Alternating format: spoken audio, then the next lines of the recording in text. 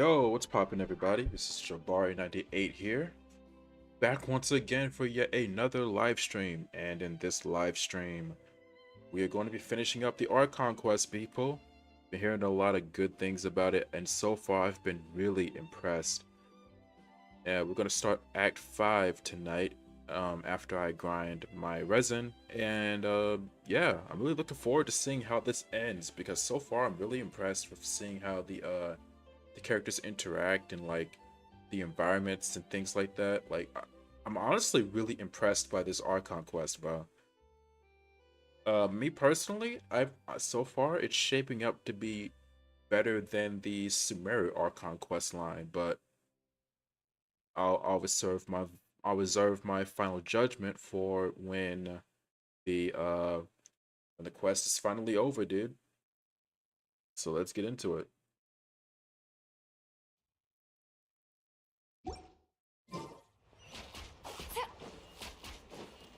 Okay, so first things first. Let's just spend our resin bar. Like, go.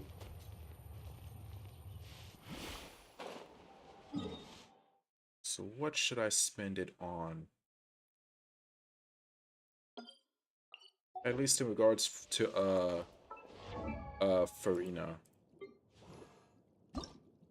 Because what else can I get for her? I gotta wait a bit longer to get that. I know that's for certain. Uh hmm.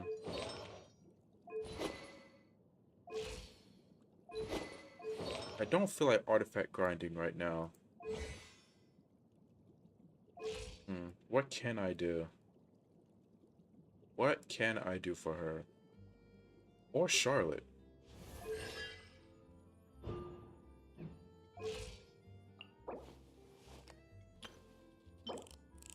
Oh, that gravity boss. I gotta fight the gravity boss for Charlotte. Okay, okay, okay. Maybe I'll level her up later.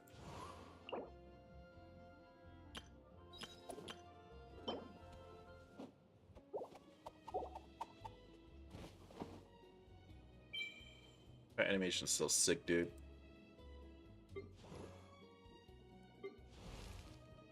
You know what? Maybe I'll condense my resin. Do I already have condensed resin? No, I do not. Yeah, so let me condense my resin, actually. So that I'll be able to spend more of it on, her talents tomorrow.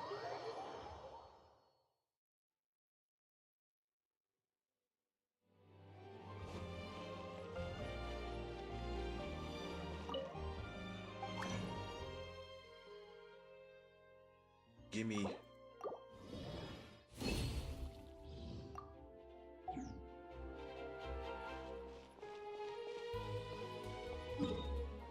Alright, so before I hop into things, let me make sure... Yeah, this is Erin's forest. Let me make sure the flowers that the lilies he's supposed to get for Furina haven't respawned already. Because I have been collecting these things, but let me see if they respawned yet.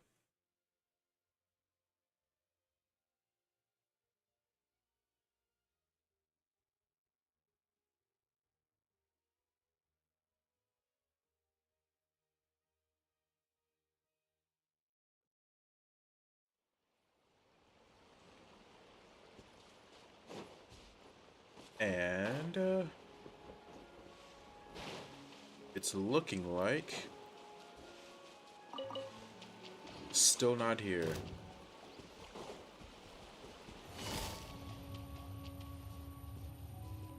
Gotcha.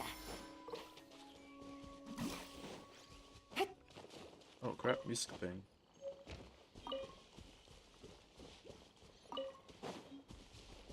Alright, let's go around the willow. If there's none at the willow, then I really just gotta wait for it till the next day.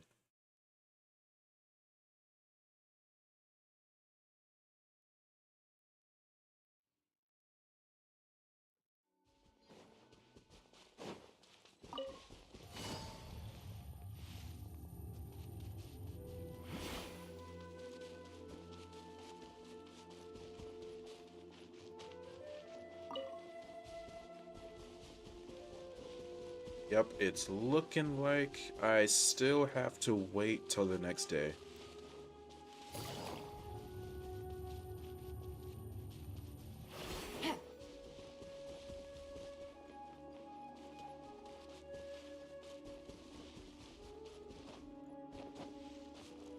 Absolutely nothing, huh? Sheesh.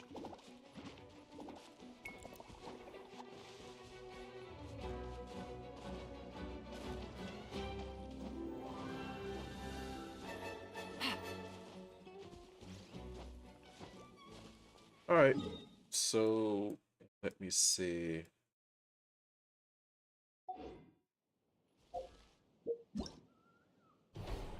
Literally nothing else I can do but to kill time.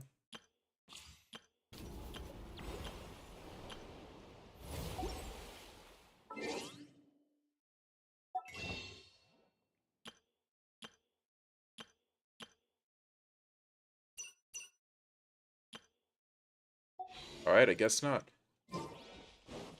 Okay, so we are hopping right into it, people. Let's go ahead and start that Archon quest, boy. Let's go.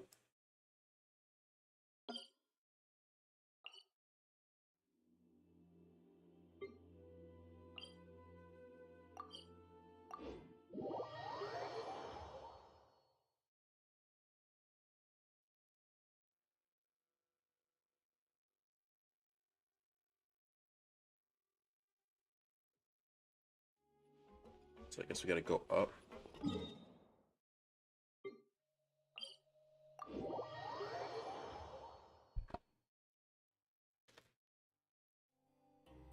And we gotta go over here.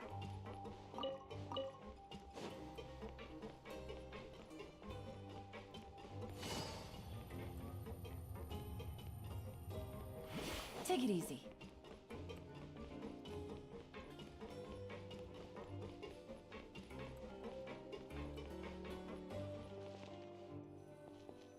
Alright, here we go.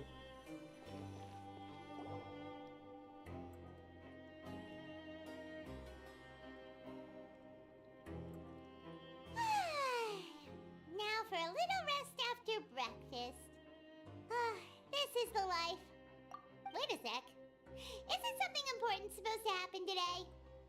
Oh, today's our big day! We're supposed to leave the Fortress of Mirapede! Come on, we've got to go complete the release procedures now! We legit... Wow, they almost forgot today is supposed to be... The day is supposed to leave. Wow. This is the most comfortable prison ever, bro.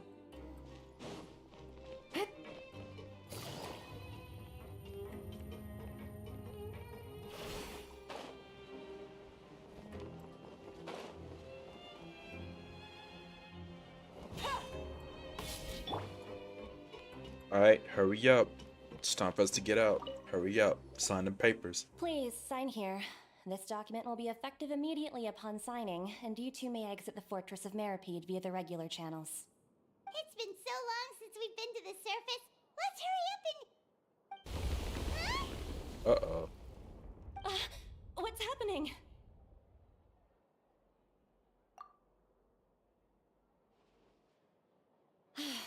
I'm fine, thanks. But I wonder what that tremor was just now. Is that seal that Let's Nouvellette... ask the Duke! Is that seal that the Nouvellette placed down breaking already?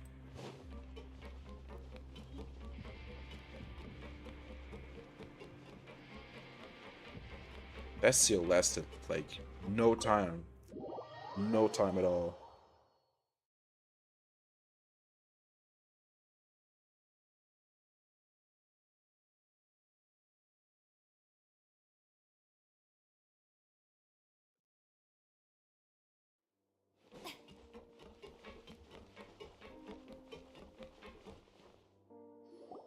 What up, bro? Ah, good to see you two. Is there something you wish to see me about? I know you felt that tremor, What bro. was with that earthquake just now? Ah, that.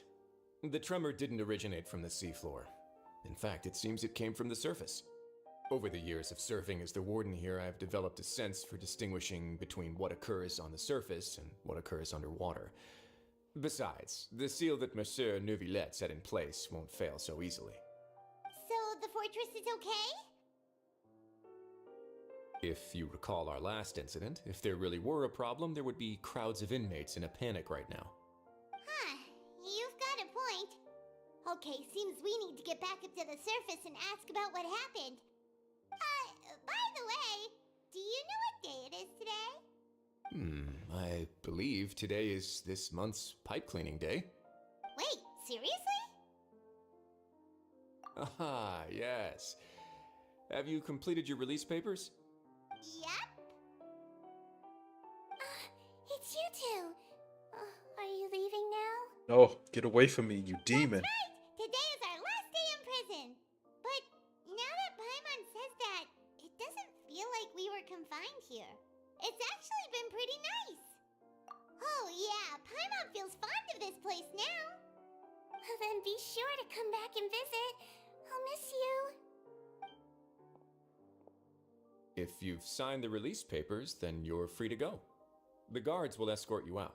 You're not going to see us off? I knew you'd ask. All right, sure. Let's go. Well, you actually agreed.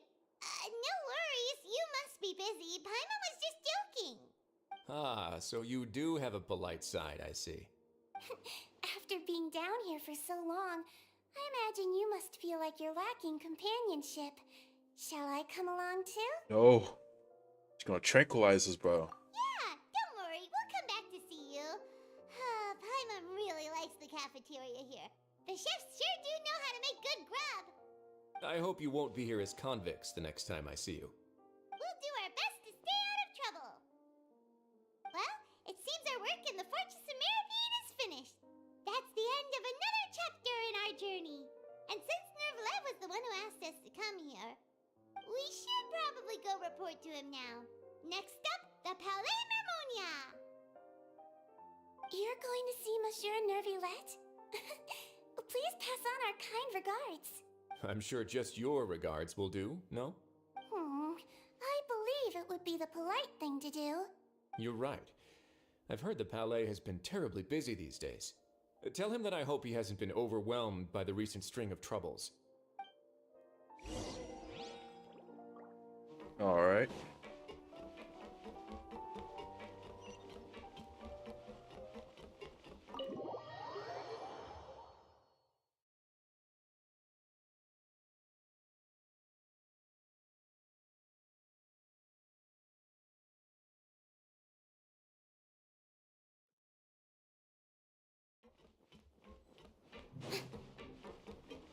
Oh wow. Okay, so we got dumb far to go. So we out. Let go.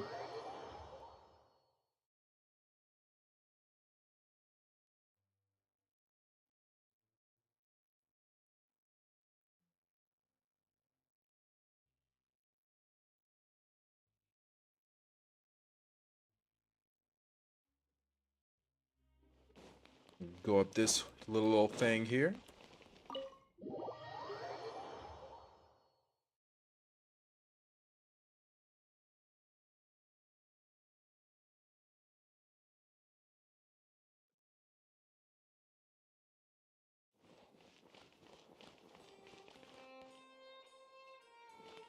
This place doesn't look busy at all. Oh, I'll shut The up. Palais Mermonia sure is buzzing with activity today. Halt! Huh? Oh, it's you two. Apologies. Monsieur Neuvillette did say you'd be welcome at any time. Excuse me, would you mind helping me take a look at this report? I'll be right there. Sorry, I've got my hands full here. You can see yourselves in. Everyone's so busy. Seems a lot has been happening.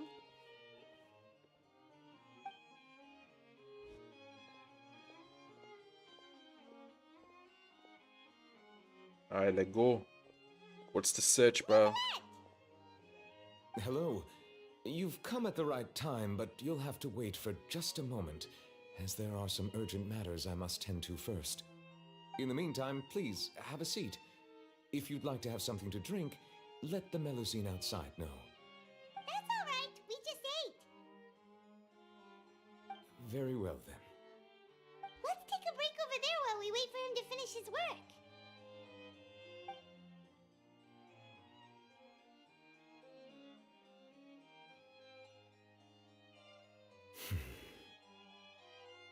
All right. That should wrap things up for now. Are you done with your work? Yes, sorry to keep you waiting. Today should be the day you were released from the Fortress of Meripede, and it appears that you've managed to complete all the release paperwork. That's right, and we came here to see you right away. Yep.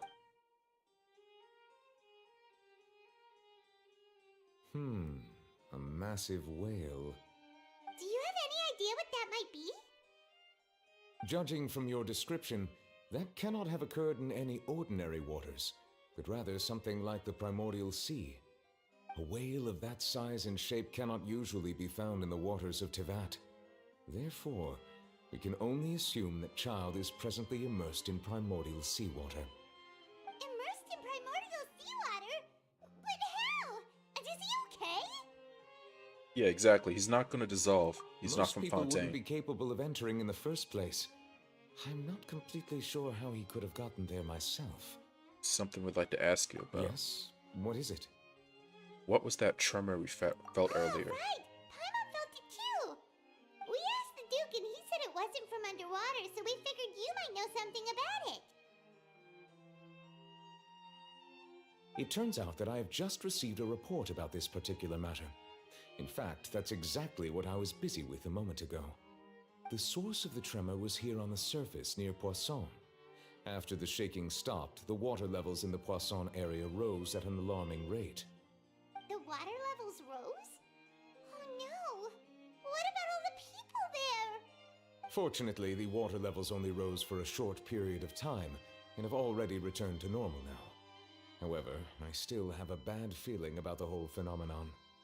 If the change in water levels is connected with the leaking primordial seawater, then the situation in Poisson may be much worse than it appears. Navia should be in Poisson, right? We need to go check on her! I would also like to go there as soon as possible, but I'm afraid I can't leave just yet. We must immediately formulate disaster prevention plans for the surrounding coastal areas to avoid potential catastrophes. I'll have to ask you two to go to Poisson first. I'll meet you there to check on the situation once I've finished things here.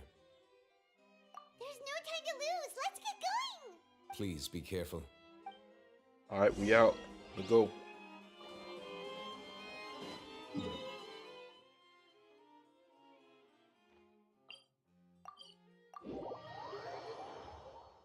Heading back to the base to see what Navia's up.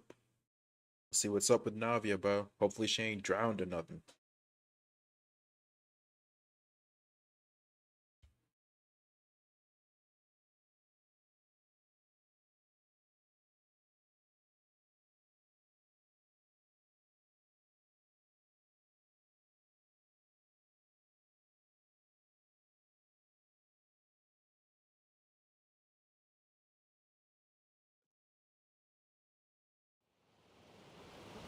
Oh, cutscene.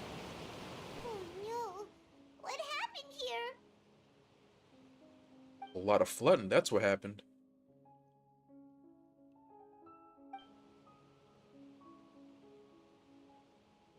Navia should be around here, right? We need to make sure she's still... Paimon means we need to check on her.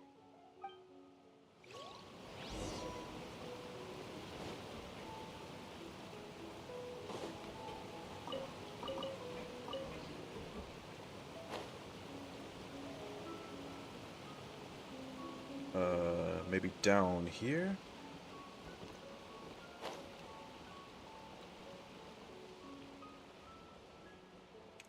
Well, of course I dropped too low.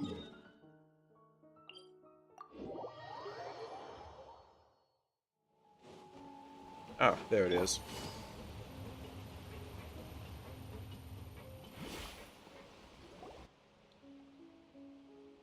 We haven't seen a single soul all the way here. Oh, this is getting scary. What will I ever do now?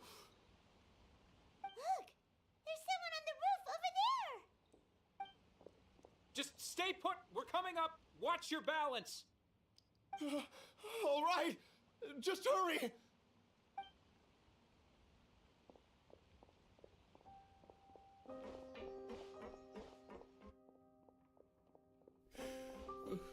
I'm not young anymore. How will I survive on my own? My Desiree! Oh, he looks pretty sad. My leg! My leg! How could this have happened? It hurts! Just hang in there. Help is on the way. You can hold my hand if it makes you feel better. Yeah, people got clapped here. Oh my lord. Where's Navia, bro? Where's Navia?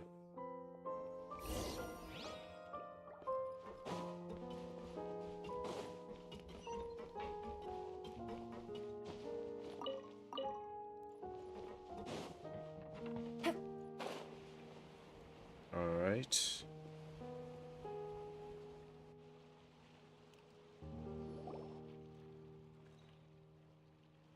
Oh, it's Navia. She's over there. What's the Hey, sitch? Navia, are you okay?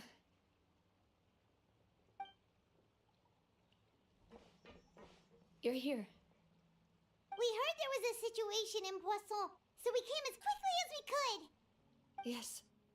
As you can see, the water level suddenly rose. It caused quite the disturbance, in fact.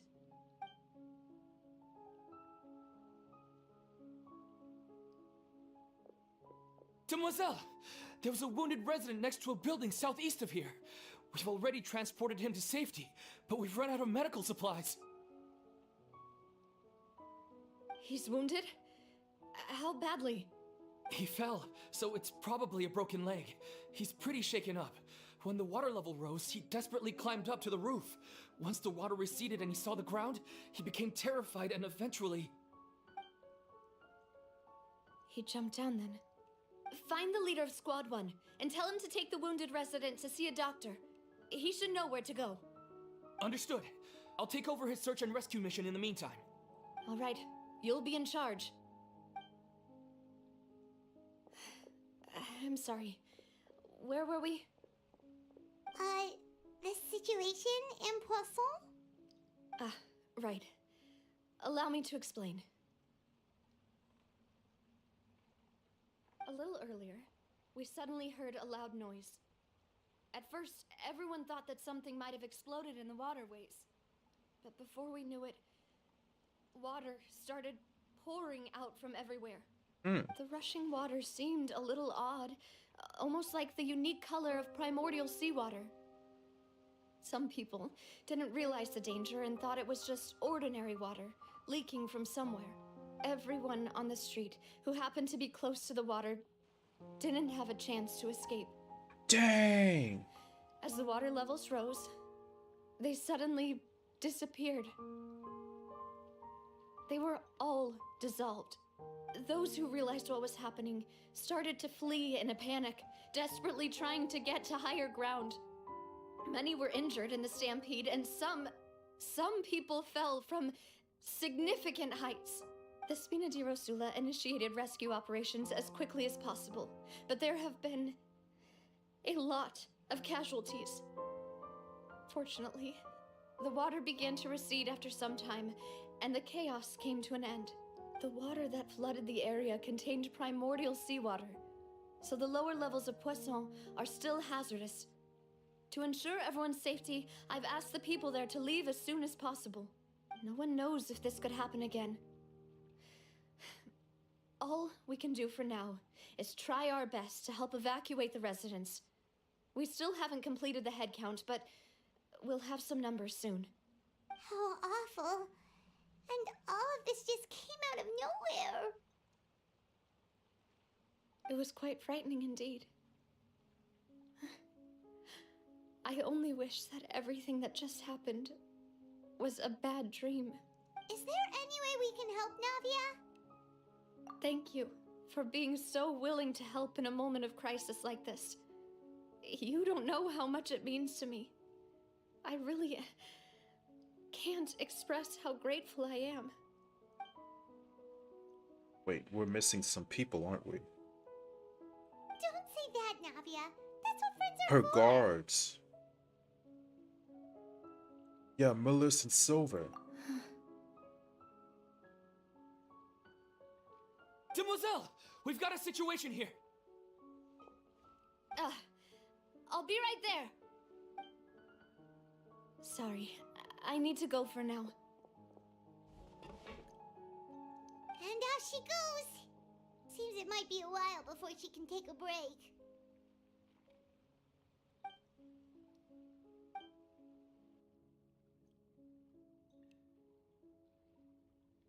Okay, the wounded are being tended to, and we finished a preliminary head count.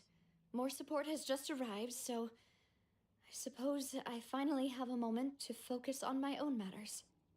Of course, we should remain ready for anything, and continue doing our best to rescue others. I'll be sure to have everyone at the Spina di Rosula ready to render assistance. Traveler, Paimon, would you two accompany me to my father's grave for a moment? Huh? Right now? Thank you.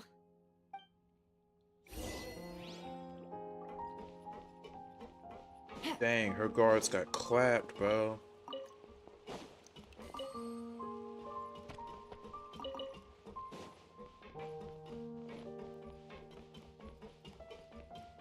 Oh, his grave is like dumb far, right? Have to climb all the way up and... Yeah, nah. And just float down.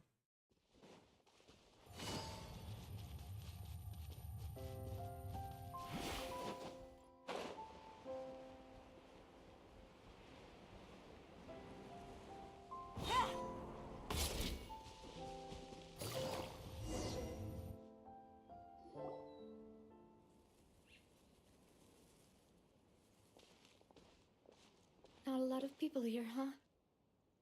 Well, given the time of day and the whole situation in Poisson, Paimon doesn't think there'd be a ton of people here visiting graves. Right. That's how things are now. The living are so exhausted that they've no strength to spare any words for the dead. Navia?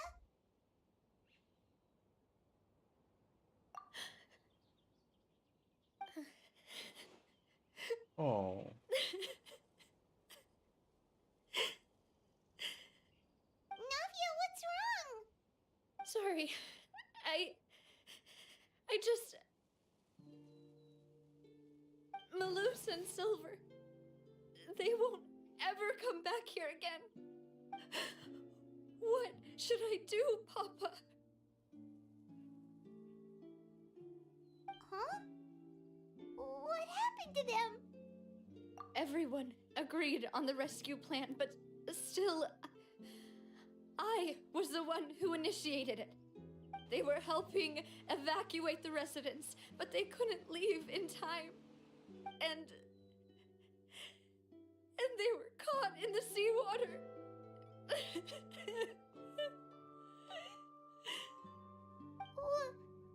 What should we do? I've known them for so long. And I know they weren't afraid. But I could at least hold a funeral for my father. And I know where he rests. But as for Malus and Silver, they're just gone. I just can't.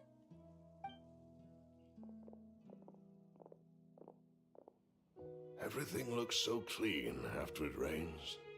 Even the gravestones. I didn't expect that you'd enjoy a glass of red wine in front of Master Callus's grave. I can understand. Besides, the scenery here isn't half bad. See, it's not just me. I always want to bring something when I visit Papa. Perhaps we might even have a picnic. He wouldn't be angry, would he? How could Master ever be upset with you, Demoiselle? Yet the cemetery is the home of those who have passed, is it not? Everyone ends up here sooner or later, no matter who you are. Buying yourself a plot in advance, are you? No need yet. But when I do, I hope you'll let me be buried beside Master Callus, demoiselle. Hey, stop joking around. I'm quite serious. That way, it will save us both the trip to see each other whenever you visit your father's grave. That makes sense. In that case, could I be buried on his other side? After all, besides you, demoiselle, the two of us could certainly be considered Master's closest companions, no? Personally, I believe we fill those shoes just fine. Why are you bringing this up all of a sudden? Seriously. All right. I'll remember your requests. But I'd really prefer not to talk about this stuff. And what do you mean by saving me a trip? I'd make the journey even if I had to visit you two somewhere else. I'd promised to let them rest in peace here. But here I am breaking that promise. I'm sorry for letting you see me in a mess like this. I don't usually cry, really. Paimon doesn't know how to help you feel better. But, well, she understands how you feel. I had always thought I could make my wishes come true. But now that I think about it, that never solely relied on me. Many things can only be accomplished with someone else's help. Malus and Silver have helped me so much. But by contrast, I could do nothing for them. I'm so sorry. You can spend as much time as you need here, Navia. We'll stay with you. Thank you. Right now, you don't know how much that means. By the way, you can have a look at this. It's a list of victims from the incident that took place here. Obena, Khan, Burnett, Giverny, Francine, Karina, Daisy Ray, Joinville, Jolianne, Esson, as well as Malus and Silver. So, everyone else is safe. But still... It's okay. I know what you're thinking. And you're right. We lost Malus and Silver. But we were able to save more than we anticipated. The overall outcome indicates that the cost was worth it. Right! Don't think that way, Navia. One person might be saved at the expense of another, sure, but that isn't something we should ever consider a trade. Malus and Silver were not the price for saving anyone. They're heroes. You're right. Thank you, Paimon. What you said just now was pretty amazing, actually. I'll remember your words. Oh, really? Seems you've become more eloquent in the time since we last met. What? What are you doing here? The knave? What are you doing here? Exactly. Is everything going well on your side? Yes, my people are carrying out the mission according to your request. All the residents of Poisson have been evacuated, and we're preparing to relocate them to higher ground. Okay. As for these supplies, we have everything taken care of. There is no need to worry. Thank you very much. Wait, do you two know each other? We just met recently. Right, Miss Navia? Usually, I would call this a coincidental encounter. But that doesn't quite fit this time. Besides, it never even crossed my mind that a Fatui Harbinger would come looking for me. Thanks to the Knave, Spina di Rosula received generous support from the Fatui, which allowed us to complete the rescue and evacuation work so quickly. Mutual aid is essential to fostering positive developments. We were already in the area, in any case, so it was nothing. That said, I must say that you're a lot sharper than you let on. I'm sure you understand what I mean. I apologize for all the ways in which I tested you previously. We've never worked with a Fatui before, and it's extremely important for us to know who we're working with. My subordinates have reported that Fatui soldiers have been observing water levels and taking head counts in various locations. I hear that they've also prepared a large amount of emergency supplies. I'm quite surprised. This is nothing to brag about, nor do I intend to. It is simply the way of powerful organizations to act forcefully, whether they are doing good or ill. You've witnessed that firsthand, in any case. As I've told this traveler before, I know of the prophecy, and I intend to prevent the impending disaster. Lending your organization a hand was a natural first step in accomplishing that. As such, do not be troubled by this token of our sincerity. Perhaps one day, you'll also be able to help me in the same way. Without your help, there would have been many more casualties. I won't forget your kindness. Furthermore, I sincerely regret what happened to Malus and Silver. I only wish that my people could have arrived a little earlier to prevent this from happening. Don't say that. You and your subordinates did everything you could. As Paimon said, Malus and Silver didn't choose to sacrifice themselves for any specific person, and they weren't the price paid for other salvation. They chose to become heroes themselves. I've never liked hearing people put it that way. It's like trying to relieve pain by saying some noble-sounding words. But right now, there's nothing more suitable. They really did become heroes. You're right. I'm sorry for your loss, Miss Navia.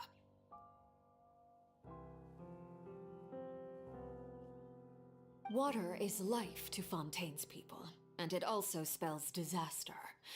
It's no wonder that people always say that prophecies represent fate. Fortunately, I've never been one for such opinions. So, you're one who will try to change fate then? Of course. That is why I'm going to Hotel Bouffe de Thé. I still have some things to take care of, and the children need my attention. Alright. By the way, traveler, Paimon, one more thing. Alright, then we'll just... Huh? This isn't right. Paimon thought you would ask us to walk with you for a moment so you could tell us something in private. That is a clever and useful conversation technique, which I do like to use when necessary. But there's no need today. It would not hurt to have Miss Navia listening in. Traveler, I'm sure you remember that I said we could work together when we had the chance. You and I both know that there may be issues with the Primordial Sea. Previously, it was the Fortress of Meripede's sluice gate, and this time it was the water levels in Poisson. These are both signals. So the time for jolly cooperation has begun. Are we actually gonna work with her, bro? Indeed. Allow me to share the latest intel I've received from the House of the Hearth's intelligence network with you. During some recent investigations, a child claimed to have discovered some ruins near Poisson. The ruins date back to ancient times, and seem to be worth investigating in many ways.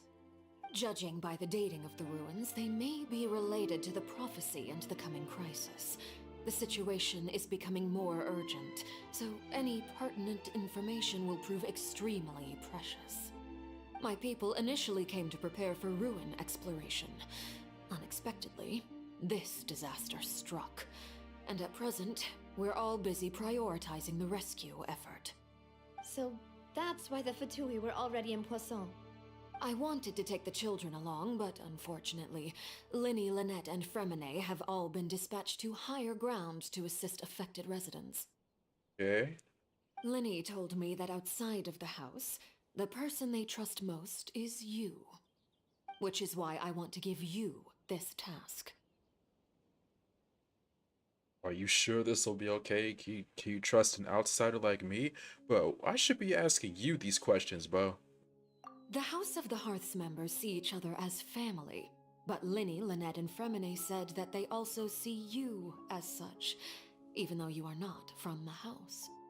I'm sure you already understand how earnest they consider their friendship with you to be. Oh! That somehow makes Paimon feel The intel I just shared about the ruins could fetch a high price. But since the children consider you family, it's only natural that I freely share it with you. Got it! So all we gotta do is go to some ruins, right? We can handle that. Yeah. Excuse me, but may I tag along? You wish to join, Miss Navia? But are you sure you're up to exploring some ruins? You need to rest. Well, I'm sad, yes. But I can't just go back and plop myself into a chair by the roadside and do nothing. There's no point in being depressed while we still have a disaster on our hands. As my father's successor, I must live up to the hopes he had in me. Besides, I'm also doing this for myself. I need something, a distraction, to keep my mind off Malus and Silver. Since you put it that way, I have no objections. What do you say, traveler? All Yeah, I right. guess. The ruins are to the south of Poisson. Here's the map. Okay, the three of us will handle it. I already know where this is going, bro. This is going to go so badly.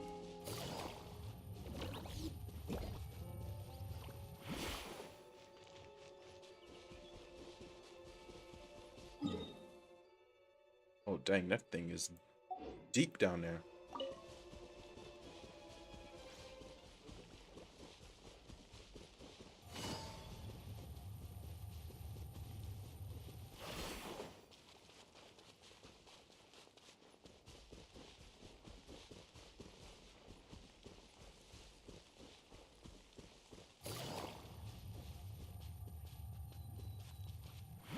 Plus, like, why are we going, like, deep underground into some ruins while there's potential flooding going on? That just doesn't seem like a good idea, bro.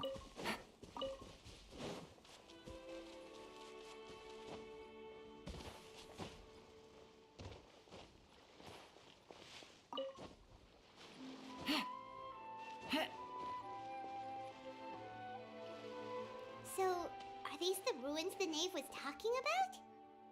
Whoa, talk about old. They seem to be pretty ancient, all right. Let's go in and have a look. Just be careful.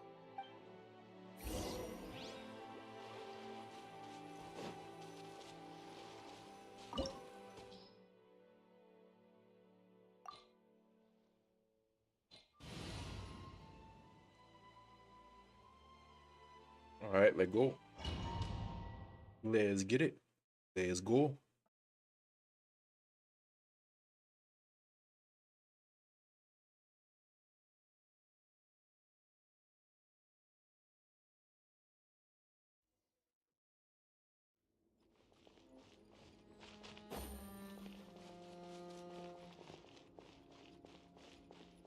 Yo, what's up with this place?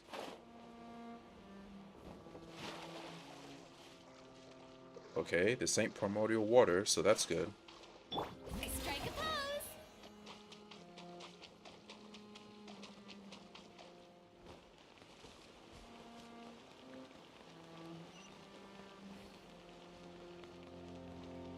Hey, Yeah. I need y'all to get about. Shower me with praise. Steady as stone. Let's light it up! Yeah! Yeah! Huh! Huh! Huh? Here comes the catch. I'm going in! As a dutiful maid would. Dada Kundala. Alright, so that was just overkill.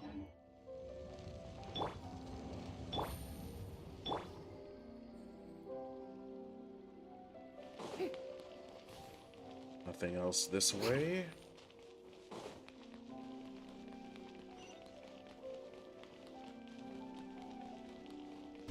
Oh, The floor here isn't safe.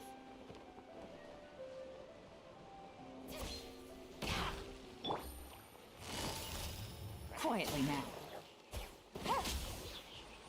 alright, cool.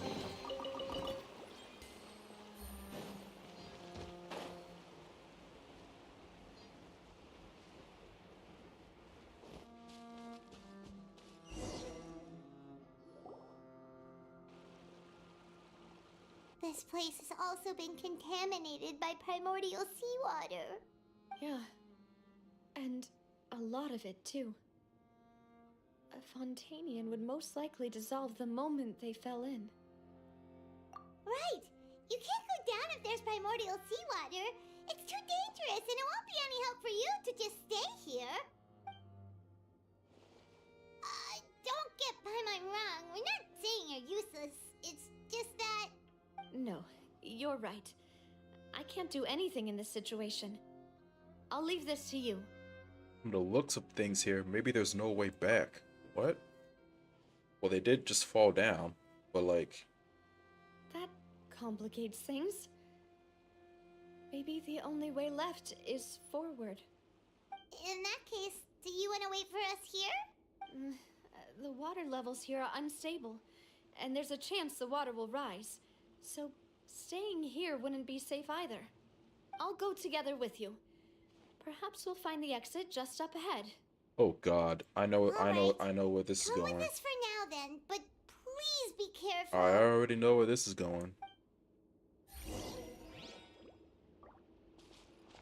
Oh no, it's a dead end! Let's try climbing over from the side.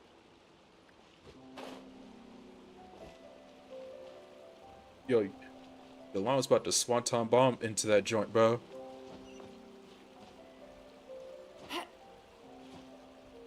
Yeah. She's like, hey yo, I ain't from Fontaine. This is free. This is easy.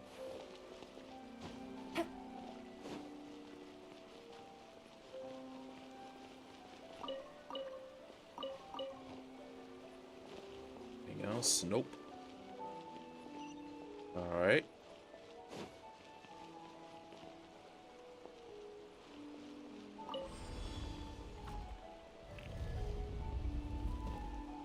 It's not looking too risky so far. Take it easy. This here.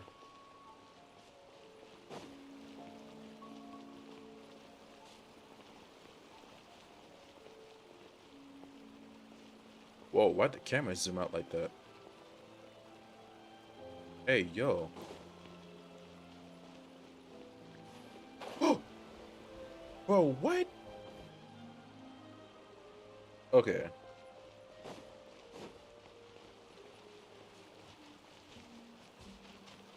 Let me check something really quickly. Okay, let's go back.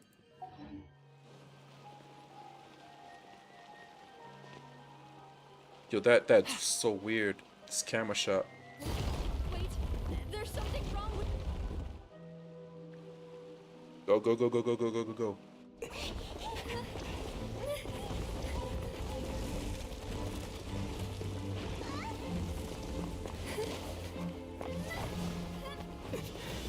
And there it is.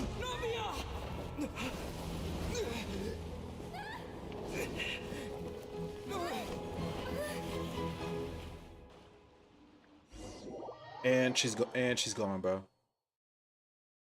Immediately fade to black. Because they can't show her actually dissolving. Oh my god, she got clapped, bro.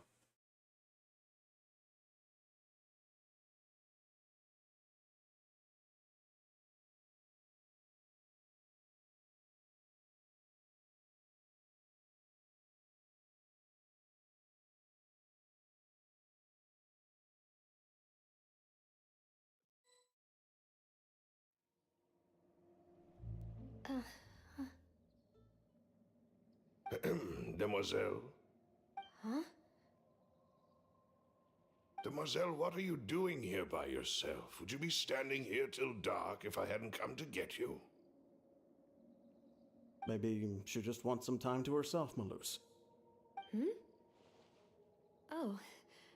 Was I sleeping? Yes, it would appear so. I must be tired. That's quite possible.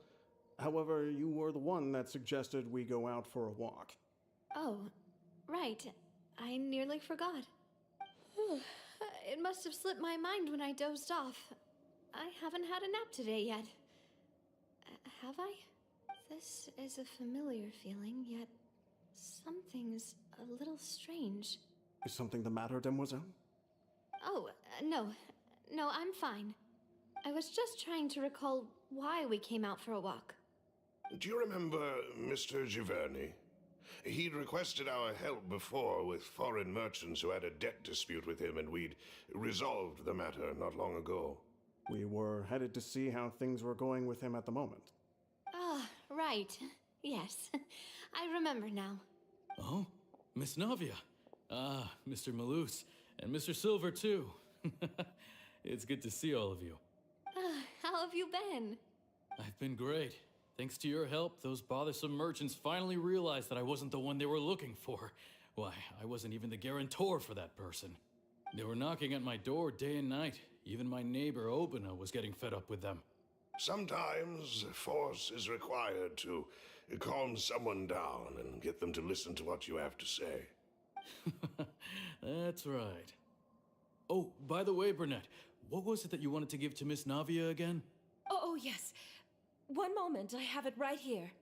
Miss Navia, these are some flower seeds that I prepared. Please take them.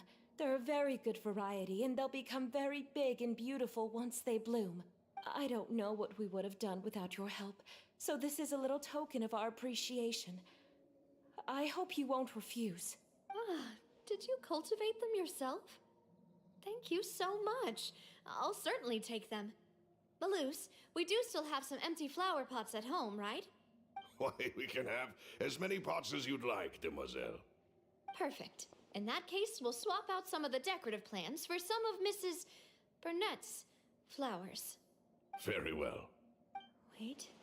Something seems to be off here. Excuse me, madam. If I'm not mistaken, your name is Burnett, correct? That's right. Is something wrong? No, it's nothing. This is the first time we've ever met, but your name seemed familiar to me.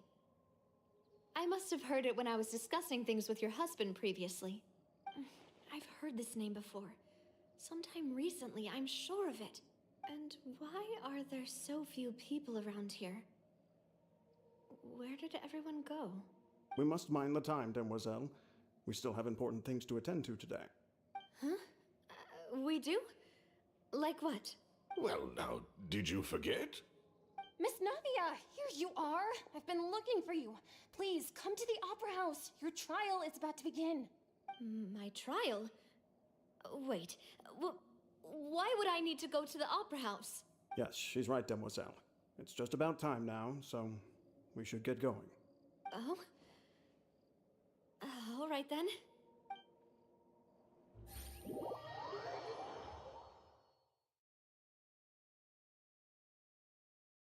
Dang, she's gone, bro.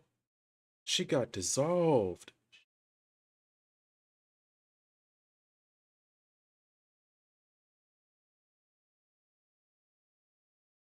But like, why did they think that going into those ruins was a good idea anyway, bro? Look, it's Navia. She's here. And her two attendants are with her. Goodness, everyone's finally here. There sure are a lot of people here to see the trial. And they all seem to be oddly excited about something. I even know some of these people.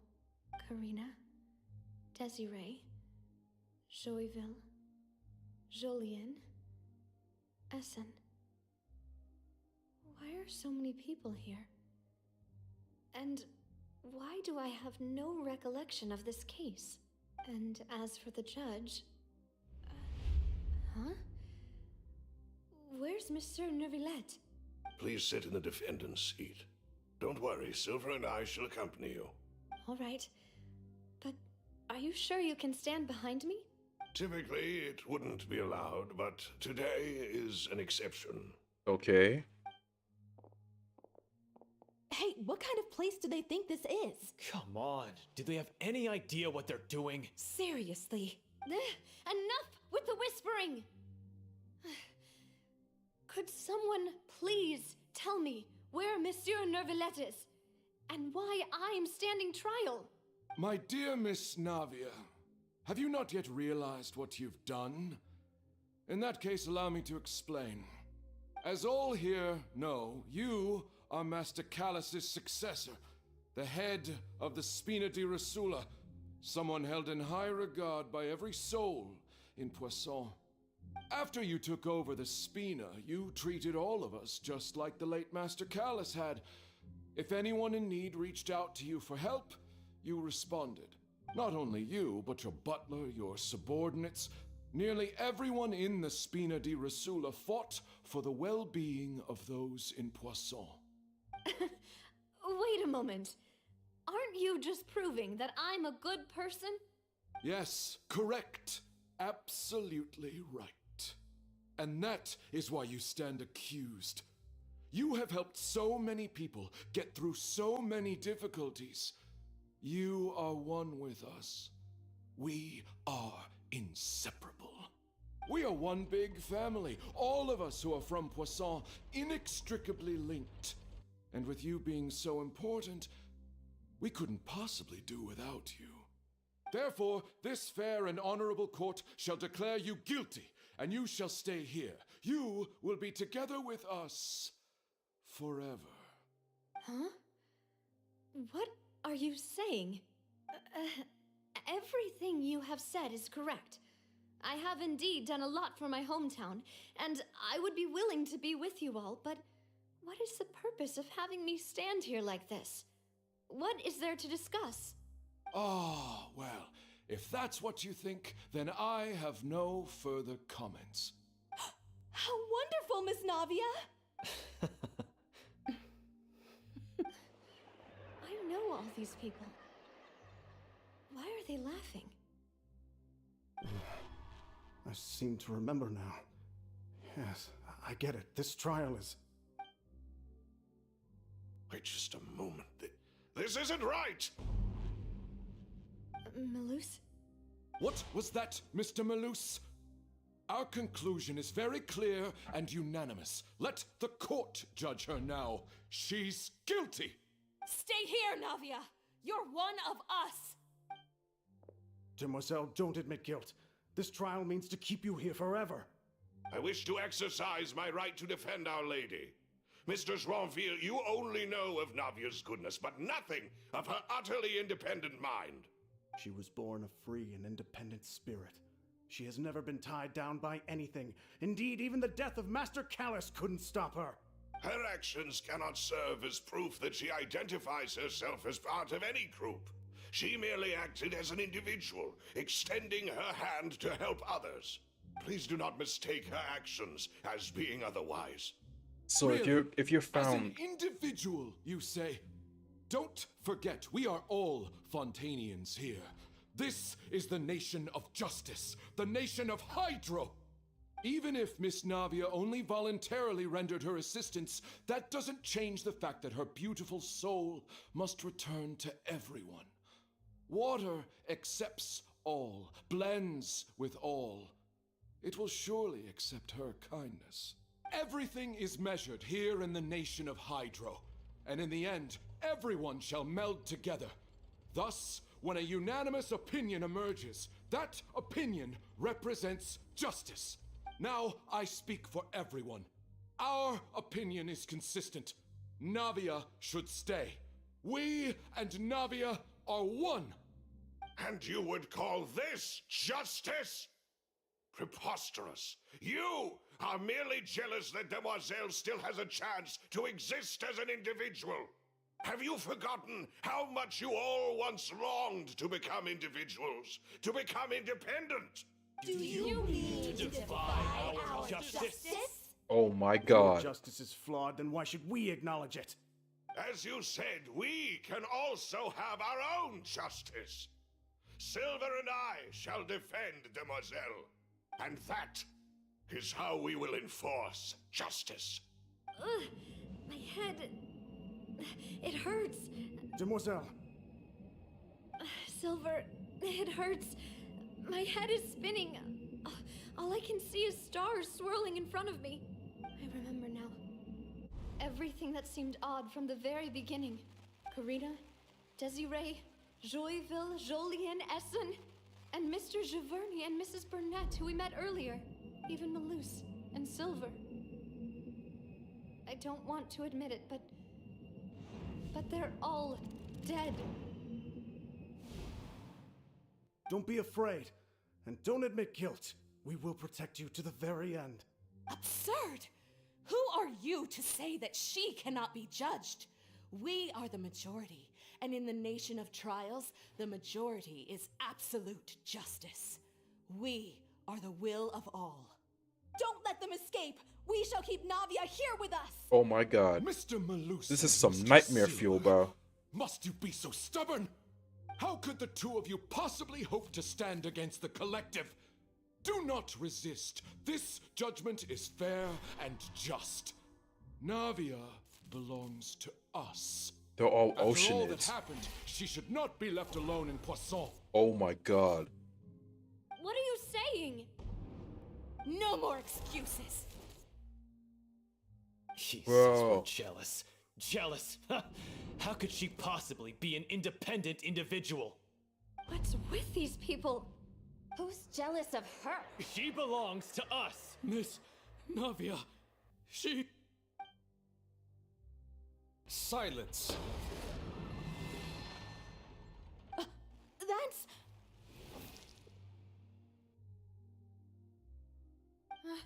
Monsieur Neuvillette! Such commotion is prohibited in the court. The accusations you just presented are nonsense and cannot constitute a proper trial. The court will adjourn for the rest of the day. In this, I shall hear no objections from any unauthorized party. Our thanks, Monsieur Neuvillette. Please leave with me, Miss Navia, while there is still time. But... Go on now, demoiselle. This is your only chance to leave this place. What, can't bear to leave us behind or something? Malus. My apologies. I couldn't resist making one little joke once I realized that this shall be our last goodbye. They were already judged. Oh, so they're stuck. Silver. Yo! Quickly, you must come now. Goodbye, demoiselle. Farewell. Bro, that's crazy. Yo! So that's what happens in the primordial sea, bro? Primordial water? If you're Fontaine? You have to resist turning into an Oceanid by trial. That's crazy, dude.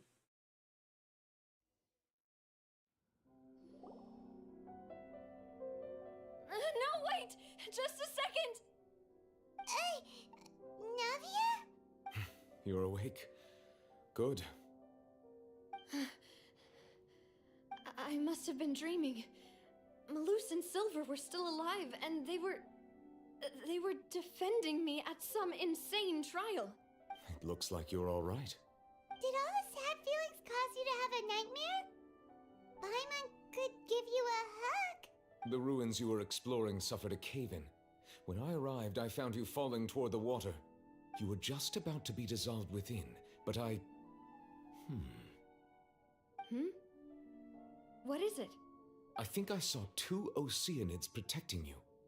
It was only for a moment, perhaps even a fraction of a second, but they gave me the chance to retrieve you. Were it not for their intervention, I would not have been able to rescue you before your consciousness dissipated. Dang. Wait, did you say Oceanids? You mean like what happened with Vache? So people that are dissolved became Oceanids. Perhaps those 2 Oceanids were the people you saw in your dream. I always told them that they didn't have to protect me. To think that they'd keep doing so even after death. Please come with me.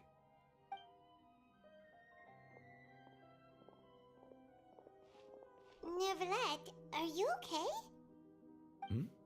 Oh, I am quite all right. Perhaps there's something we could chat about? Why do you look so stiff all of a sudden?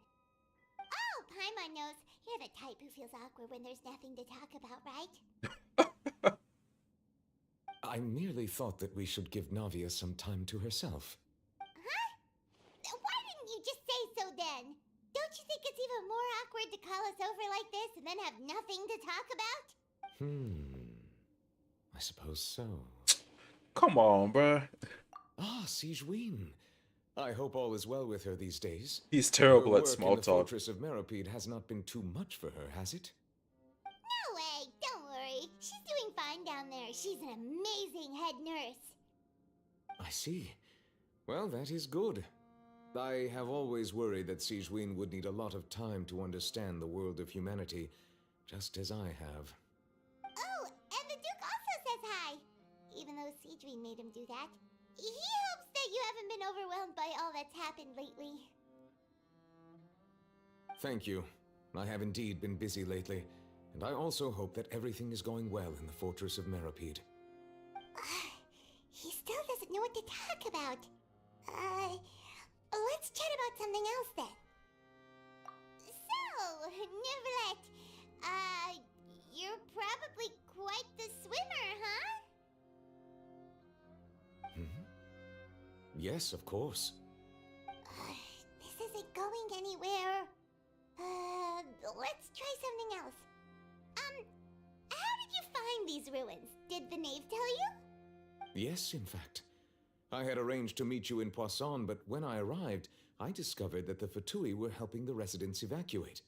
They had even transported a large quantity of supplies to the area. Amid my astonishment, I ran into the knave, and we had a chat. She informed me that she had asked you to investigate the ancient ruins here.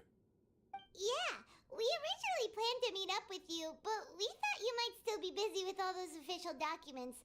We didn't think exploring the ruins would take very long, and who would have thought you'd wrap things up so quickly?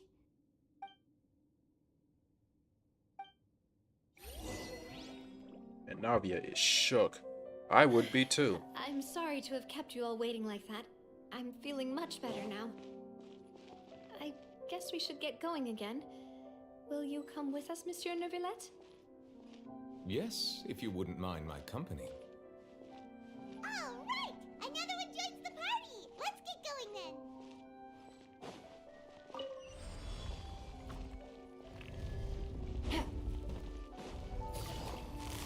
What up, my guy? Let's light it up! I must leave no stone.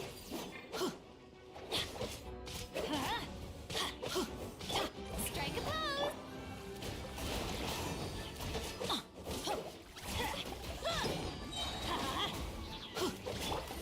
Busted. The goons.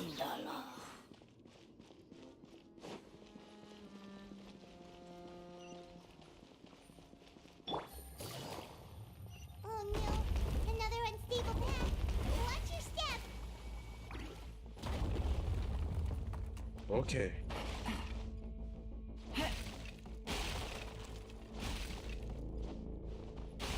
Oh crap.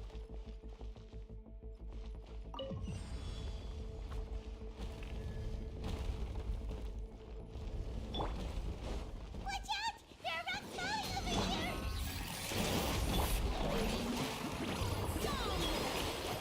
As a good night show. It's time to go. Bam. Okay, that was overkill. Good to know.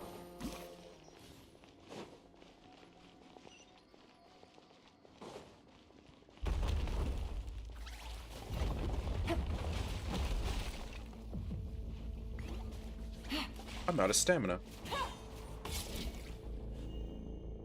Holy crap. Okay.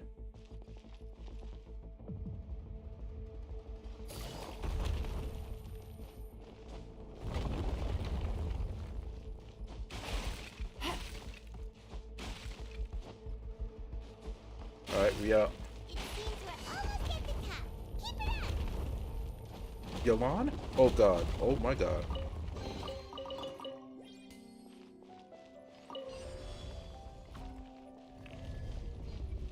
Ooh, big boy time. Big boys. Yeah. Show her new thread! Steady as stone. Let's light it up! I'm going in! Time to shine! As a dutiful maid would. Here comes the catch. Damage. All this damage. All this damage. Hold all that damage. Get up out. I'll catch up.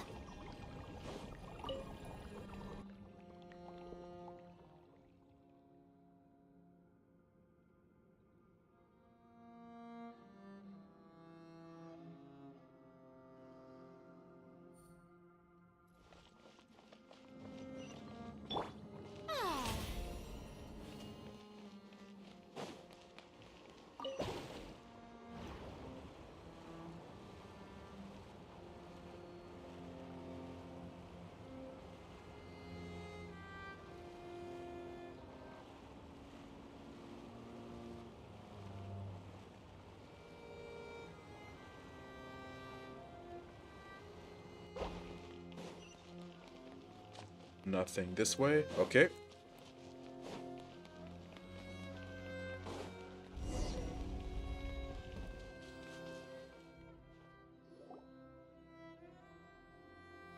Looks like we've reached the end. This is the place.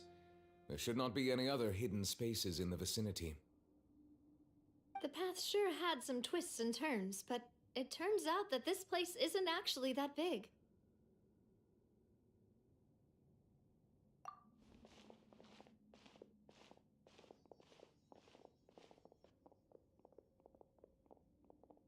Stone slates.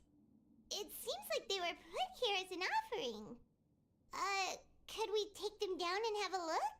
Yo, I see Focalo on the right. We should just leave them be for now. There are 4 locations in total, but only 3 stone slates. The slate that should be in the first empty spot is missing. The surrounding walls also show signs of damage. There's something written below. Let Paimon see. Reason dictates that this nation be destroyed. I shall record the history of its future here in its past. Say what? It feels like someone left these slates and these words here for a purpose. But does he mean that Fontaine should be destroyed? That would fit the circumstances dictated by the prophecy, yes. Indeed, the slate's contents correspond to it. Take the second slate, for example. There's a person kneeling here. She seems so dedicated. And there's a whole bunch of other people behind her doing the same. She's facing this... what is this? Some kind of island in the sky? And is that Lady Furina in the third image? Did the Hydro Archon fall into the water? And is that a ring of people around her? Paimon doesn't quite get it. Are they all in the water? The fourth image. I know this one. This exactly matches the content of the prophecy.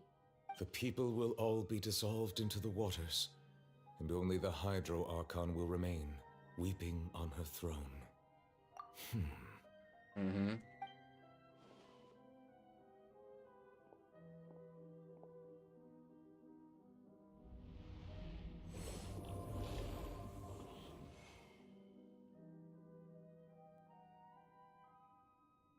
More information should be hidden in these slates, but I fear I cannot easily uncover it, most likely due to us missing the first slate. I am very sorry. Don't blame yourself, Monsieur Neuvillette. Deciphering ancient stone slates isn't one of your duties. Ooh, Paimon's getting the chills just looking at these slates. This says that it's the history of the future, right? That means the prophecy's sure to come true. I really hope it doesn't mean that. Still, Paimon feels like these images are kind of weird when you look at them together.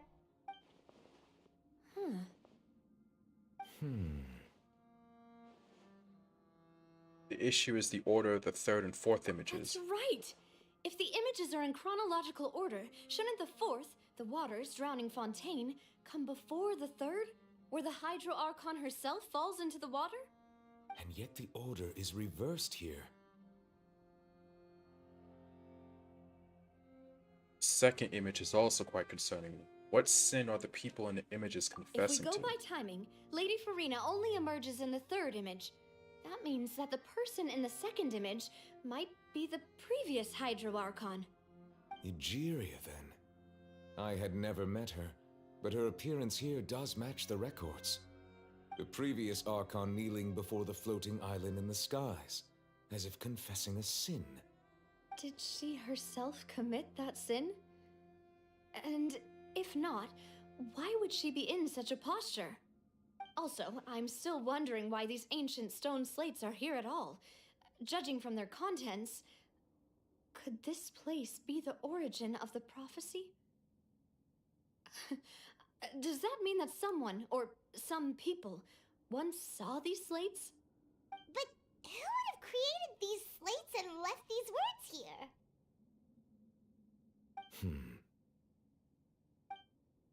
It seems that any further clues will have to come from Furina. In that case, there's no time to lose. There's nothing else to be gained here, so let's head back first.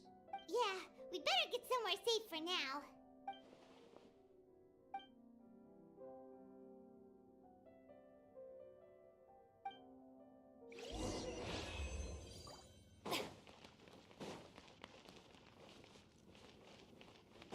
I wonder what this first one would have been. But I guess that'll come up later.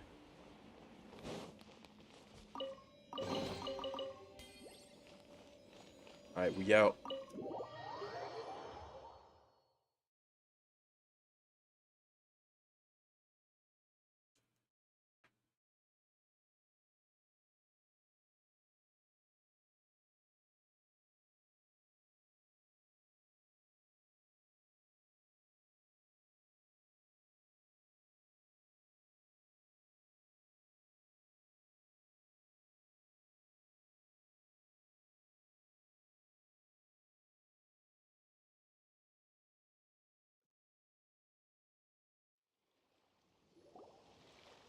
Let's split up here. I'm going to check on what's happening with the Spina. You know how it is. There's some things you just need to be there for yourself. You still have energy for that, Navia? Paimon's already beat. Just head back to the Fleuve Cendre and have a rest then. Thanks for keeping me company all this time. I'll depart as well. Thanks for your hard work today. Rest well, everyone. Traveler, I will go talk to Furina tomorrow morning to ask about the stone slates. I'm sure that you're concerned about this matter as well. If you have time, drop by my office. I will share the results of our discussion with you. Are you really gonna talk to her about this directly? Will that be a problem? Paimon's getting a little scared now that it's come to this. She has long been harboring secrets and will not give them up easily, which makes it all the more my duty to ensure that she understands the present situation. Alright, we'll leave it in your hands then. You're probably the best person to talk to her anyway. I will be carefully considering my words tonight. Traveler, Paimon, our safe house at the Fleuve Cendre is always open to you as ever, so please don't think you're an imposition. Alright, I'll be on my way then.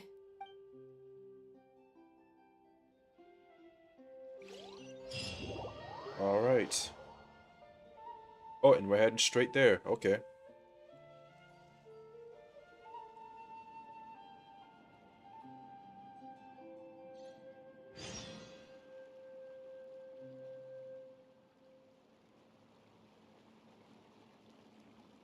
Yo, I love the music in this game, bro. I really do.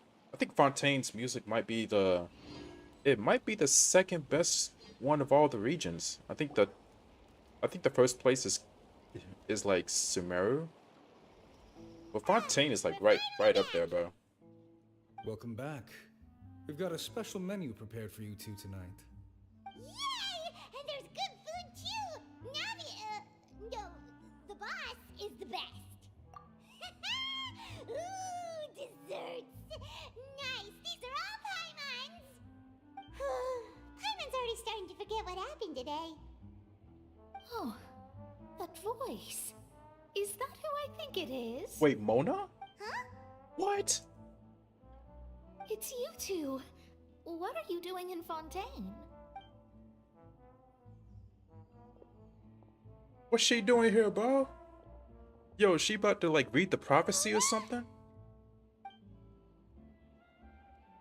Did the stars not tell you that we might meet here? Seriously, nobody just uses a scry glass whenever they've got time to just see who they'll meet on the road. Still, we didn't expect to see you here. Wait, you're not a Fontainian, are you, Mona? Well, I have some business to attend to here, so I booked a hotel in the city. I was just out for a stroll when I bumped into you. Quite unexpectedly, if I might add. Why did you think I was from Fontaine, though? Is that because Magistus doesn't sound much like a Mondstadter surname? Wait, she's from Oh, she is from Mondstadt. Yeah, let's go with that. Well, I used to have my own surname, which was, well, some other thing. Either way, the old hag told me when she took me as her disciple that the first step to being a great astrologist's pupil was to change that name. There was nothing for it, really. She really is amazing at astrology, so I changed my name to what it is now according to her wishes. To my surprise, however, Magistus is not the name of some ancient house or clan. It isn't? Nope. Although it is used by us in place of surnames, it generally just means great. The Great Mona. Wow! Imagine including a boast in your name. Wait, are you gonna have to put that into your genealogy as well? I reckon so. In any case, I'd give my disciple a name like this as well, if I were to take one. And may I ask what your master's name is? Astromancer Barbeloth Trismegistus. Whoa, that's a long one. Does it also mean great or something? My name means Mona the Great Astrologist.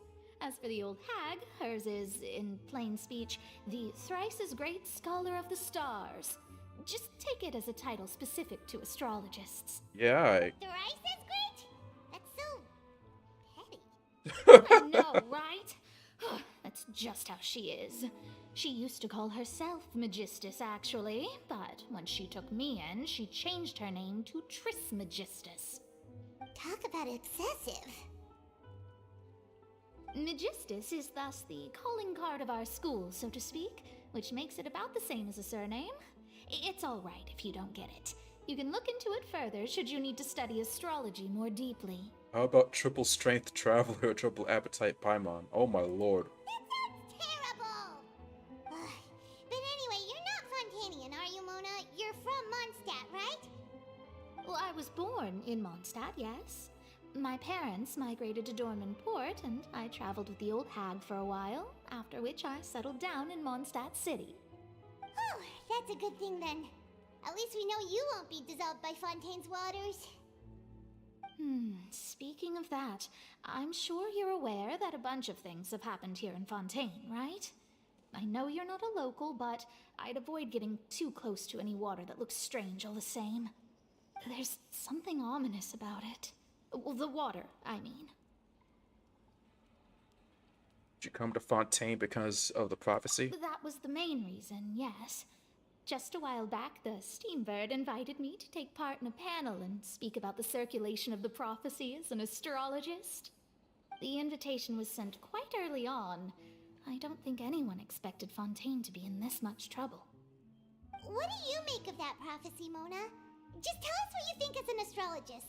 Your word would go a long way to make things more certain and less scary. What I can tell you is that I'm an astrologist, and that this prophecy concerns the fate of Fontaine, even that of all Tevat.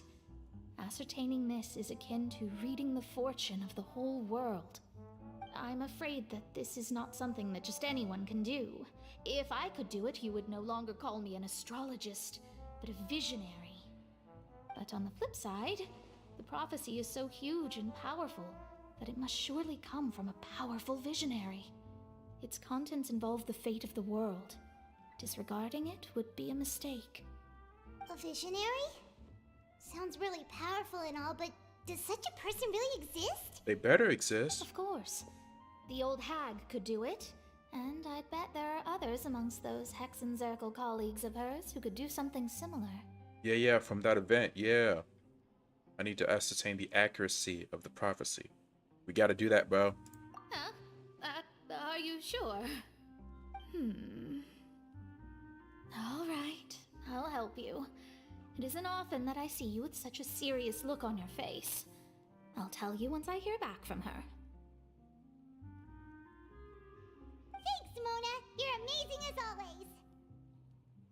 Oh, well, this is something only I can do after all. So yes, your praises are quite welcome. That's the greatest of astrologists for you! Of all the people we know, you know the star's the best! Indeed, indeed. That's the spirit. Oh, sorry. I came to see what all the commotion was about. If there's anything you need, do not hesitate to inform the Spina di Rosula. Oh, whoops. Guess we were getting a little too carried away there. Well, I'll go tend to my own business now. If I receive any news, I'll be sure to come find you two again. And there she goes, quick as rushing water. And here we are with the Spina guy giving us suspicious looks. If Paimon hadn't spoken for you, it'd be you getting all the weird looks. Huh.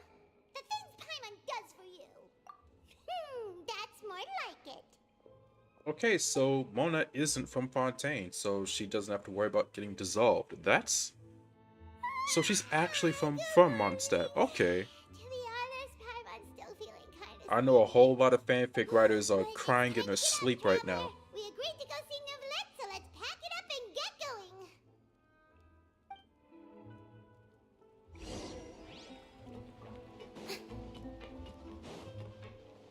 What you got for me, bro? Oh, he ain't selling nothing. Yep. Ain't there like a restaurant up here that sells like food or something?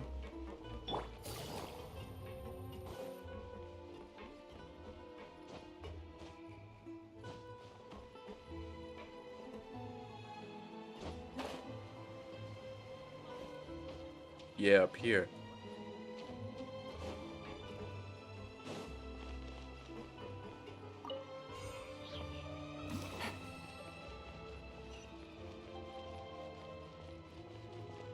Or am I just looking at...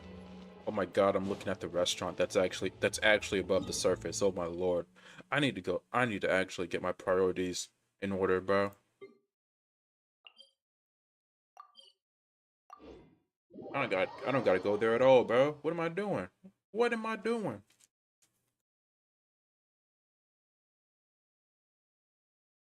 This double mint gum hitting though. Nice snack to chew on for a little bit. Freshen up the mouth a little bit. Y'all know how it is.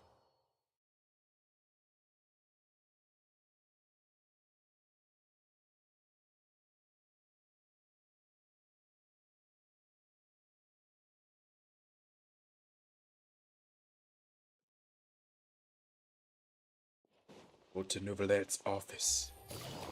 What you got for us, dog?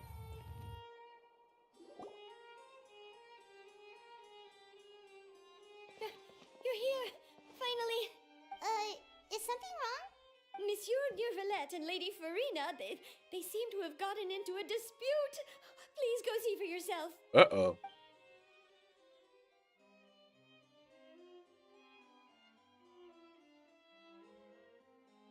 Like I said, I've already explained everything.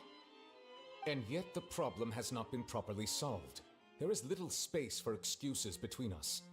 It is not my intention to offend you, but please, tell me where you stand. You are the Hydro Archon Focalor, are you not? Look at this. This is a list of the victims from the recent Poisson incident. You mean... they're all... We did not arrive in time to avert this disaster, and I will not have it happen again. I will say this once more. You must tell me everything you know. Yesterday, I found 3 stone slates in some ancient ruins near Poisson. Do you know anything about those? Seriously? You're questioning me like this is a court case now. I don't know anything about that. But you found them in some ancient ruins, you say? That's correct, which is why I came to ask you some questions. There should have been 4 slates, but one of them was missing. The other 3 feature different images that seem to correlate to the prophecy. The prophecy? The second of these slates depicts the previous Hydro Archon Egeria kneeling before a floating island in the sky, as if confessing something. Do you know nothing of this either? I don't. I've never seen such slates. I'll ask you again. Do you really have no information regarding the previous Archon? My deciphering of the slates indicates that the Hydro Archon Egeria once had to confess to, or apologize for, a certain sin. If anyone would know about it, it should be you. All gods don't have the same secrets, you know. She was herself and I'm me. Is it really so strange that I know nothing? I understand your concerns, but I'm sorry. I just don't have anything to tell you. Forgive me for saying this now, Lady Furina, but I have long known of your various secret investigations into certain matters. There are several indications that you have been investigating the prophecy on the sly. Ooh. This is not strange in itself, considering that you are the Hydro Archon. But it is strange that you should also claim to not know any of Egeria's secrets, as well as do nothing following your inquiries. You have never been as superficial as you have presented yourself to be, nor are you a fool. And yet, your behavior is very inconsistent.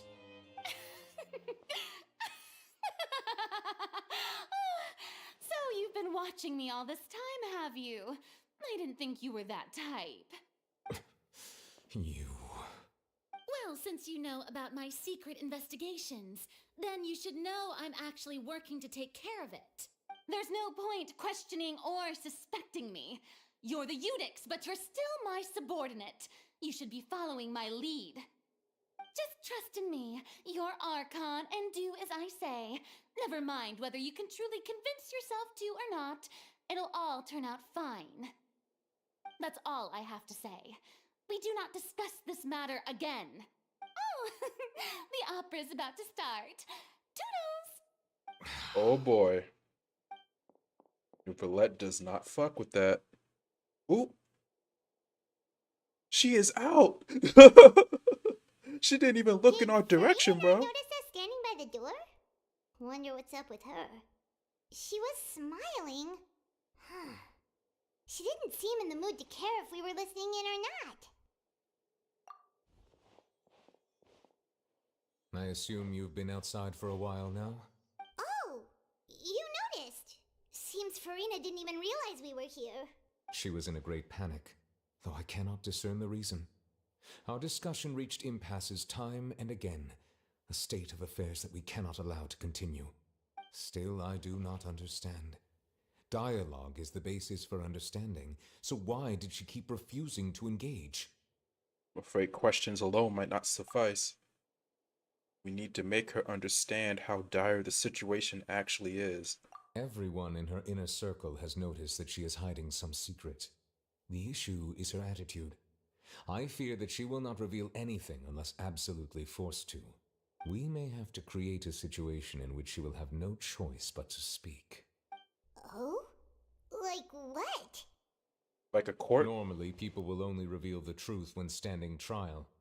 Perhaps Yeah. we must have the Hydro We're gonna Archon put her on experience trial, bro? just such a scenario. But Furina's seen so many trials, and she's really good at dodging questions. How do we make sure that she won't just slip away at the first chance she gets? We will need to consider this thoroughly, join forces with various parties, and then do what we can. And we're gonna join forces with the Fatui to make sure If at she all stands on possible, I would trial. prefer to recuse Oh my myself god. from this affair, but we must prevent the prophecy from coming to pass. This may be cruel to her, but all Fontaine is in crisis. The information a god possesses is too precious, and so we must take a chance on this. But who will lend us their aid to do such a thing? Oh boy. And this is where the Fatui come in. To hold the Hydra Archon on trial, bro. Oh my god, yo, this is getting juicy, bro.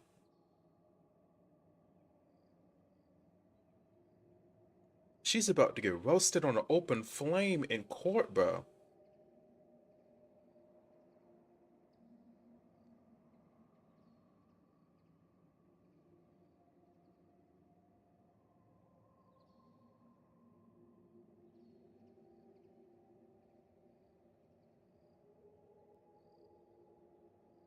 Dear God, this is taking so long to load. Hurry up.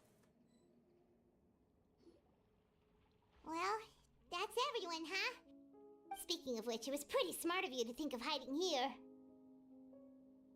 Poisson was just involved in a disaster, so it's presently devoid of people. That naturally makes it the best choice. Meeting up with the here you are squad. drinking tea like it's the most natural thing in the world, huh? That's what families should do. Sit and enjoy a leisurely time together. It's nice to enjoy tea here, you know? Care for a cup? Lend me your ears, everyone. Or perhaps one of you might like to start us off. How about you, friend? Me? No, I don't think I can. Then, how about you, good sir? I fear that I will cause the mood on this boat to become as somber as it is in court. Well then, I guess we're lucky we've got a local like me to organize things. Wonderful, the spotlight at last. I guess I'll be facilitating things from here. That was a little long-winded, don't you think? Oh, you might be right. Anyway, to cut to the chase, our friend here, the Traveler, has brought us together to discuss something. As for what that is, well, let's start by saying that we'll be pooling our efforts together to create a series of traps. Oh, how intriguing. Well, it's just an expression, really. One that I just learned from Chlorand, and used on the spot. So, let's invite her to explain in detail. A round of applause, please. Huh? Didn't you say that you would be facilitating this? Oh, come now. Your work doesn't involve much public speaking, right? This is a good chance to practice. You might even pick up some fancy oratory tricks to impress your boss with in the future. I see. And what does my boss say? He is glad that you consider him your boss. Do go on. Wow.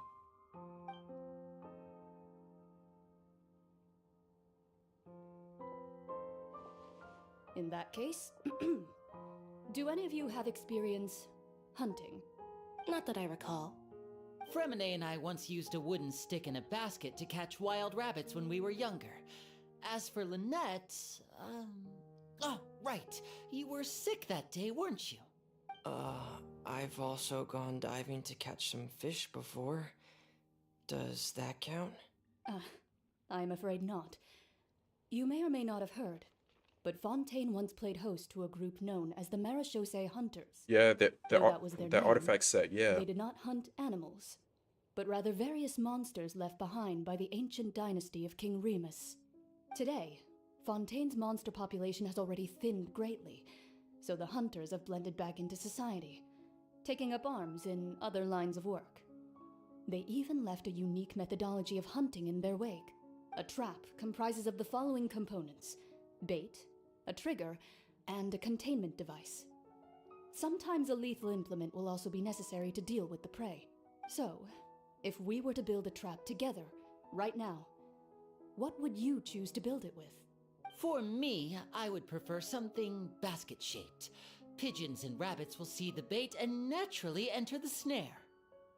Our line of work requires a deft hand, and we're some of the best in the industry, so you can count on our techniques. You used some of those techniques while moving the people of Poisson, didn't you? My subordinates mentioned that you even performed some magic for the bawling children. Yes, and I even managed to gather some intelligence in the meantime. I'm quite the multitasker if I do say so myself. I'm afraid I can't claim that as my strong suit. I prefer more stable methods, like placing bait in the water and waiting for the fish to come within reach. That's the kind of method I would count on. Calm and steady. Exactly the kind of person who would catch loads of fish. And I can be their assistant. With discretion, I'm sure. I'd probably use some sort of mechanical animal. Papa once bought me some small clockwork squirrels, mice, and such. When placed in the forest, they can attract others of their kind. I remember that you liked those too, didn't you? I did. And that would be a good way to go about it. If they're realistic enough, animals of the same kind will follow them all the way to the trap. What about you, Monsieur Neuvillette?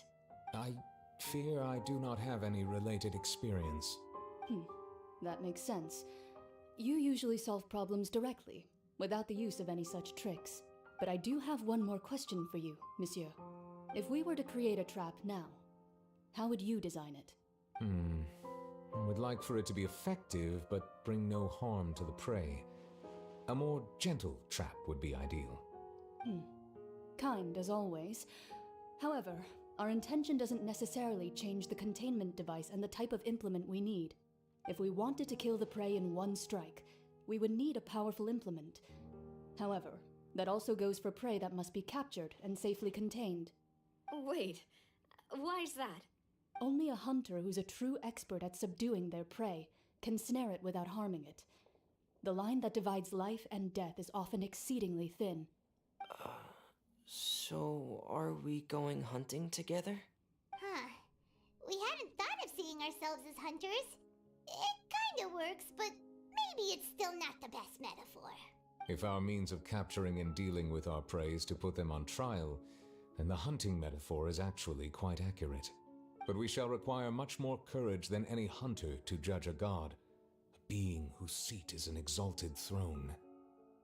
Oh, so that's what's going on.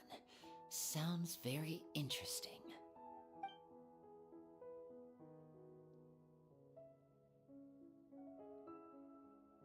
Such a dire stage. Gotcha. What you need is simply the secret she's keeping. Attempting to take her secrets is an act of sacrilegious disrespect, but must be done to prevent Fontaine from sinking into the waters as foretold by the prophecy. There is neither hunter nor prey, but there must be a trap. That is what you need. Oh my god, this is getting interesting, bro. Yo, this quest is fire, bro. Oh my god, dude.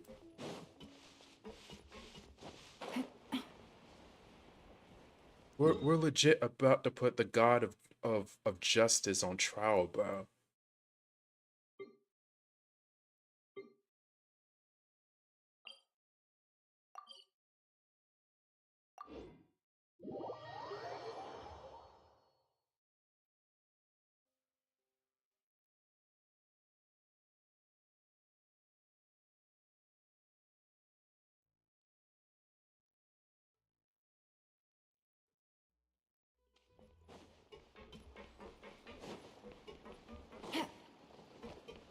But I wonder, like, how is this gonna end up? What is the prophecy, and why is she so hesitant to say anything, bro?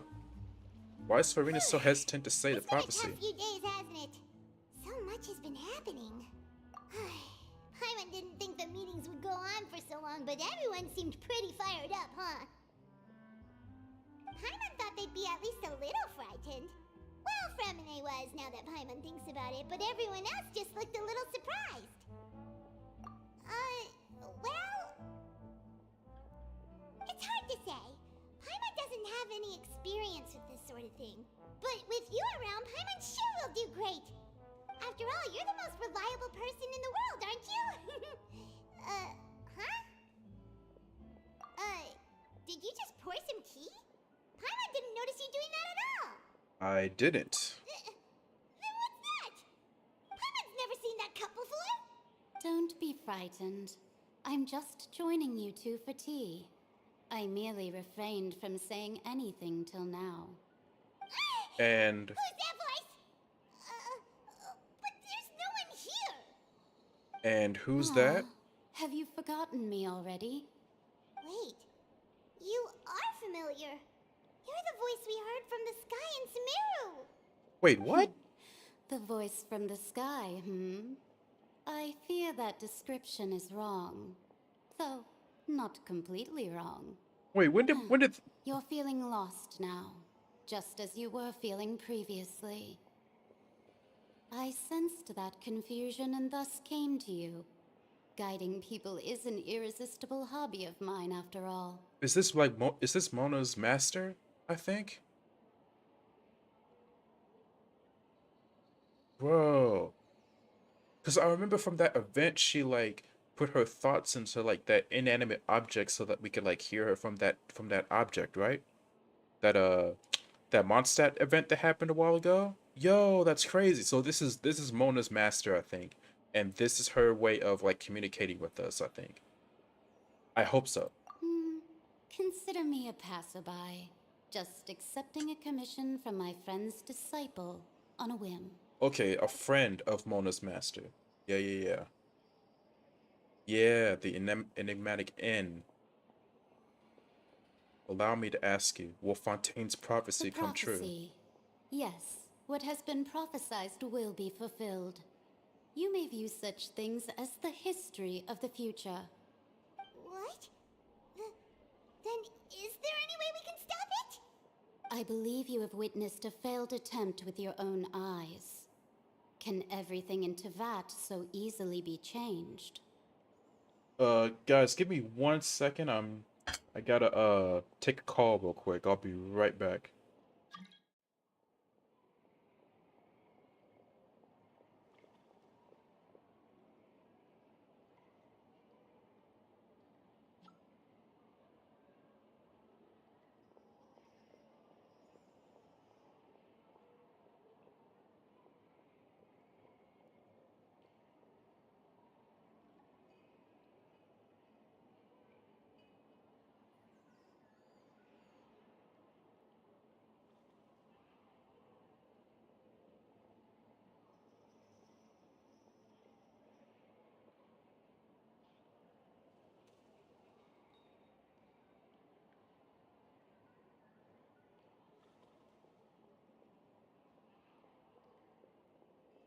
Alright, y'all. I'll be back in like, hey, Gardevoir, what's up? Sorry that you literally showed up right as I was right as I gotta run to do something. I'll be back in like 3 to 5 minutes. I gotta do an errand real quick, but it won't be long. I promise. We are definitely finishing this Archon Quest tonight, bro. This joint is fire. Okay, I'll be right back.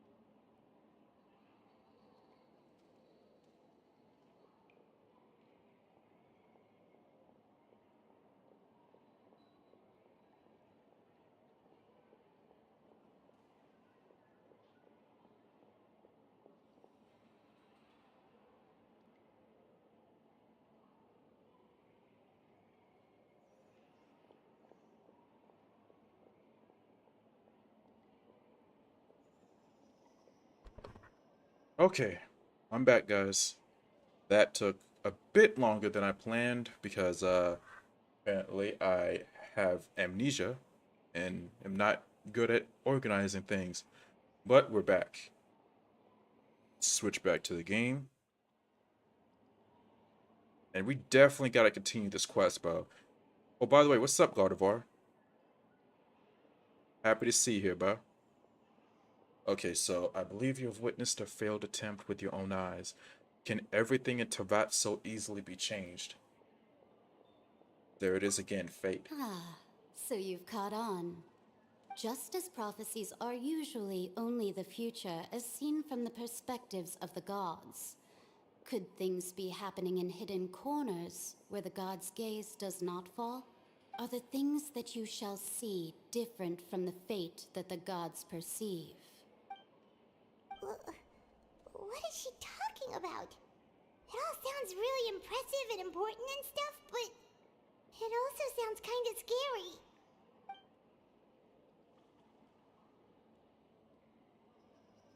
I believe that you understand, right? Some things are insignificant, but others you must reach out to change. Ultimately, fate shall serve as your only guide, no matter what will happen in Tavat's future. All you need to do is to play your part. This was good tea, by the way. Thank you for your hospitality. Well, that'll be all for today. The voice. It's gone.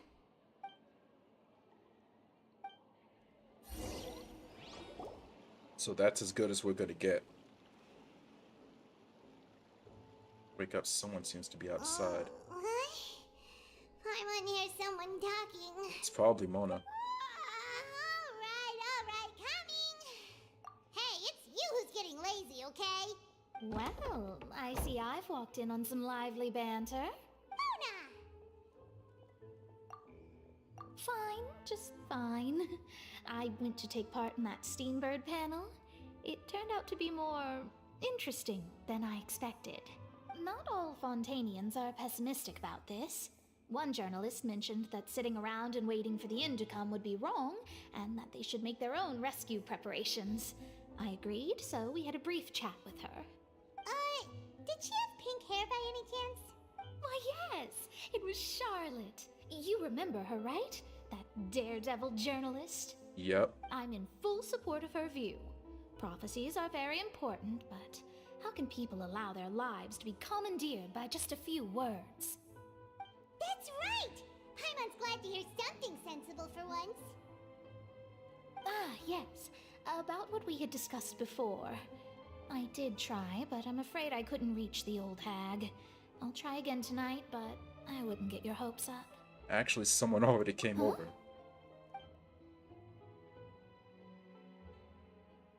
Goodness gracious.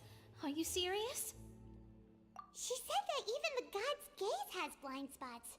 Pretty bold if you ask Paimon. Most people would believe the gods to be all-knowing, right? The Hexen Circle members are certainly anything but ordinary.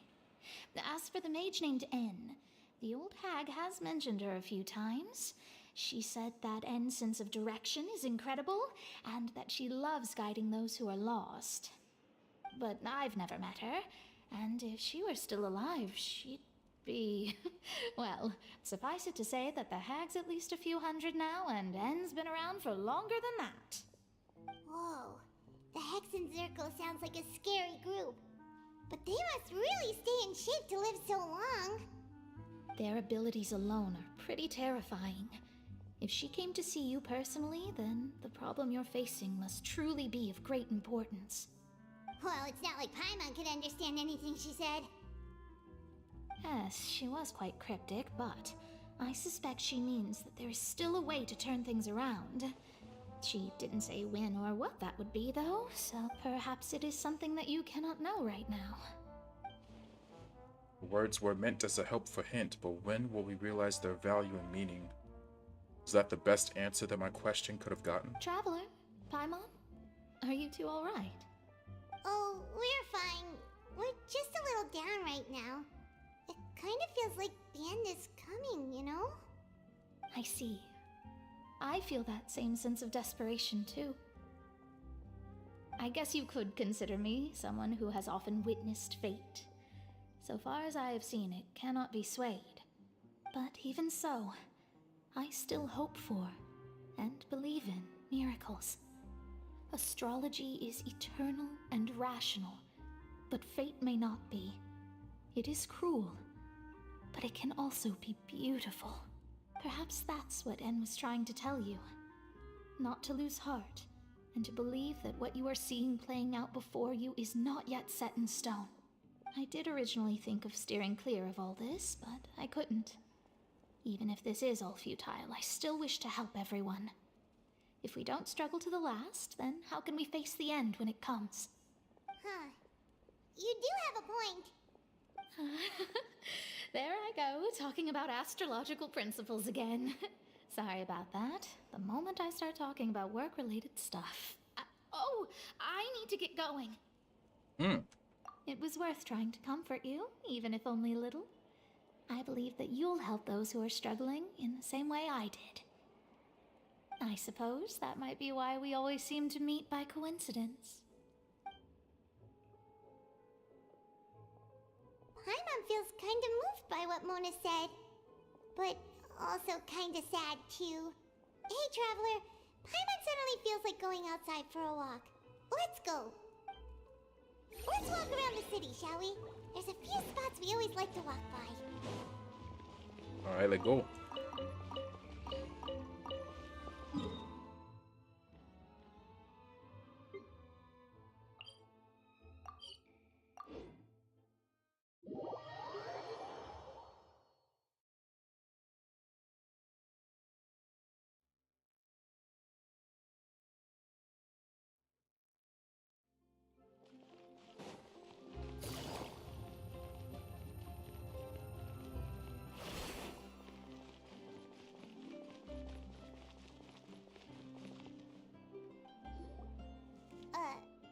Huh? Our names are written in this newspaper. What's going on? Maybe we're famous? The underwater stronghold, the Fortress of Meripede, has continued in its noble autonomy, but that does not mean that others cannot interact with it. My recent attempts to enter the fortress bore little fruit. Huh. Guess Charlotte still hasn't given up on that. Thus, did an Outlander friend become the focus of this report? A blonde adventurer with their white fairy, legends trailing in their wake. It is said that this mysterious traveler once visited the underwater fortress. So while the fortress's interior remains a mystery behind closed doors, do not fear, for the tales of the traveler contain surprises in spades. Journalist Charlotte's biggest scoop yet, the Traveler's Trail, World Walker. Huh. Charlotte took so many awesome photos of us and we never even noticed her.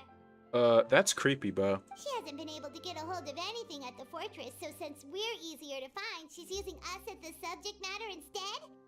Ugh, seriously? Well, fine. Those headlines and photos do look cool, so Paimon will forgive her this time. Hey, don't be taking all them photos without permission, bro. Stop that. Yo, John Wilson Gaming, bro. Thank you so much for subscribing. Appreciate it, bro. We're here! Paimon's hungry. Should we go in and get something to eat?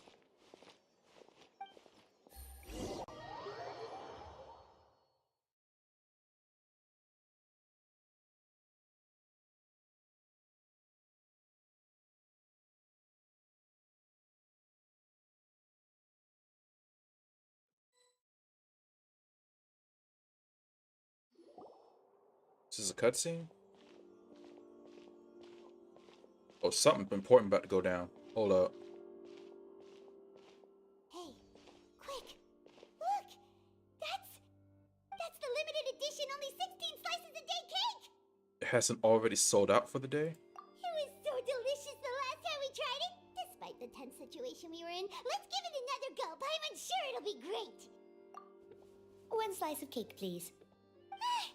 Someone showed up after all! Oh, wait, you're the one from the Palais Mermonia. Oh, are you here to buy cake too? It seems Monsieur Neuvillette was right. You really can eat. Wait, did he really say something like that? That's right. Even he has his own preferences when it comes to food. As for me, I love the cake and coffee here. Do you come here often? Usually every day. Every day? It's part of my daily schedule, apart from work. I shall have my cake and coffee. Then what if someone told you one day that this place would be closing soon, and you wouldn't get to eat cake here anymore? What would you think? But why would it close?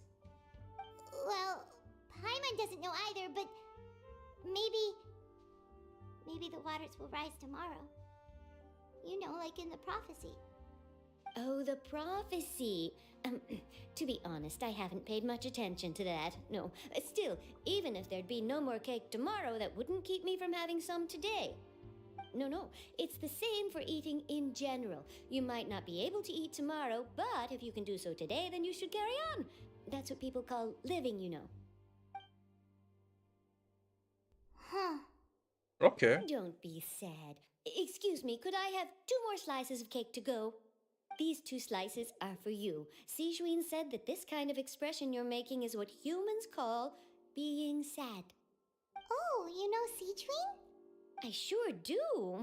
She was born before me, and she sometimes comes to the surface to teach us things about humans. She said that humans are creatures that are saddened easily, yes, and you can only lift their spirits by feeding them delicious food. So please try the cakes here. I've got something else to do, so I'll be going now. You two try to stay in a good mood after eating, all right? Bye. And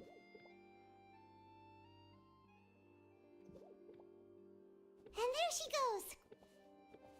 All right, let's dig in. Paimon's sure this cake will be delicious. It's more delicious than last time, and the flavor gets even better with a sip of tea. It sure would be nice if we could come again tomorrow. Sure would be nice if we could always eat delicious food here. Alright, let's leave. I feel like something gonna happen as soon as we step outside, though. Okay, so there's a lot of like loose ends going on right now. What are we gonna do in regards to the trial for Furina?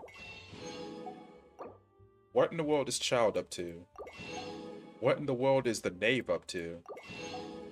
And it's like, how do we resolve all this? Like, is the prophecy actually set in stone? What even is the prophecy? And if the prophecy is set in stone, is everyone actually screwed? And most importantly, will Genshin Impact ever add a buy everything option in the store?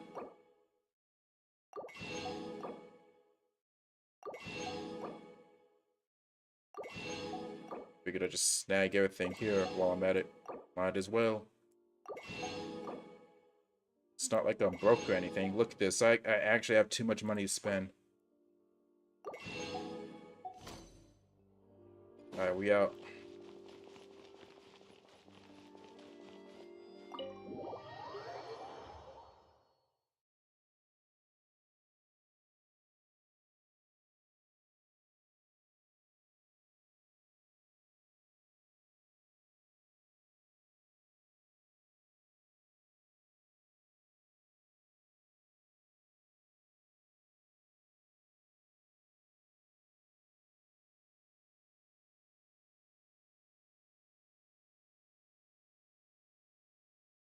Alright, there's definitely a cutscene coming up because this is taking a while to load. We're near the Seabird office. Let's go look for Charlotte and have a chat. Okay.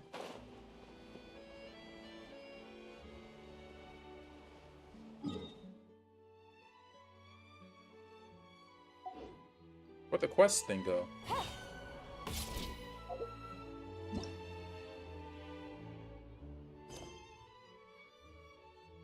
Ain't no way. Ain't no way. The quest location is currently involved in other quests. Please check the details. No.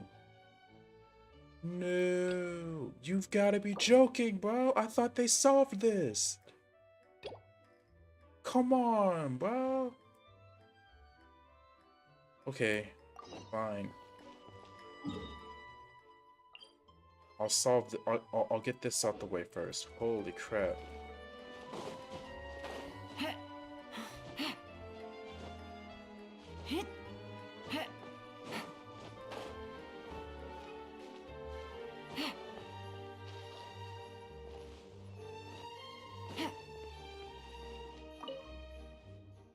Quite comfortable. Troubleshooter. Yeah. Oh, this is the reputation level thing. Oh, I never activated this joint. Steak tartare. Blech. Okay. Gotcha. Okay, I'm no longer upset.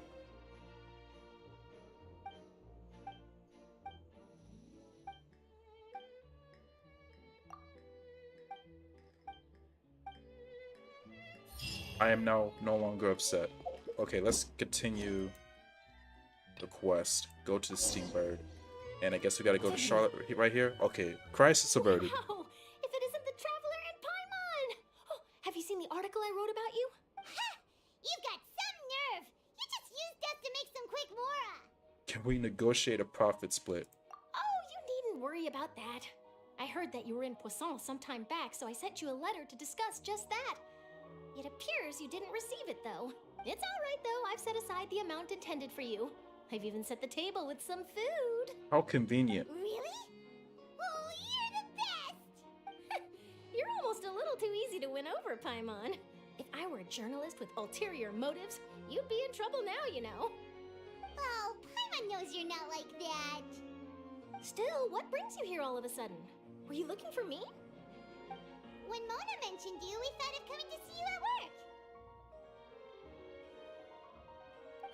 I see. It seems you've already bumped into Mona here in Fontaine. So she mentioned me? What did she say? She said that you're a real daredevil of a journalist.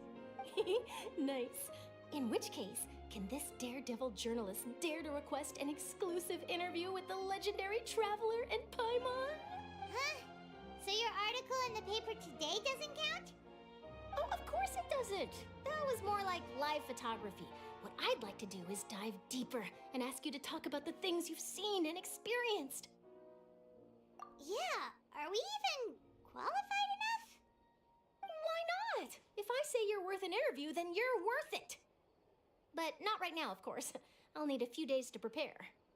Oh, in that case, we'll just chat when you have the time then?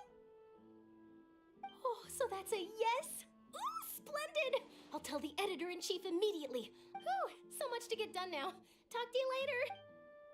Alright, let's go. Wait, Charlotte, Paimon's still got a question for you. And what's that? If, just for example, Fontaine were to be flooded tomorrow, what would you do today? Huh, that's the prophecy you're talking about, isn't it? I mean, I do hear about it often, but I've never once thought that the day could be tomorrow. If you're seriously asking, then I might try and think of a way to leave Fontaine. Oh, but I'm still a journalist first and foremost. That means I have a duty to be reporting from the scene. And secondly, I wouldn't forsake my homeland that easily. From what I've seen, most people don't know what they'd do should the worst come to pass. In truth, it might be better just to behave like normal rather than worry over such an end. So in all likelihood, I'd probably still be prepping at the office for that interview of ours. I know what you're thinking. That sounds a bit sad, but I've always believed that it's best to do what you enjoy. Just think about it. If this nation really were to be suddenly destroyed tomorrow, but I still successfully finish an exclusive interview with a truly unique person, then the story I would wind up writing would truly be timeless. And then do you know what I'd do? Well, I'd write that story, send it for printing, and use messenger pigeons to get copies out to the various nations as soon as possible. I'm not a dreamer, nor am I a workaholic, but I do love my job, and I'd be proud of leaving such an article behind. I guess you could say that I was born to be a journalist. But anyway, that's my answer. And on that note, I'll get back to my preparations. Alright, cool. That's so nice. All of a sudden, Paimon actually kinda envies her. Anyway, let's go and take a look at the sea, shall we? So we're not gonna eat any of the food she had prepped for us? Yeah. Alright.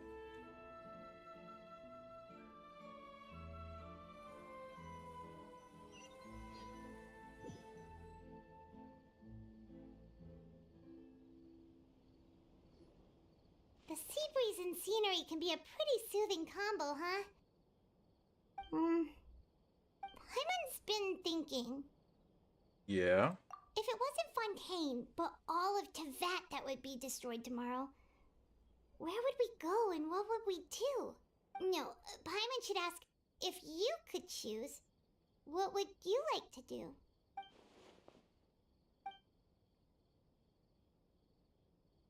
It's just like Charlotte said, suddenly trying to consider what to do is pointless. So we haven't spent much time thinking about these kinds of things. We didn't have to either, with us always being on the road and whatnot. Till that moment comes, I think I'll keep journeying on. Okay. You mean, still traveling? Cherishing every single moment that I have to look upon this world. Huh. Wait, isn't that what we've always been doing?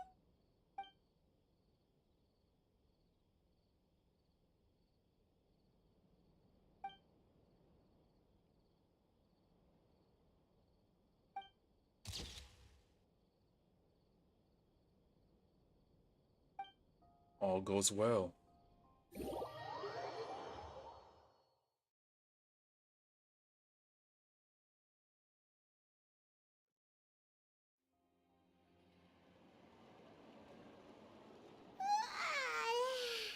Feels like you'll grow mold if you stay here long enough. But it's still better than the Fortress of Mirapede, that's for sure. It's not only damp there, but salty too. Ah, so the two of you are still here. Wonderful. Oh, you're from the Palais Mermonia, aren't you? Yes, I'm Isadora. Monsieur Nervillat sent me to look for you two before. I heard that afterward you went to the Fortress of Meropide. So you're under the impression we might be wanted criminals?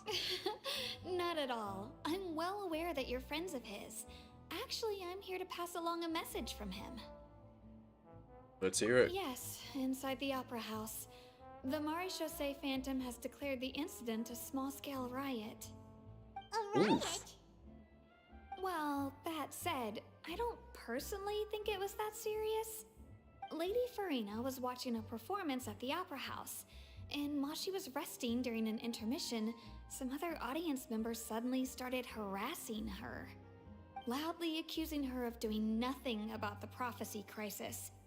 And before she could respond, others started to join in.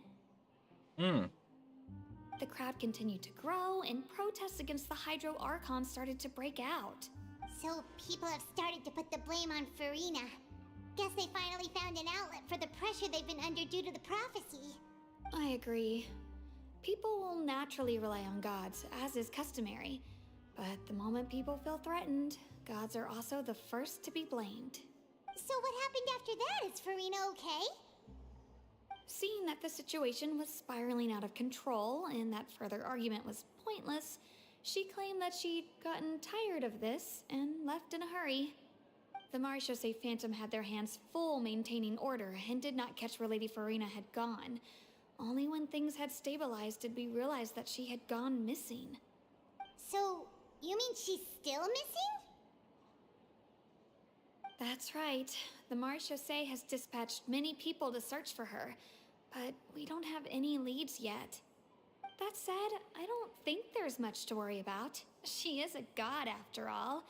Even if she were to fall into the hands of rioters, what could ordinary people do to her? Good. Monsieur Nervillat sent me to tell you about the situation, but he didn't say anything else. Don't worry, this is more than enough to go on. Thanks for keeping us informed. Ah, is that so? Alright, let's go find her. Alright then. In that case, you two take care. I'll be heading back to the Palais now.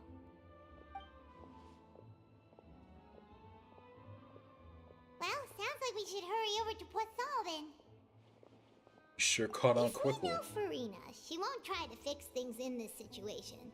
Instead, She'll look for a place to wait out the heat. And, as we also know, she may be loud and dramatic, but she doesn't have a heart of stone. When Nervalette was talking to her in the Palais Mermonia, and she heard about Poisson, she couldn't hide her sadness and remorse. It would be hard for her to ignore being accused by the public today. Paimon thinks Furina's probably taken the opportunity to slip away to Poisson and try to relieve the sense of guilt that she's feeling. Huh. Well, what do you think? Paimon knows the answer, of course, but Paimon can do the analysis to back it up, too. Cool, huh? In that case, there's not a moment to lose. Poisson, here we come! Alright, let's go. Time to go to Poisson.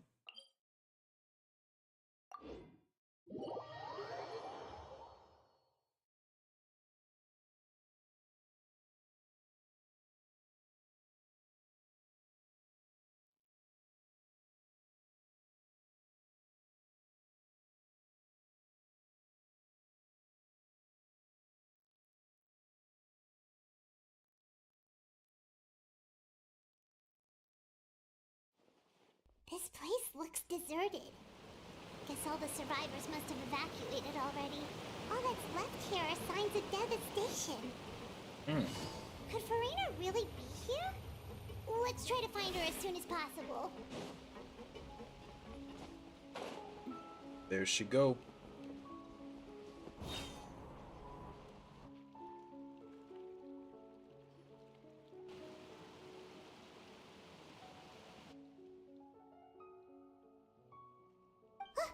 That's Furina, right over there. She really is here all on her own. Stay quiet for now. Should I just give up? This is all meaningless. What was meant to happen did happen after all. Everyone's dead. I'm sorry. I am so sorry. Give up, Furina. There's no point in holding out. I'm sorry. But what can I even do other than to repeat meaningless apologies over and over? Who's that?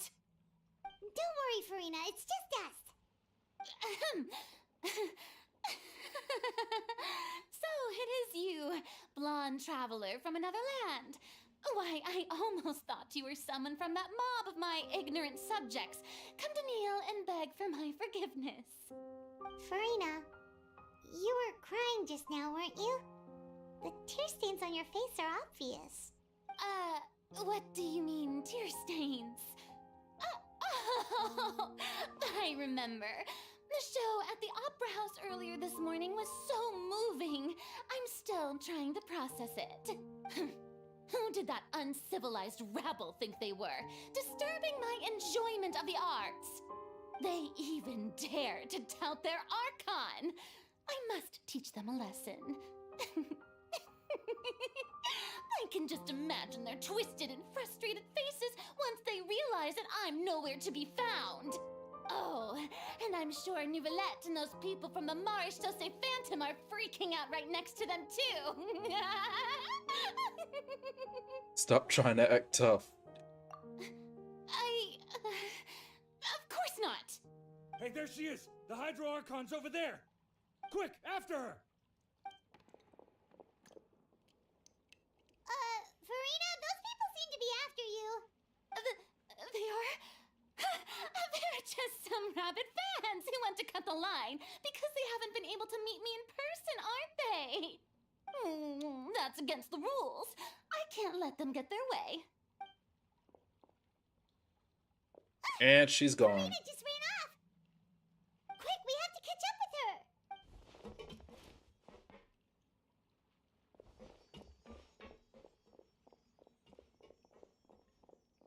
Yo, she is out.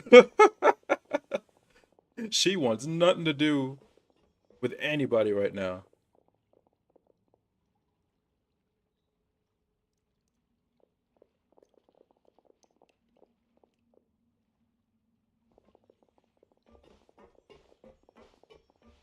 This should be the place, right? Hey, Furina! There's a good hiding spot over here. Quick, come to Paimon before the rest of them catch up to you. What is this place? Hurry, they're almost here. Fine. I suppose haste is warranted. Lead the way.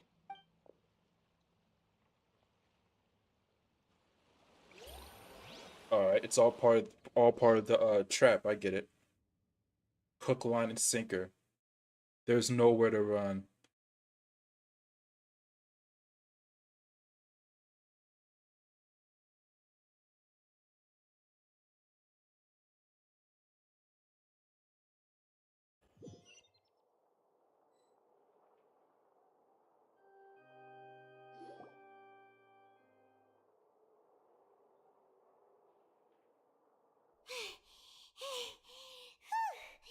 Paimon's exhausted.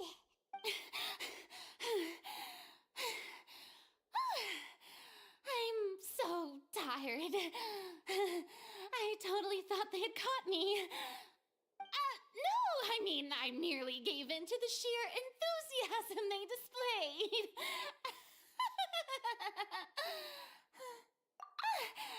You're right. Yep, that's a good girl.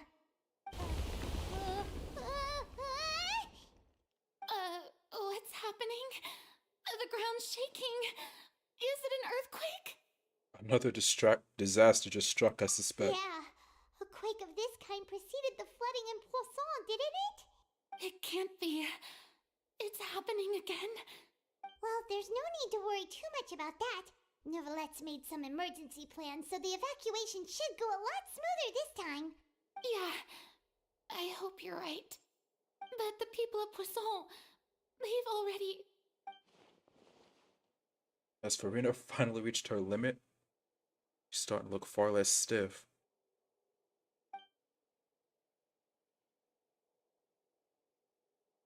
It's true. I've been investigating the prophecy for hundreds of years. I once had informants all over Teyvat, searching for clues and feeding information back to me. I've tried all kinds of ways too to hold back the sea. Anything to keep the coastline from advancing. But all my efforts proved to be futile in the end.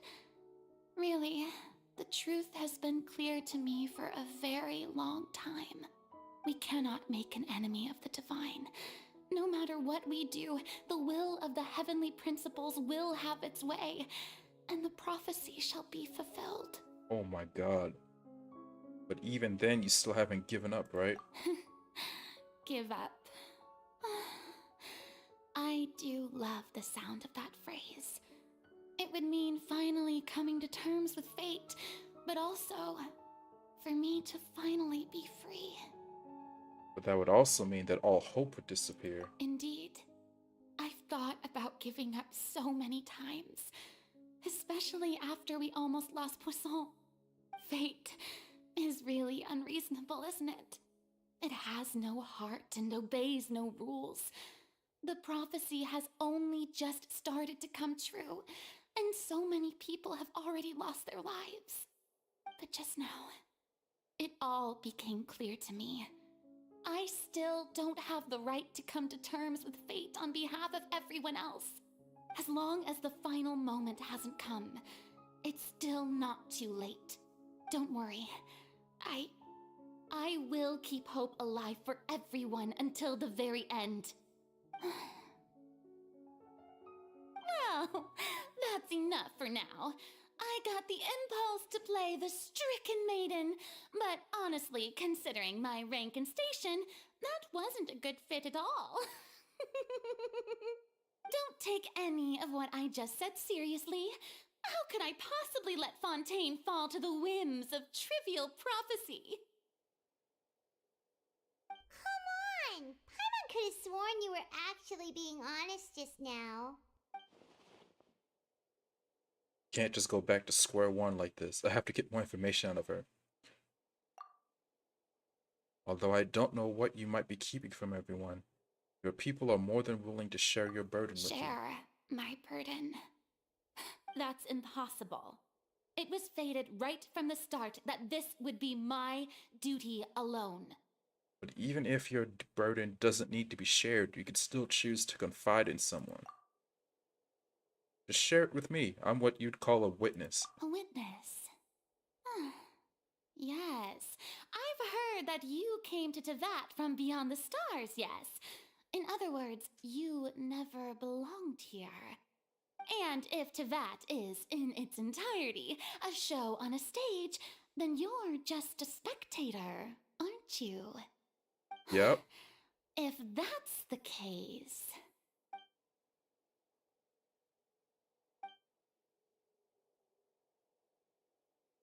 Cutscene time?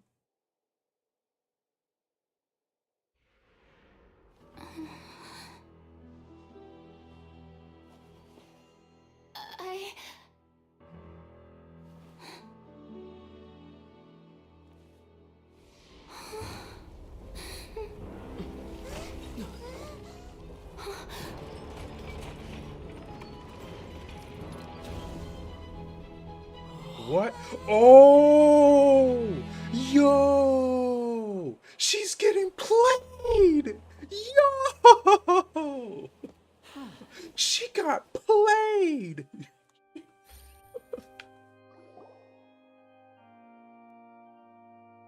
She got played! Oh my god! And now Ladies and there's gentlemen, nowhere to run. This concludes my opening performance. There's nowhere to run. Now, without Now further face ado, the music. we may proceed to the trial of our god.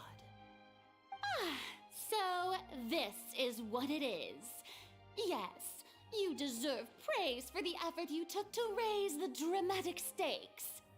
Do not forget, however, that I am Fosalor, the god of justice, the embodiment of justice itself. Does it not strike you as even the least bit absurd to bring the very concept of justice to trial? May I interpret these words as your refusal to stand trial? Ooh. In that case, you will have the opportunity to defend your honor through a duel. You would draw your blade against a god? Yo! I see. It seems like you have made up your mind.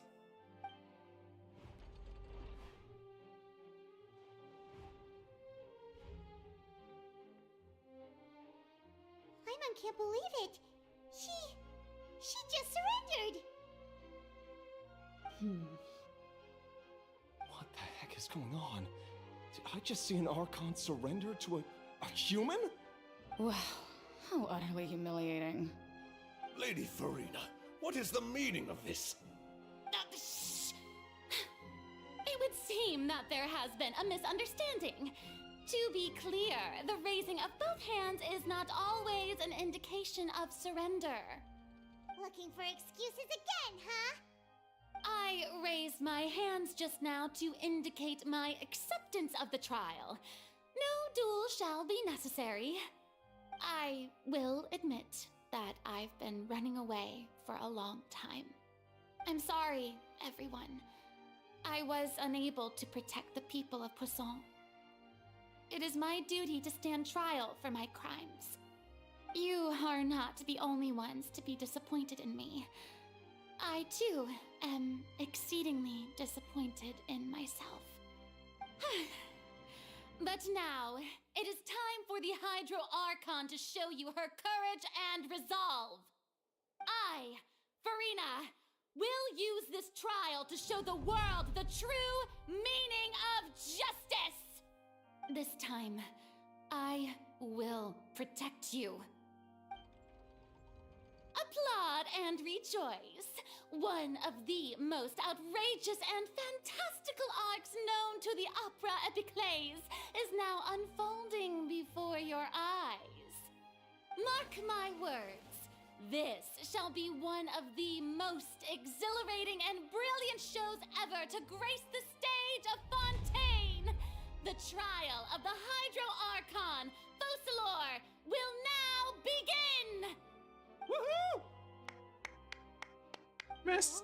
Now we're making history. Oh boy. Why does it feel like Furina just took over the whole thing? Like, come on! Didn't Can't she just get forced to stand trial for her crimes? Also, even though she's still acting super dramatic, she is taking this seriously this time, right? All right, then. Who will be my opponent in this trial? The court asks the prosecutor to please take the stand. Oh, yo! Oh my god. Is that so? Yo. Very well. Then please speak, witness of Tivat, my accuser and fated opponent.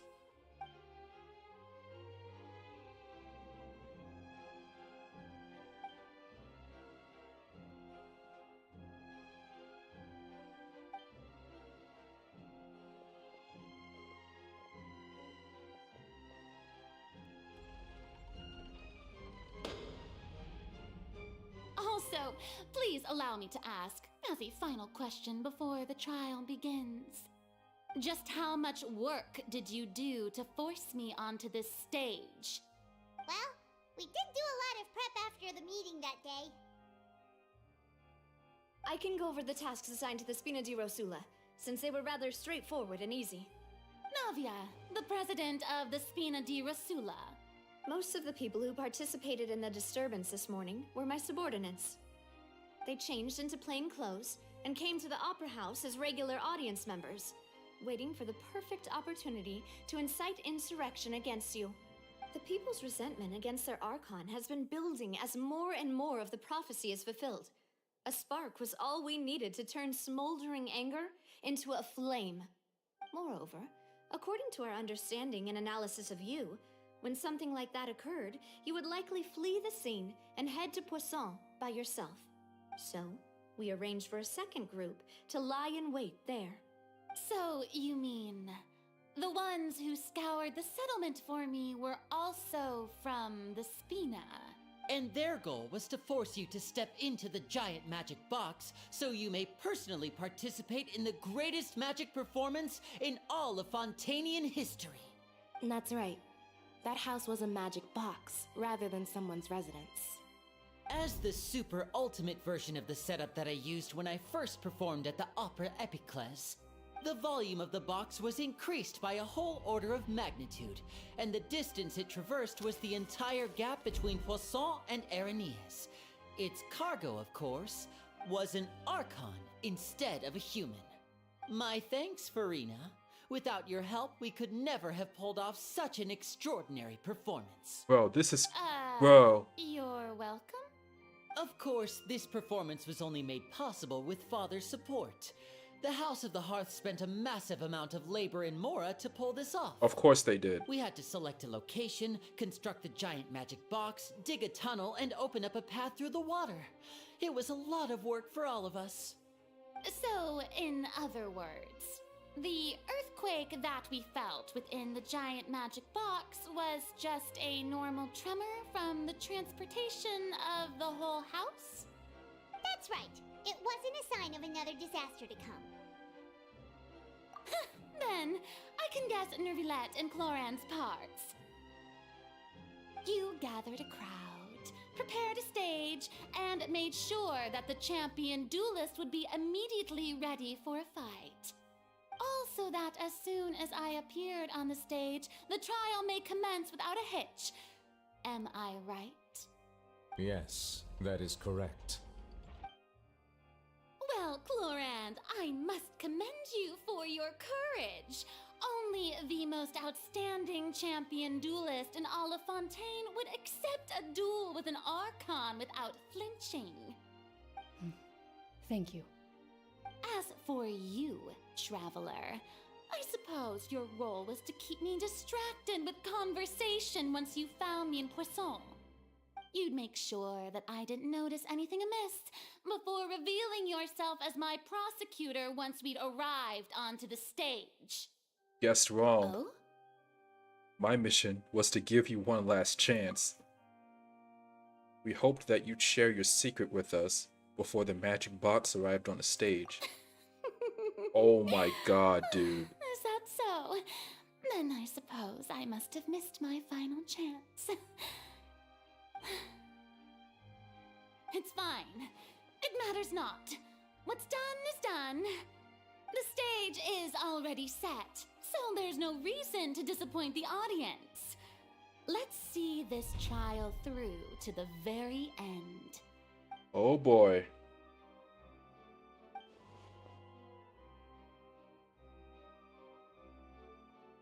Sir Prosecutor, please allow me to pass this along. This is a document that Miss Charlotte applied for and received permission to share with you during the trial. According to her, it should speed up the proceedings. Huh? Charlotte wanted to give us something? Oh, so she's here too! Hey, Charlotte! Oh, let Paimon see. Isn't this the exclusive interview that she did with us before?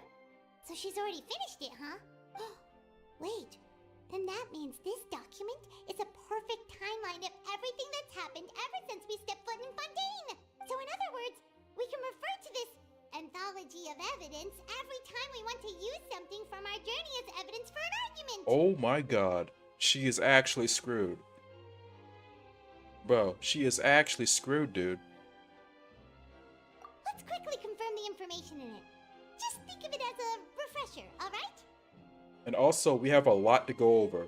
Holy crap. You defeated the Hydro Archon in the very first duels you took part in at the Opera House. That's one for the history books, all right. Oh my god.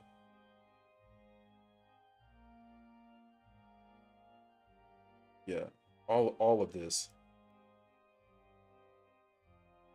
I didn't think that you'd wind up getting to the bottom of the case I'd been following all this time. I guess you could also see this as a happy coincidence. This is the first time Monsieur Neuvillette had a difference of opinion with the oratories. Even the Hydro Archon can't figure it out. Yep. A Fatui Harbinger. She's an extraordinary person. Her instinct must mean something.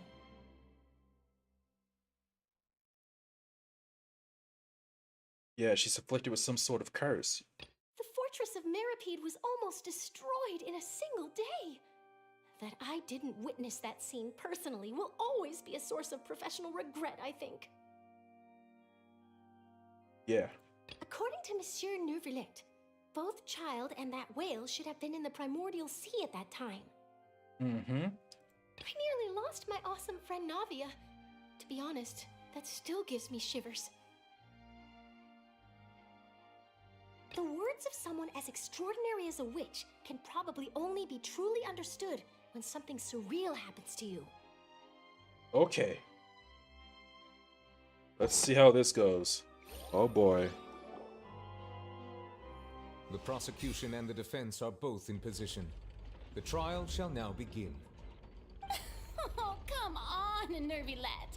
There's no need to repeat all the unimportant legalese. Just fast forward to the part where the prosecution lays out my offenses. As the defendant and the lead actress of this performance, I still haven't even been informed of my supposed guilt in all of this. Of course, it is only natural for humans to struggle to understand the actions of a god. However, you will need more than that to convict me of a crime. That's true, but my charge here is unrelated to your conduct as an Archon. Instead, I would like to charge you as a fraud who's never been the Archon in the first place. Yo! Wait, what was that? Lady Furina's a fraud? Hey, I came here thinking that we were going to try the Hydro Archon for forsaking her duty, but did I hear that right? She's not our Archon at all? Charge accepted. Lady Furina, do you plead guilty to the charge? Lady Furina. I plead not guilty. How can I be guilty?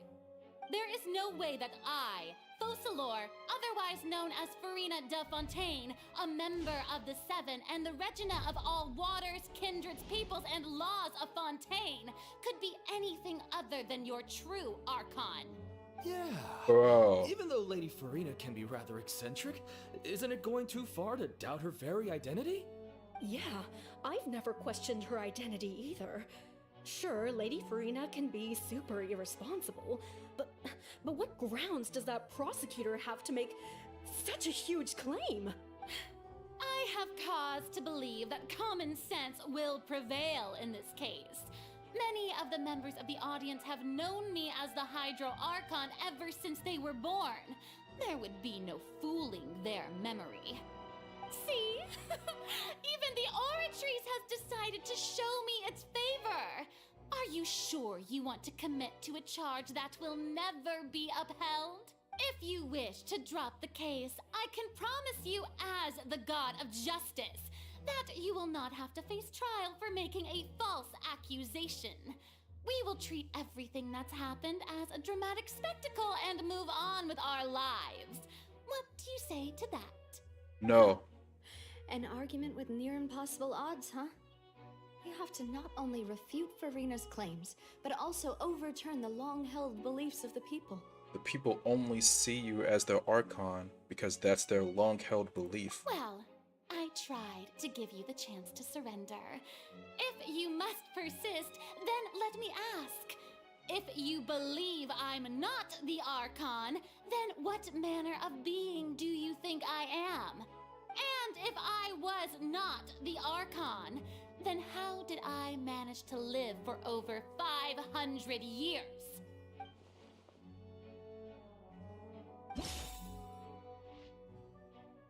Yeah, the curse.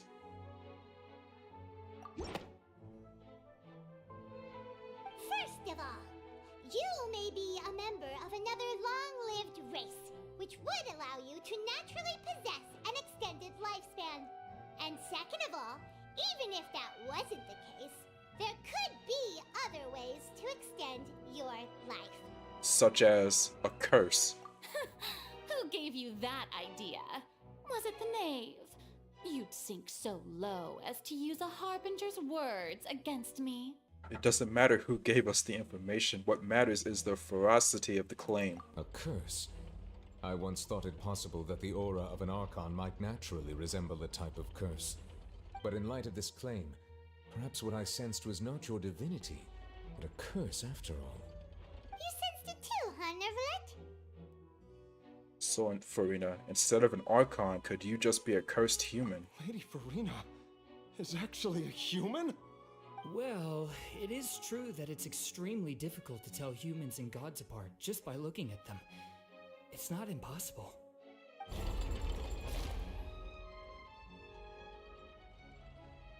Well, don't start celebrating too early now.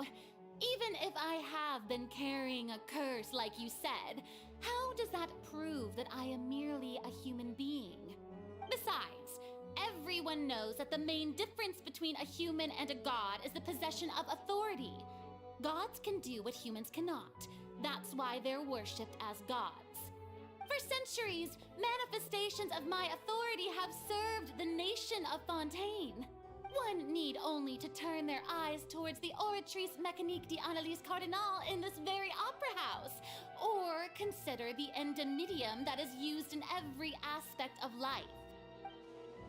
That one trial proved the opposite. Furina actually has no control of the Oratrice at all. Yep, child's conviction. Yep. You tried to reference the Oratrice, but weren't you as confused as all the rest of us when the Oratrice declared child to be guilty without any proof? Otherwise, you should have come up with a good explanation for that by now. Didn't I make myself clear at the time? The decisions of the gods are naturally difficult for humans to comprehend. There is no need to provide an explanation. Oh, there's definitely a need. I believe a reminder of your current circumstances is in order. While the court is in session, the principles of justice and the law must come before all else. While you are an Archon, you are also first and foremost the defendant in this trial. You will prove yourself unable to defend against the prosecution's charges if you continue to withhold vital information against the rules of the court. I never thought you'd use that kind of rhetoric against me. That was no trick of rhetoric, Lady Furina. I've merely reiterated the rules of the court. Rules that all should respect and follow.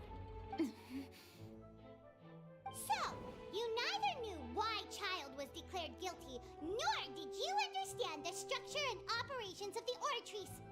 Instead of having been created by you, the manifestations of authority you mentioned have been made by the real Hydro Archon, haven't they? The real Hydro Archon? Well, now you're really losing me. It is true that I did not know why the Oratrice gave out a guilty verdict that day. But the Oratrice handed out that verdict unilaterally, and it has been operating independently ever since it was first created. You can't argue that just because a divine creation is flawed, that the god behind it must also be no god at all. She's still throwing out all kinds of excuses. Seems like she's confident that we won't be able to produce proof that she has no power over the Oratrice. Sure, we could put the Oratrice aside for now. But then, Miss Furina, could you give us a brief demonstration of your power as an Archon? Cause yeah, Raiden Shogun can do some crazy stuff. Zhongli, Venti, Nahida, what has she done? My power as an Archon. There are many ordinary citizens in the audience. How can I just carelessly demonstrate the formidable power of an Archon? If that poses a concern, I'm prepared to extend my protection to the audience. You don't need to go that far. A brief demonstration of your power should be harmless. Oh my god. They are putting her on the spot, bro. Oh my god. She's actually human, bro? Aren't you the Hydro Archon? She's not the Hydro Archon, bro. You can't even wield the power of Hydro, much less the authority of a god.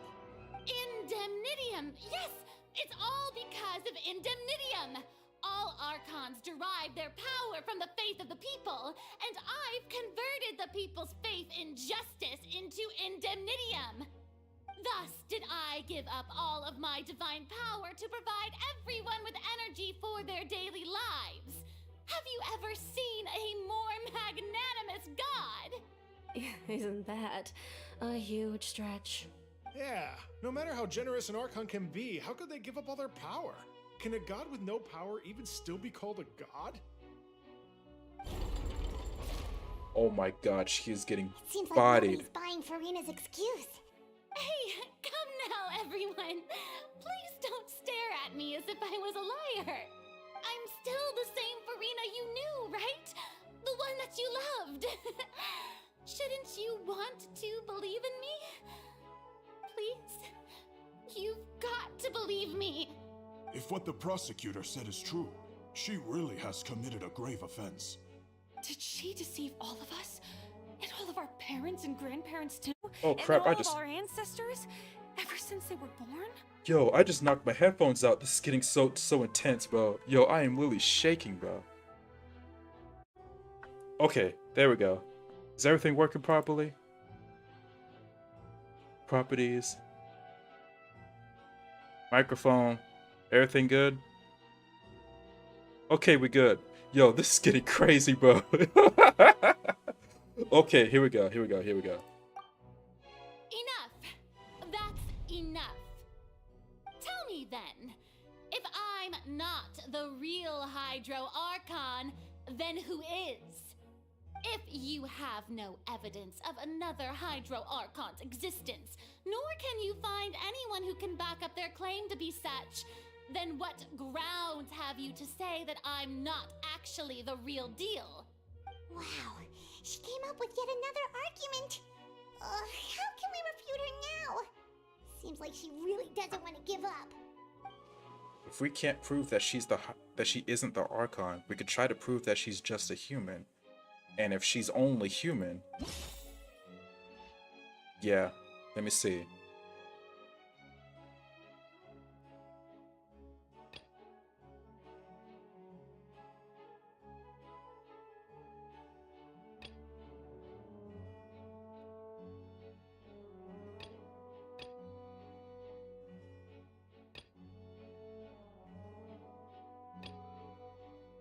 Okay, which one of these can prove that she's just a human?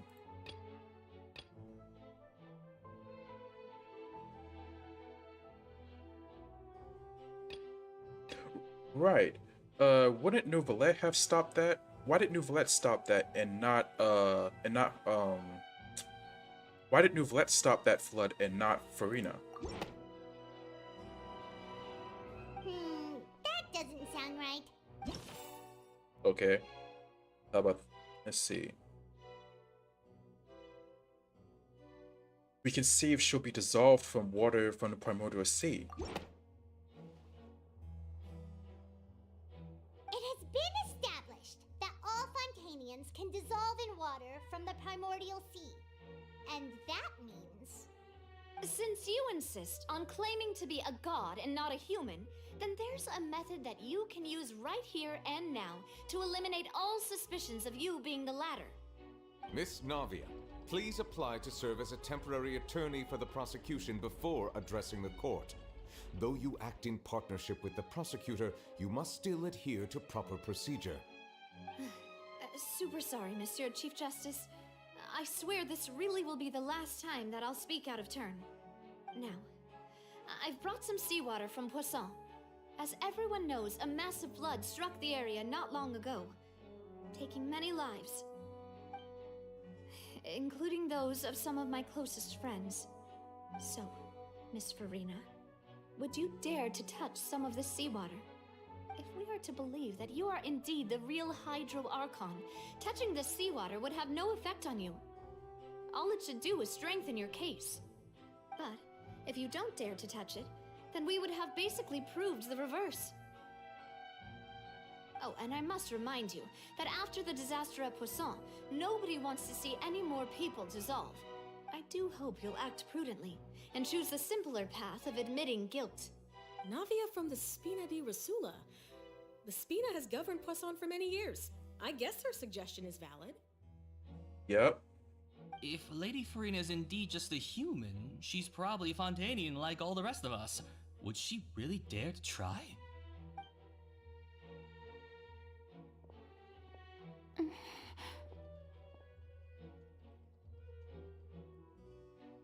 Furina, she doesn't want to touch it, bro. Lady Furina, this test has been unilaterally proposed by the prosecution. As it falls outside the realm of standard court proceedings, you possess the right to decline participation. Well, of course he had to tell her that. But refusing to participate is basically the same as a confession of guilt. She's just staring at the water without saying a single word. It really does seem like she's quite terrified of it. That could only mean... What's going on? Is she really planning to... That's not what we thought she would... Due to the inherent risk of the test, Lady Furina, you may...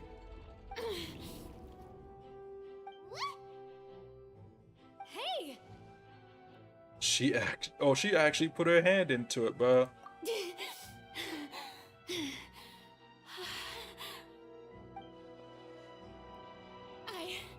I'm fine! Look at me, everyone! My hand is still here! I haven't been dissolved!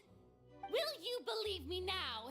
I really am your Archon! I'm nothing like a normal human who would fall apart as soon as they touch this water! Really? Was this not the most obvious thing in the world? Miss Siegewin? If you're present, Miss Siegewin, please come forward and attend to the defendant. Siegewin? Don't be nervous. It'll just take a few seconds. What? Let me see. The demon, bro. Yo. That should be enough. Please announce the results of your evaluation to the court, Miss Siegewin. Yo, the demon, bro. She is a demon, bro. Miss Furina was displaying symptoms of hyperventilation and flushed skin. These indicate that she was experiencing the adverse effects of exposure to primordial seawater.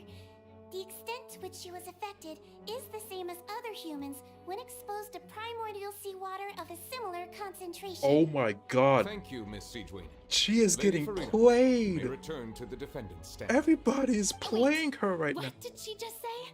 I didn't get dissolved! Shouldn't that be enough to prove my innocence?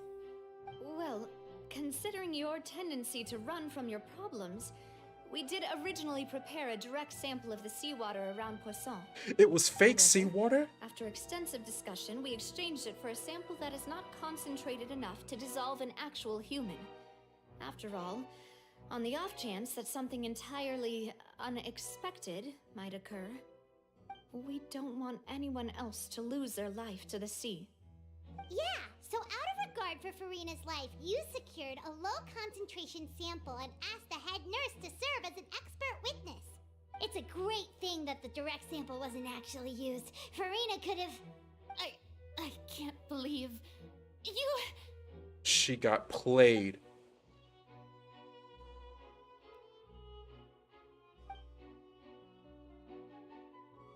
It's actually more important for her to keep up her facade. But hadn't she given up on everything a long time ago? Listen to me, everyone. Please don't give me such cold and disdainful looks. What happened just now didn't prove a single thing. Think about it. How can you conclusively prove that an Archon can't also be affected by the primordial seawater? Also, if I was really just a human, why would I dare to just put my hand in that kind of water? They're not buying it, bro. Please, anyone, just listen to me. I swear, I really am your Archon.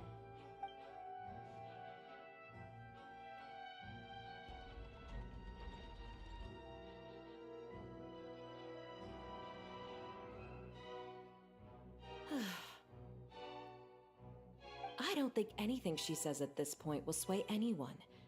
The odds are just too stacked against her now. With all the things that have been said, Paimon doesn't think there's any way left for Furina to win. I believe the time for arguments and presentation of evidence has come to an end. If there are no objections, we will move on to the final judgment.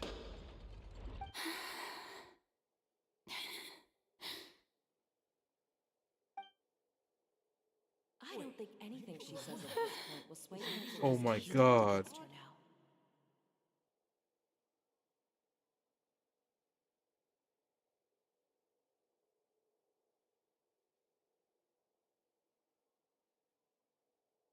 In my capacity as Chief Justice, I shall now render judgment on Furina's misrepresentation of herself as the Archon of Fontaine. As a human who knowingly deceived her fellow citizens, Furina is guilty. Oh. Bro. Bro, she's sitting in a chair. Oh, bro, we just played right into the prophecy's hands, bro. We shall now turn to the Oratrice. We just played right into the prophecy's hands, bro. It's gonna happen because we did this trial. Oh my god. The flood is going to happen precisely because we did this trial. Oh my god. That's crazy. According to the judgment of the Oratrice Mécanique d'Analyse Cardinale, Furina is...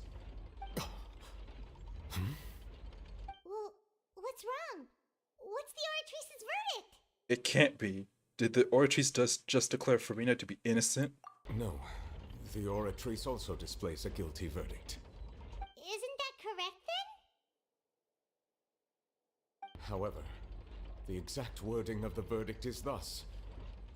The Hydro Archon, guilty, to be punished via the death sentence. Bro. The death sentence? That's actually one of the available sentences?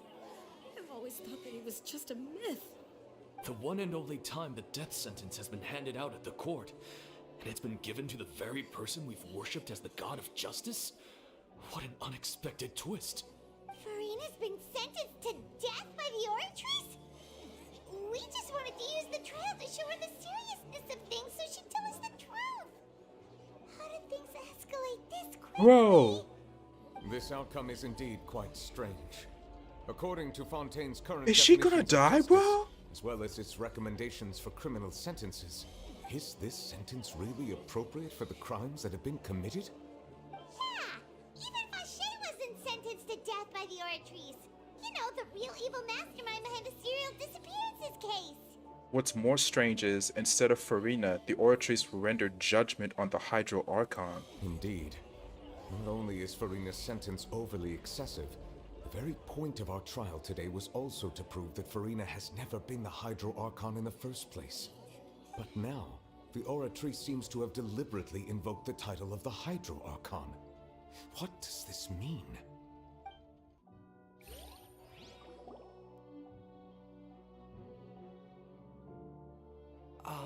Excuse me, if I may interrupt. What's going on, bro? Furminate, what you got, bro? Is the trial still going? Fremine! You finally made it. I assume this means you've completed your mission? Mm-hmm. Any mission Father assigns to me will always be top priority. Of course, what did she do? Is that the first prophecy slate? Huh. So the knave privately arranged for Fremine to try and find the missing slate. The missing I slate. looked everywhere and finally found it at the bottom of the sea. It took me a long time to get around some dangerous stretches of water. But has the trial already concluded? Then doesn't that mean I've come too late? Oh no. Father will be disappointed in me. Don't worry, the mystery hasn't been resolved yet. It's still not too late for you to shine. Thank you for What does your the hard slate work, Mr. say? Femine. Please allow me to review the record left on the slate. Traveler, I believe that you have already seen the other existing slates, and would like you to come here and confirm their contents.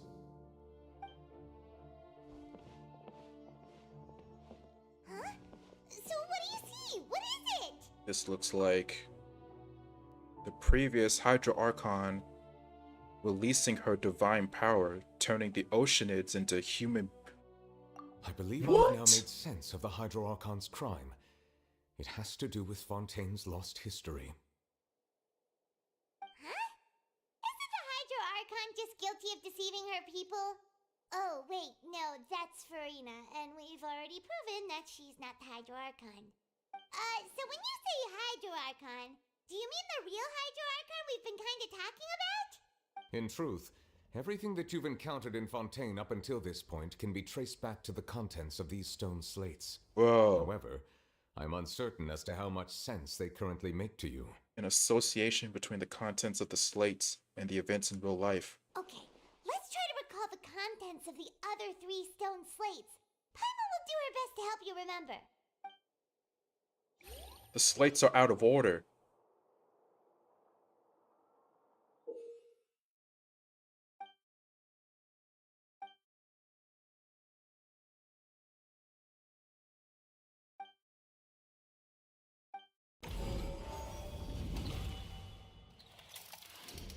The first stone slate describes what you just said. It seems to show the previous Hydro Archon using her divine power, and then the Oceanids turn into humans. Does that mean that Fontainians are transformed Oceanids? Oh, Paima wasn't expecting that. But if Oceanids can turn into humans, then perhaps this process can be reversed as well. Yeah, and that's what the primordial water does. The second stone slate shows Celestia floating in the sky, and the Hydro Archon and her people worshipping it together. But the heavens still brought judgment down upon them. This must be the point when the Hydro Archon and the Fontainians were branded with their original sin. Does this mean that the original sin and the Hydro Archon sin are the same thing? The third slate shows the Hydro Archon seeking into the sea surrounded by many people. Huh. That reminds Paimon, didn't we also watch that happen to someone else? Well, the fourth slate is the prophecy the Fontainians have been talking about. People dissolving into the sea, the Hydro Archon crying on her throne, and so on. We didn't believe that such a crazy disaster could happen at first, did we? But after that incident, it was just a question of when and not if.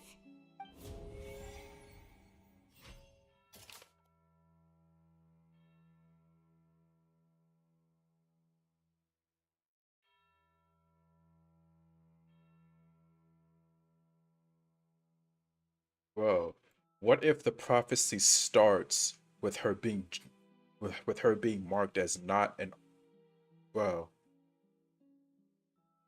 What if this is the beginning of the prophecy?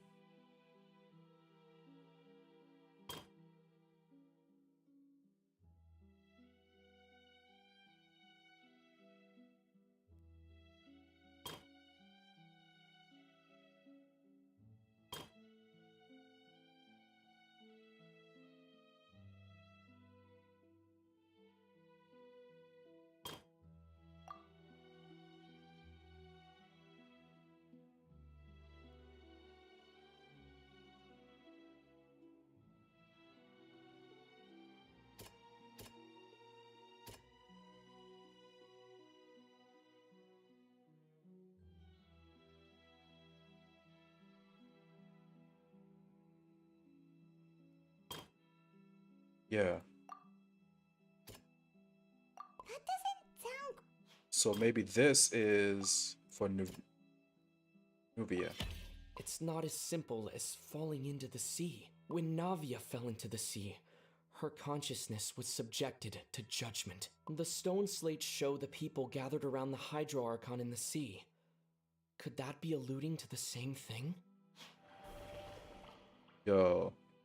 Well, yeah. The stone slates in the ruin.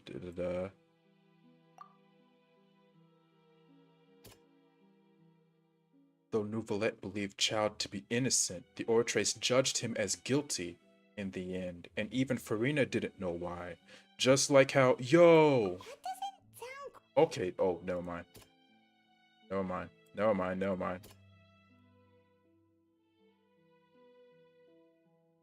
Was it this? After the court proved that Furina was not the Hydro Archon, the verdict displayed by the Oratrice was actually the Hydro Archon guilty to be punished via the death sentence. Perhaps what is about to take place has all happened before. The true sin of the Hydro Archon that Nervalette mentioned, and the original sin cast down on the people of Fontaine by Celestia, as recorded on the stone slates. The real events, okay.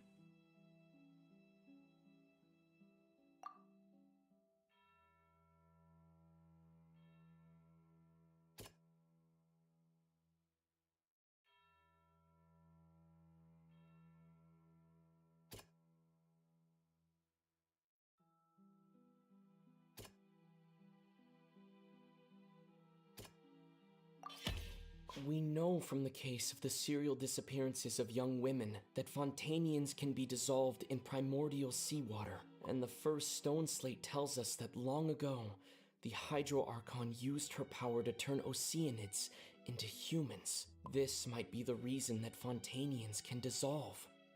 Yep. And now this last one. The stone slates in the ruins show the prophecy, describe a history of the future. And this is where Tea Time with N comes into place. She believes the prophecy will certainly happen, but that you needn't give up all hope. Furina, the Hydro Archon sitting on her throne, right here in this picture, is exactly what Furina's doing right now. That doesn't sound quite... Oh, come on, bro. That was the easiest slam dunk in the world, bro. Come on, bro. Hold up.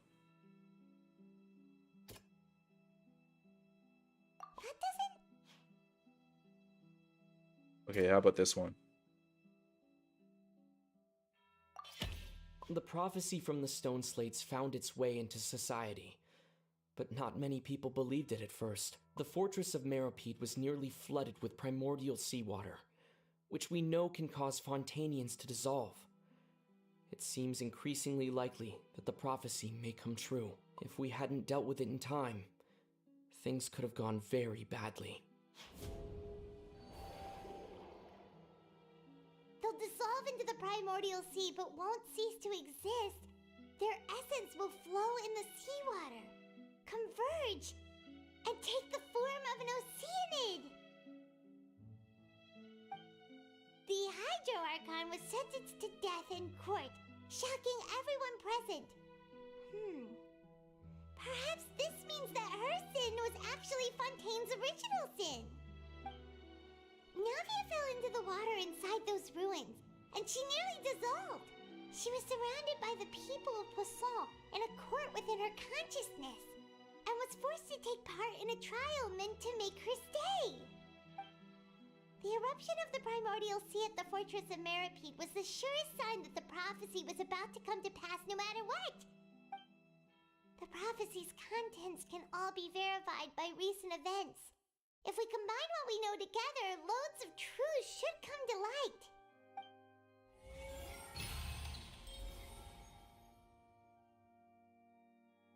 Oh my god, dude.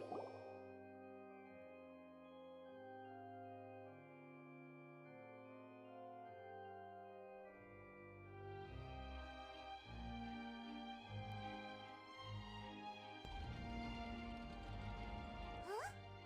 Oh, Paimon gets it now! So that's how you can make sense of it. But then it feels like we're going to have to share some truly shocking revelations. Let's hear them. The first slate reveals that Fontainians are not real humans. Incredible. Linny, did you hear that? We're not real humans. All Fontainians were originally created by the late previous Hydro Archon, with Oceanids as their basis. The evidence for that can be found in how only Fontainians could dissolve in primordial seawater, and how all the girls Vacher dissolved were also turned into Oceanids. Yeah. Oh, and according to Navia, when she was about to get dissolved, she also saw everyone gathered around for a trial, all of them in the shape of Oceanids. Indeed. The second slate reveals that the crime of the Hydro Archon was her creation of Fontainians from Oceanids. Yeah, and it follows from the content of the first slate that she probably angered Celestia by creating humans without prior permission. That could also explain why the Oratrice judged the Hydro Archon to be guilty. It's to account for that ancient sin. The Hydro Archon's true sin was creating us? And yet, after many hundreds of years, the Hydro Archon's creations have turned around to try to judge the Archon within the Opera Epiclese. The twists of history are often the most unexpected of all. As for the third slate, I'm still convinced that it should come after the fourth slate. Yeah, isn't the image here just like when Navia fell into the sea? So wouldn't it be trying to show the image of the Hydro Archon also falling into the sea once the prophecy has been fulfilled in the fourth slate? Yep, the fourth slate depicts the fulfillment of the prophecy as it's already widely known.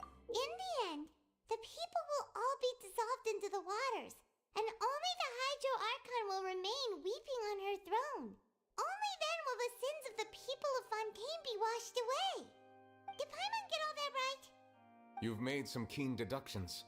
I must say, given how much you still don't know, it is impressive that you've already managed to connect so many pieces of the truth.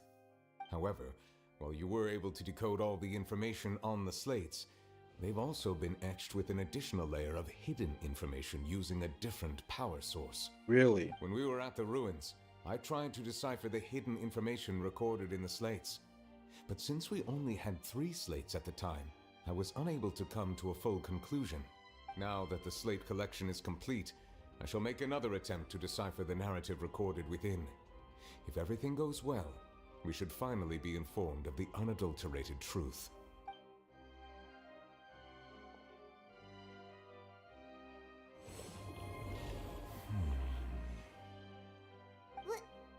Well?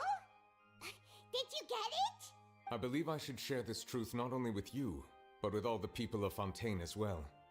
I will try to briefly summarize it for you. Your hypotheses regarding the origin of Fontainians and the sin of the Hydro Archon were both correct. In the Fontaine of old, the previous Hydro Archon sensed the yearning of her Oceanid familiars for life on land.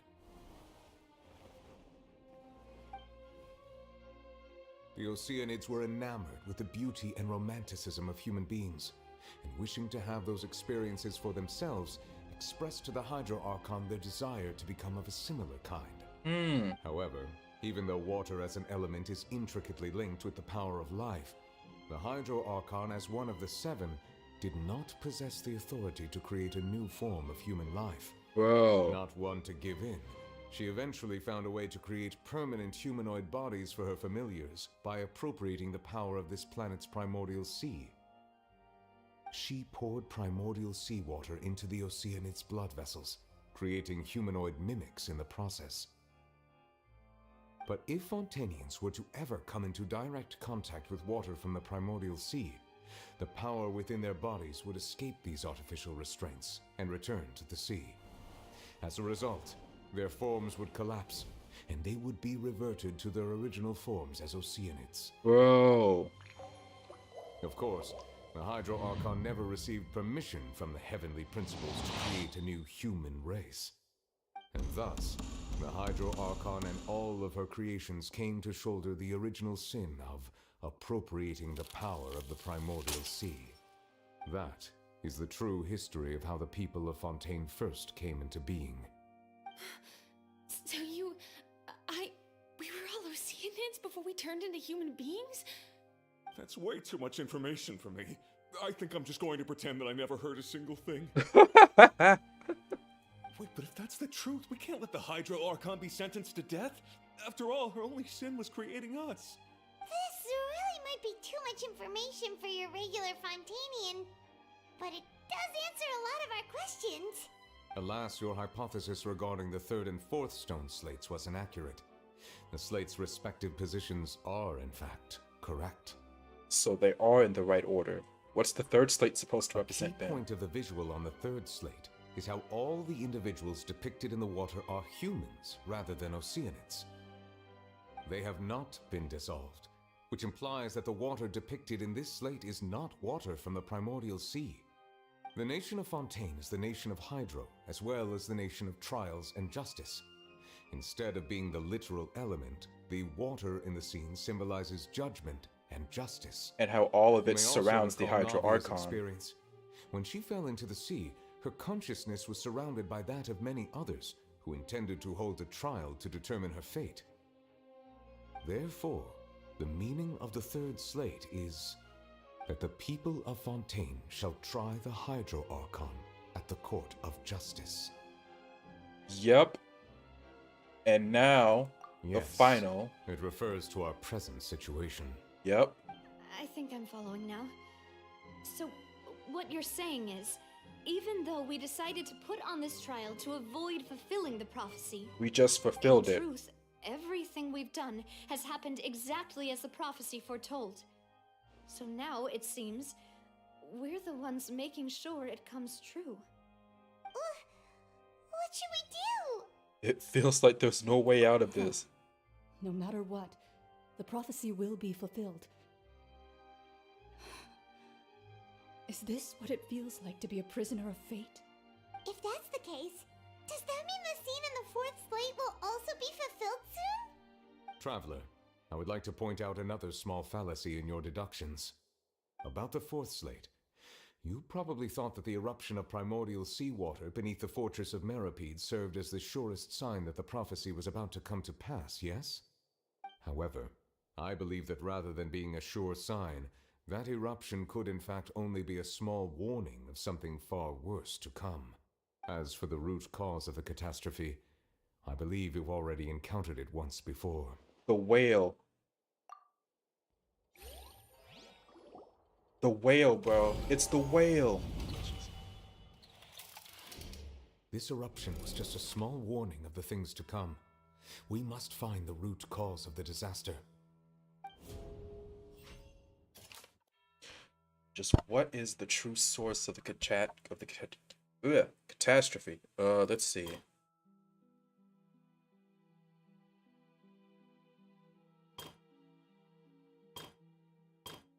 So it's just this one. Okay. The secret the fortress of Meropide has been protecting is the entrance to the primordial sea. The prophesied disaster will likely spread from here.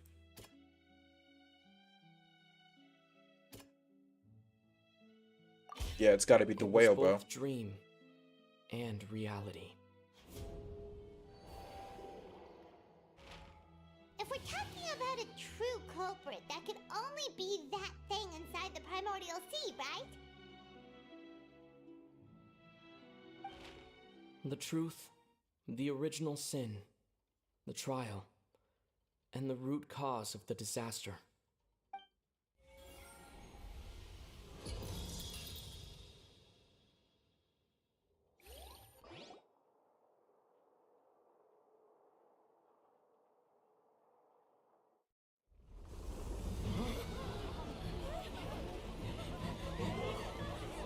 Time to go. Get out. Get out now. Y'all already know what time it is. Ooh.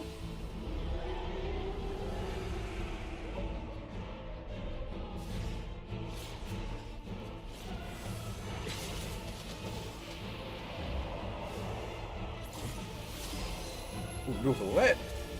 Oh, it's overpowering him, bro? Ooh.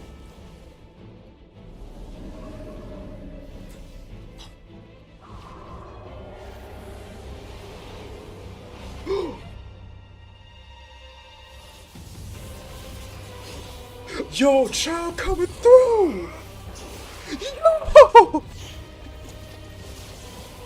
Bro! Yo, he going stupid! Yo! Oh my god. Yo, they both teamed it, bro!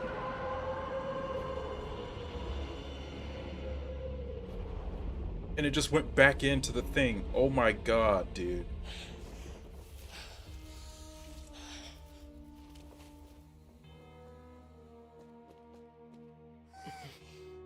So Child's been fighting it this whole time? He just fell in, bro. He's exhausted, bro. Has he been fighting it this whole time? That was way too close!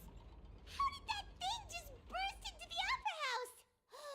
Wait, was that the huge whale you saw in your dream? I'd wager it's also the one that Child saw when he was young. So we've met it at last. I understand very well why it has chosen to make an appearance here. That whale does not belong to Teyvat.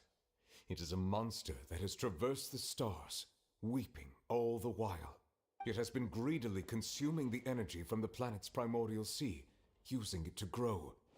That is the main cause for the rising sea levels. And once it has finished consuming all of the energy contained within the sea, its next step will be... You said that when the Hydro Archon first created Fontainians out of Oceanids, she filled their blood vessels with primordial seawater. So it's going to consume all the Fontainians, bro. That whale finds the blood of Fontainians nigh impossible to resist. Therefore, when it left the primordial sea, it decided to make its next stop a packed opera house full of food. Food in the form of Fontainians. We just barely managed to push it back, right? In that case, won't it come back to target the people again once it's managed to recover its strength? That is correct. Indeed, it is more accurate to say that we should thank that Harbinger for buying us some time. Without him, the whale would have likely come onto land far sooner. From the way he looked, he must have been fighting the creature for quite a long time. Yeah. That battle maniac. We've always known that he had a special connection with that whale, but we definitely didn't expect it to help us out like this. Anyway, now that we know that this whale is the actual cause of the disaster recorded in the prophecy, all we need to do to stop the prophecy would be to find a way to beat it up, right? It is too late. It is too late? It had already absorbed too much of the primordial sea's energy before we could notice it. At this point, it has become practically integrated with the sea itself. What? Even if the entirety of Teyvat were to be destroyed, it could still survive and swim off towards some other world. Bro. That's not something I will accept. We've already done everything we can, and we even found the true culprit. We've come so far. You can't just tell me that the last hurdle is some impossible foe. That's just not fair. Indeed, that's not how a grand performance should end. I'll fight it to the end, no matter what. So the prophecy will be fulfilled no matter what, huh?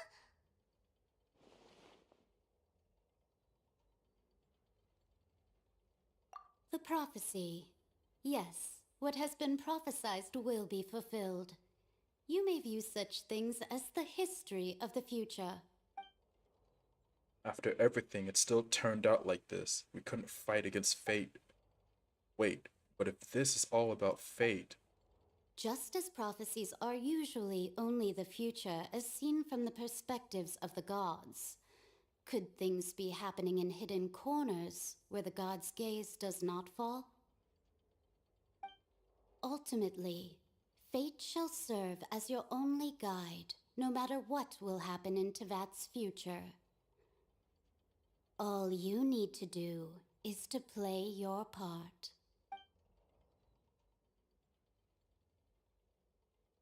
Even if the prophecy would be fulfilled, there's still a way to save everyone? Did I miss something?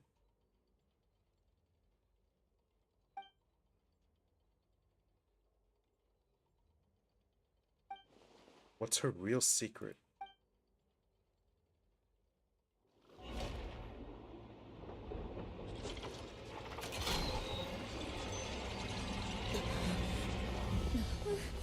What's happening with the aura trees?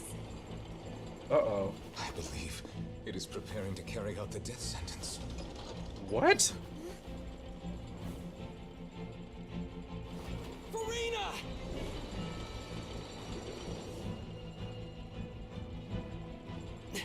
No, I still need answers.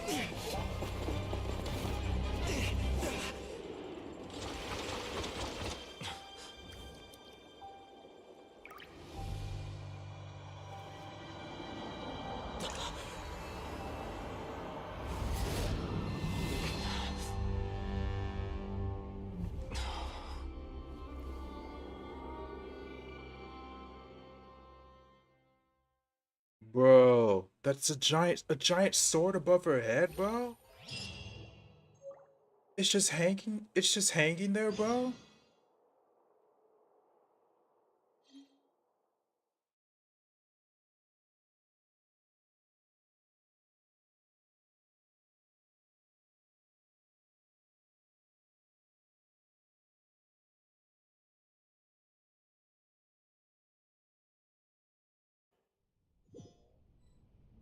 Oh my god, please hurry up and load. I want to see more, please. Yo, that thing is chilling there, bro. Will it follow her wherever she goes? What happened to her outfit? You... Furina. Is this a different person? Sorry. That shocked expression on your face is just too amusing. I couldn't help myself. You are not Furina. Who are you? Ah, the sweet sound of bewilderment. Marvelous. A sure sign that my attempt to deceive everyone was a resounding success. But to answer your question, I am Focalor. You know, the god. Focalor?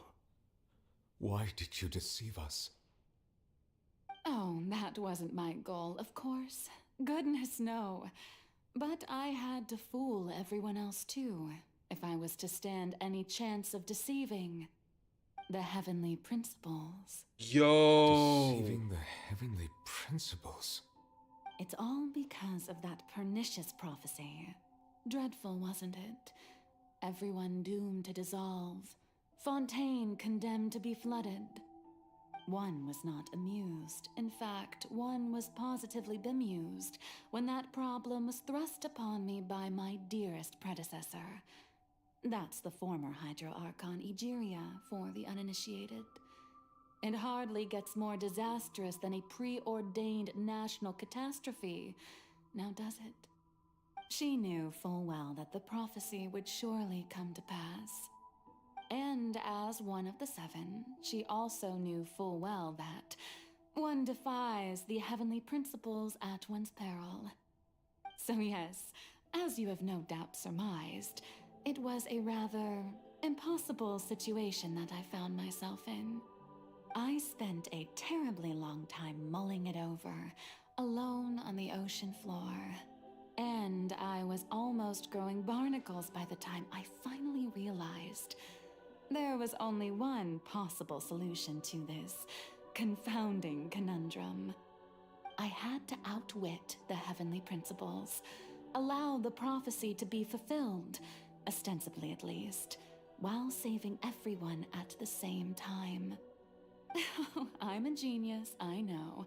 I can only assume that's why Egeria chose me as her successor. Although, looking back now, it was hardly the inheritance one dreams of.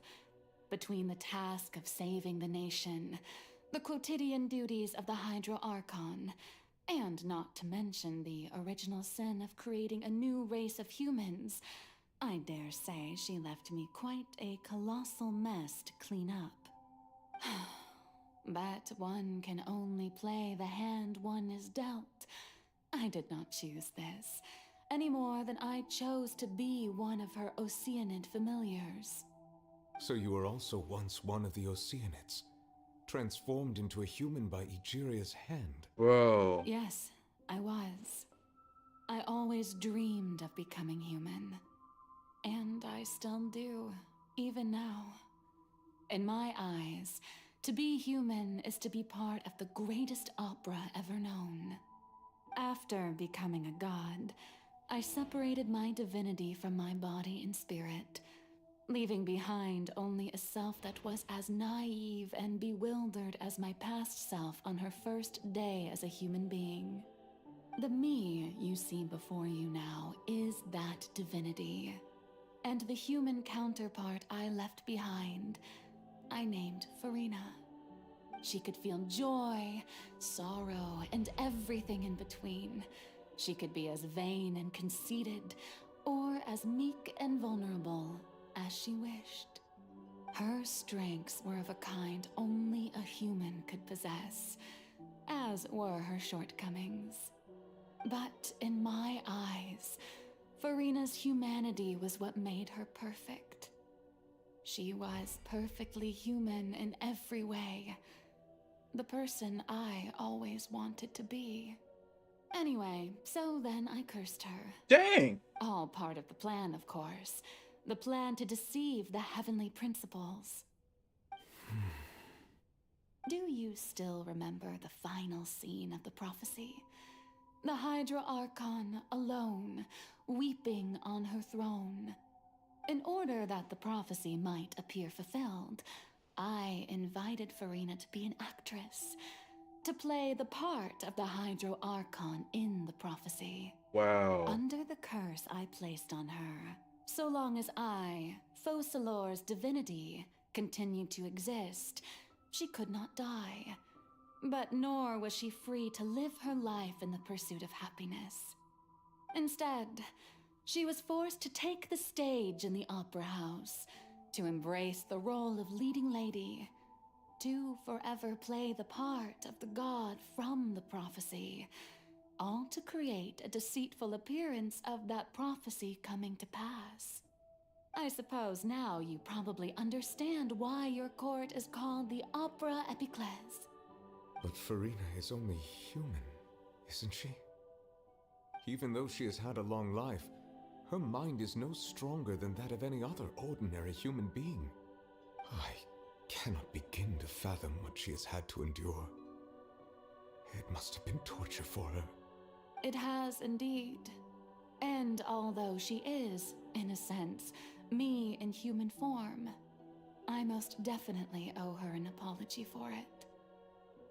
It's been 500 years, and all along, she's been playing her part in the most unimaginably long, unbearably lonely, and agonizingly painful opera of all time.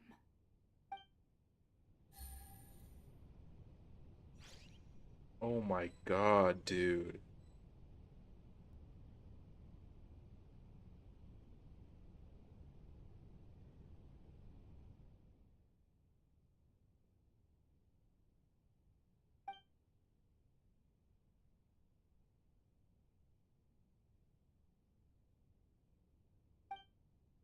Could this be Furina's inner world? What is she doing on stage? It's a reflection of her inner self.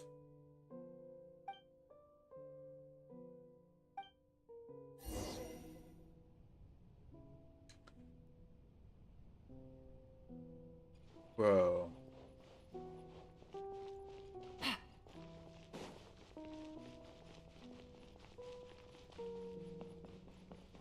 She's been through so much, bro.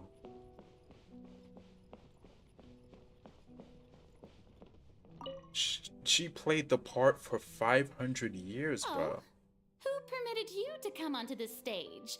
Now, I understand your admiration for my august self, but I must ask you to keep to the rules. All right. It is not my intent to reprimand you. There is no need to state your name. Don't look at me. Don't look at me. Do not distract me from my performance. I see an audience here. Oh, do not jest. Can you not feel it? I am Focalor. The eyes of countless Fontainians are upon me. I must, at all times, display the utmost elegance and nobility. She's still playing the role.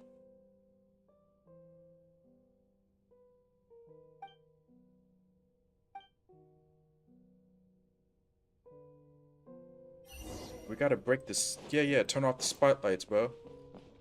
Dear audience, the performance is experiencing a technical difficulty, but worry not. The guards shall resolve it soon enough. Time to clean up.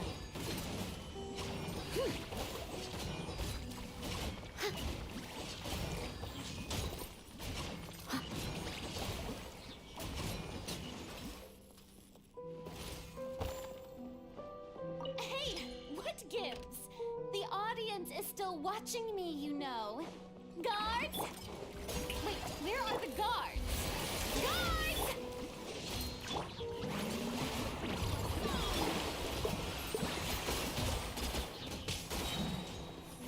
Okay, he's done. Oh, this is so... Oh my god, dude. This is so sad.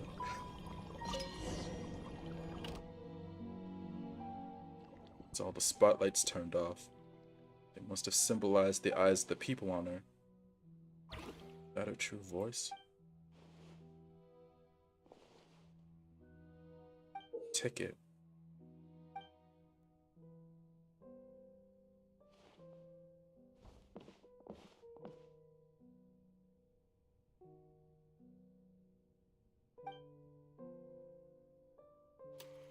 Scene 1 before a mirror.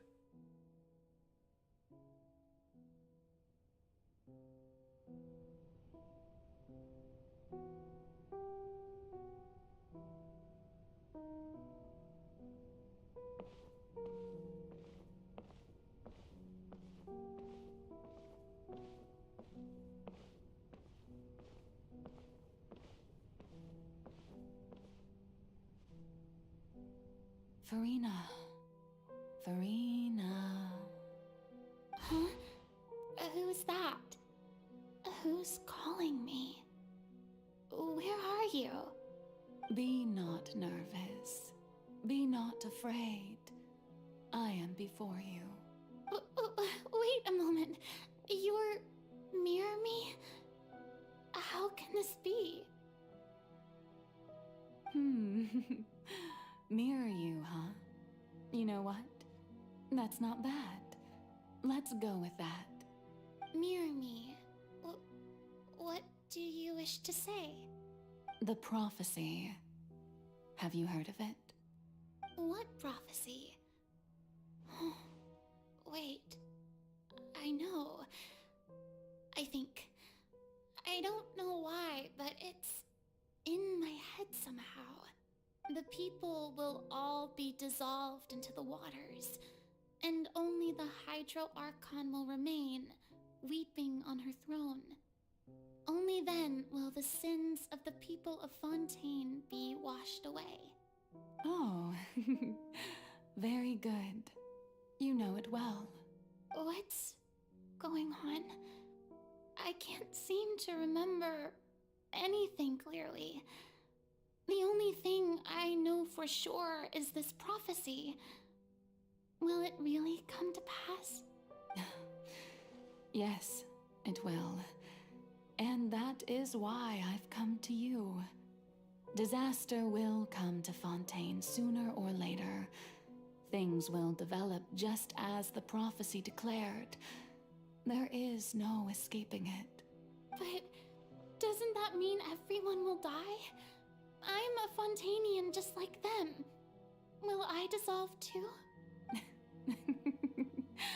Oh, don't worry. Magical meetings exist in this world precisely to give people a chance to turn things around. It is the reason why you met me today. I will tell you how to save everyone, but you may have to suffer somewhat. Oh, so there's still hope after all. Goodness, you frightened me. You spoke so much and with so much certainty. As for the suffering, well, I will admit that the first thing that came to mind was, why do I have to be the one to suffer? But if the prophecy will come true, I'll also die anyway, right? So if I've already met you as my magical meeting in this world, if there were scales, with all the people of Fontaine on one side and my pain on the other, is it not obvious where the scales should tilt? You truly are the perfect human, my ideal.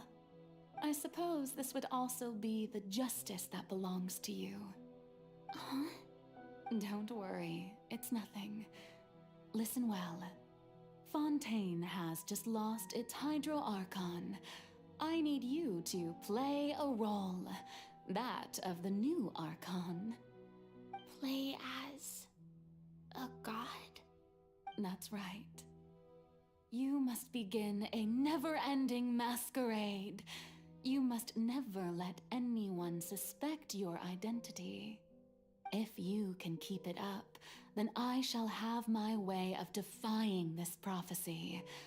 But should your identity be revealed, then all hope will be lost. But how will I do this? A human assuming the role of a god without being exposed? Don't worry. What you must do is not to turn yourself into a real god.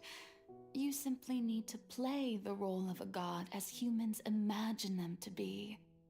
Being a human yourself, I'm sure you already know what such an entity would be like. Remember, your true challenge will not be pursuing divinity, but contending against humanity. I'm still not sure I understand, but I'll try. I'll try to do this. So, how long am I going to have to play this role? To accomplish this mission, you will have to stay on the stage for many, many years. You will endure and not grow old until your task ends. But I promise you, all will eventually end in a magnificent and dramatic trial, and everyone will be saved. A trial, huh? How exciting. I'll be looking forward to it.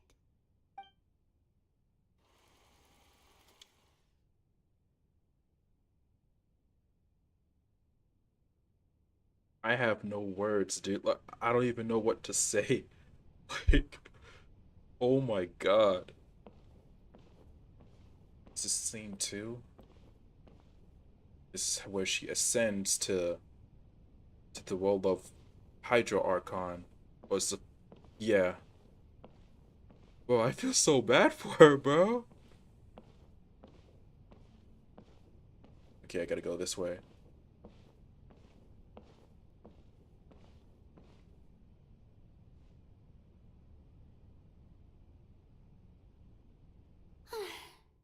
Maison Cardinalise has announced my accession, but this is my first time facing the people. What should I say to most appear like a god? To be honest, I still don't know. Perhaps I should first try to act natural. Summon courage. Ladies and gentlemen, good evening, and welcome to the Opera Epiclese. I'm sure you've all heard about how I have taken on the role of Hydro Archon. Indeed, I am Furina de Fontaine, your new Archon. Appear earnest. In truth, I know little about becoming a nation's new god, but it will be my honor to guide you all. As the god Focalor, the god of justice, I shall do all within my power to lead you into an age of fairness and justice. Once again, thank you all for coming. If you should have any questions or suggestions, please send them to the Maison Cardinalise. The future of Fontaine will require us to work together, after all. This should do it. I thought I might stammer, but thankfully, I was able to convey my thoughts just fine. Okay, and next. That's the new Hydro Archon. Is this some kind of joke by the Maison? I would have thought that a being that surpasses humanity would be a bit more assertive. Hey, did you hear that? She even told us to send her suggestions there at the end. Shouldn't gods be all-powerful? She's being so modest. What's the difference between her and an ordinary person, then? If you ask me, perhaps the succession didn't actually happen. She might just be a Maison-backed puppet. Wait, what's going on? Why is everyone suspecting me of being a fake? Oh, this is bad. If I get exposed here, there'll be no saving the people from the prophecy. Right. Mirmi said that I just need to play the role of a god as humans imagine them to be. Calm down, Furina. Think. What do the people want? How would they imagine a god to speak and act? Assertive, with a strong sense of presence. One who can dispel all doubt. That is the character I'm fated to play.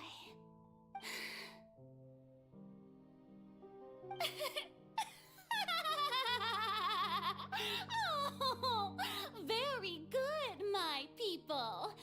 Only ones such as you are deserving of my rule.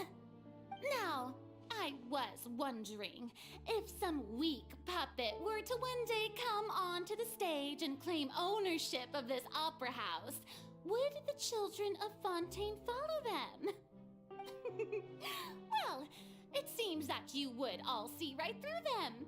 Having passed my test, you are qualified to witness wondrous trials alongside my august self, here in this opera house. You may consider my previous act a door gift of sorts. I thought it was a debut that suited the atmosphere. Now then, let us be reintroduced. Ah, so that was just a performance. How could I have forgotten that we were inside an opera house? Her personality. It's quite shocking, to be honest, but I suppose it's a better look than before. Such a fascinating and bold deity. How wonderful! Our future may yet be bright after all. It seems I've turned them around. Best follow this flow and restart my accession speech. Resolutely with conviction. My dear people, whether you acknowledge me or not, whether you trust me or nay, I say to you, keep faith in your ardor for justice. We have heard it said that this nation's sins can no longer be washed away. Well, I say that justice is most fragrant when it blooms amid sin. Turn up the drama. The scales of justice should not weigh heavy in the hands of its god. On one side, it must carry fairness and justice. And on the other, praise and applause. May law be the prayer on our lips. May judgment be our worship. Let us light the fires and drink to the future of Fontaine! And the speech empathetically. There is no trouble in this world that justice cannot solve. All that is needed is for you, my people, to believe in it, heart and soul. So long as I, the Archon Quests, stand within the Opera Epiclese, so long as I stand before the Oratrice, I shall even judge the gods of this world!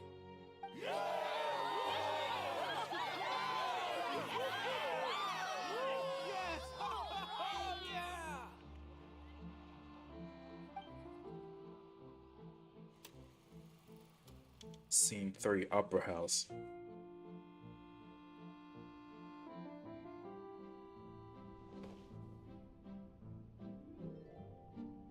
Oh, she just getting out of bed, going straight to this thing. Oh, she's moving faster now. Lady Furina, here are today's case reports, as well as a summary of the follow-up for your perusal. Come now, was I not just at the Opera House in person? Leave these kinds of things to Neuvillette. Besides, none of these trials were the one that I'm looking forward to the most. If I may be so impertinent, what kind of trial are you truly looking forward to? A magnificent, dramatic, and wondrous trial. A trial to end all things. How could you hope to understand? That's true, I fear I lack the ability to grasp your divine thought, Lady Archon. No need for fright, and do not take what I said before too seriously. Go now, do your duties. The trial I await. It will come one day.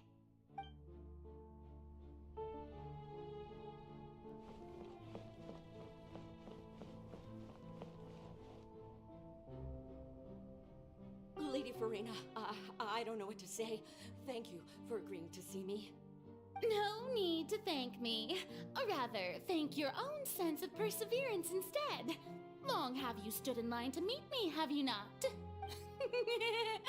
Oh, I'm afraid that's just an inevitable consequence of my divine charm.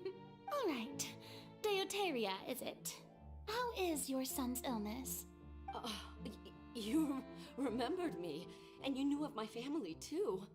He is doing much better now. In fact, he is far more of an ardent believer than I. He was the one who forced me to seek an audience with you, and to bring your words back to him. Oh, good. Very good. If this should happen again in the future, please do not hesitate to come and tell me. Going down to citizens' homes every so often, while not usual practice, should serve as a fine change of pace. You're such a gentle and wise god. Thank you once again, on behalf of my son.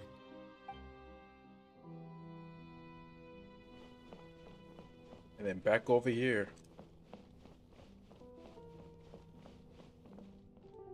She's been acting out this entire, she's been acting this out for 500 years, dude. Oh my god.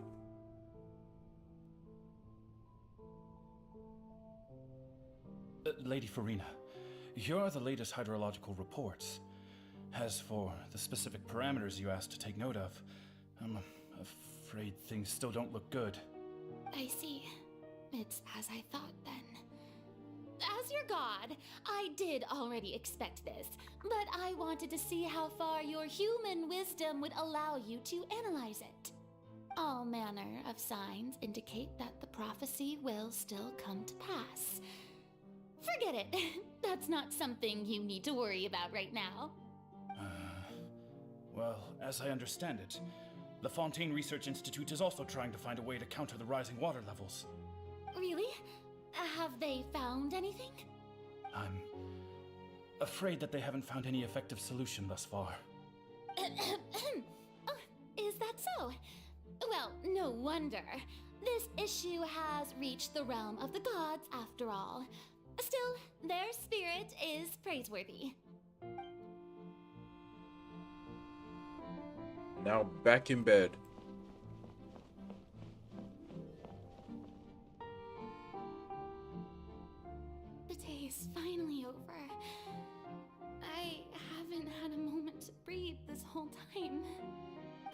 good to see that everything's getting on track. There are no longer any voices of suspicion. Maybe this is fine. I just need to keep going, and everyone will be saved. Alright, Furina, don't think too hard about this. You need rest. Tomorrow's a new day.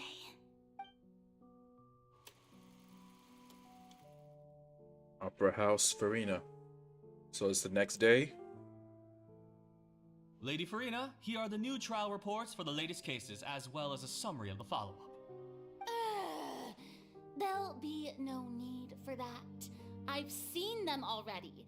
There's no need to go back over scenes I've witnessed in person before. Lady Furina, I've waited so long for this chance to see you in this manner. Indeed, my dear, loyal citizen. This joyous moment is an honor for us both. Lady Furina, we're detecting significant hydrological anomalies near Poisson. Understood. Keep monitoring. Keep me informed should anything come up at the Institute.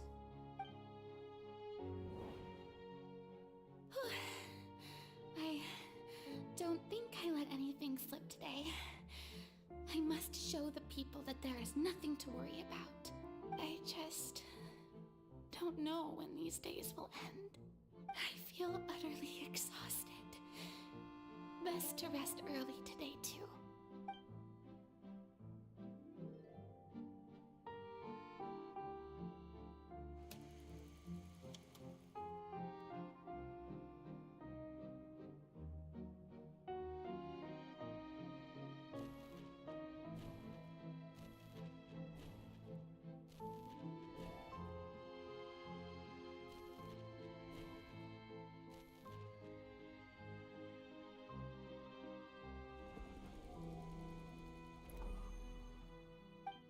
Scene. Oh my god, dude.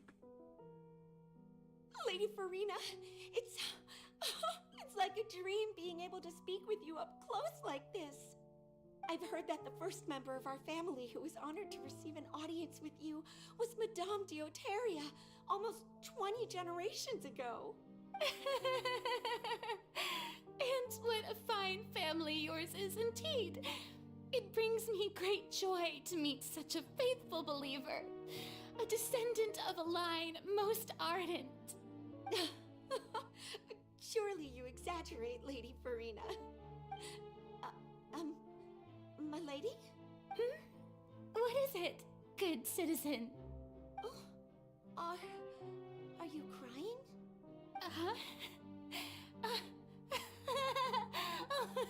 Really now? I didn't even notice. This must be the overflow of hydro from my person. Well, can't quite help being the god whose dominion is the waters, can I? No wonder. No wonder. Oh my god, dude. Oh, Archon, I am honored to have witnessed it. Honored indeed. Bro. Oh my god, dude. That's the screenshot I've been seeing on Twitter. Oh my god, that's horrible. So interminable. So lonely. Just how much longer? Hundreds of years must have passed by now. Perhaps the show must go on for hundreds more. I never imagined that it would hurt so much. Have I reached my limit? No. Perhaps I reached it long ago. Today I didn't even notice my own tears. I want to tell someone, anyone, about this. But would that not destroy all I've done so far? I've conducted so many investigations across the centuries, but there's not even a sliver of hope that we might break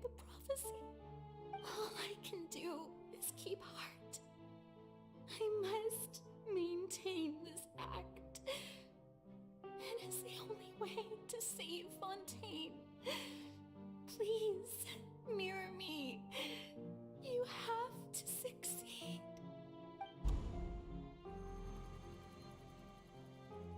And it's still going. Opera House, Furina, and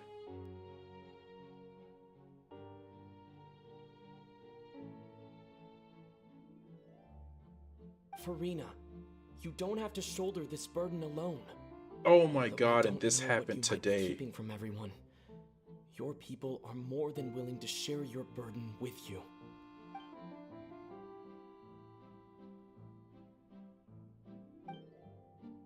I didn't think that this scene would be playing in a world. Surely I'll. Share my burden. That's impossible. It was fated right from the start that this would be my duty alone.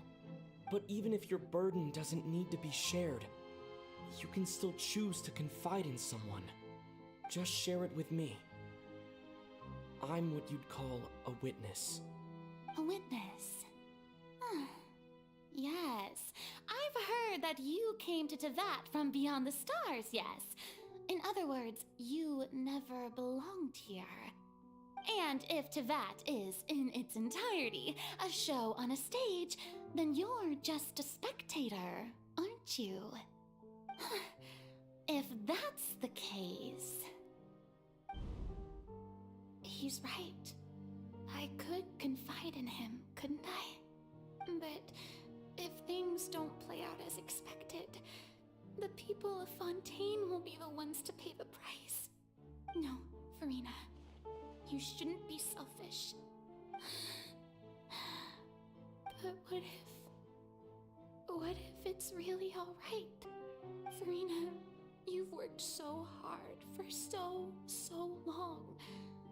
Surely it would be okay to put yourself first for once. Just this once. Is it such an outrageous thing to do anyway? To find someone in whom you can confide your frustrations and sorrows? Surely it could not hurt.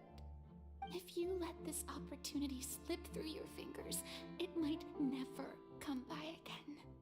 Think about it long and hard.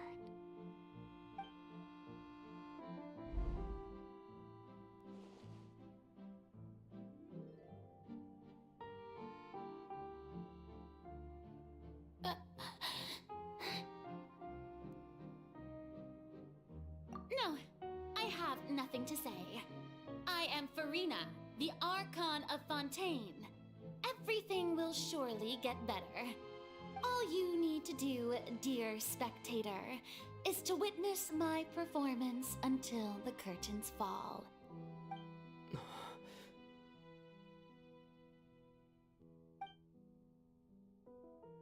Oh my god.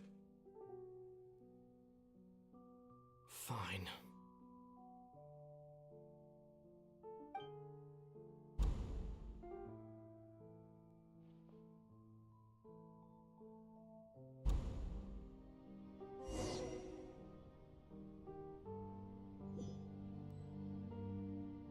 So even Furina doesn't know the truth? You've never once let her in on the full plan? Yes, it had to be done. To deceive the heavenly principles, you must first deceive yourself. She did very well. If she had let her resolve falter even once in these 5 centuries, Fontaine would have been doomed to the most tragic fate. It seems that trusting humanity was the right decision after all. I believe that I understand how your deception works, but that is only half the truth, is it not?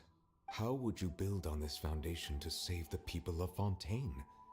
That is the most important thing. Ah, good, good. Of course, the Iudex of Fontaine has pinpointed the crux of the issue. I'm sure you've long sensed that the Oratrice is no simple machine, yes? I've always suspected that it had its own consciousness. And Lenny did mention that he heard a human voice within the core chamber. It now seems that that person was you. hidden within the machine all along. Am I right? And then I became one with the Oratries, taking Fontaine's gnosis with me. Yes, it would seem so, wouldn't it? Wow. Alas, your understanding of this device still lacks sufficient depth. In truth, it is no enactor of justice. It is, in fact, a device created to kill the god of justice. Oh. I beg your pardon? Oh, you have it. And to be more precise, not only will the Oratries take down the god of justice, it will also take down the divine throne upon which she has been placed. I mean, did you think I would be the sort to enjoy peaceful repose while Furina suffered? My work over these last 500 years has been to constantly accumulate indemnitium within the Oratries. But really, some have already discovered that only a small fraction of the energy generated by the device was ever used to provide power to Fontaine. Wow. The vast majority had to be, accumulated to enact this death sentence. It was all a part of your plan then? Both the trial and the sentence? Indeed. This power, accrued over 5 centuries, could have sustained Fontainians for millennia had it only been used for that purpose. Almost all of it has now been stored within the Oratries. But only power of this magnitude could hope to destroy the Hydro Archon's divine throne, shaking the rules established by Celestia and breaking through the institution that is the Seven. So the Oratrice's call for death was for neither Furina nor Focalor, but for the Hydro Archon. The destruction of that divine throne. If I do not misunderstand your intent, you must be... returning what's rightfully yours to you, of course. Whoa. In other words, this was all done to return the authority of the Hydro Archon to the Hydro Dragon of this planet. But...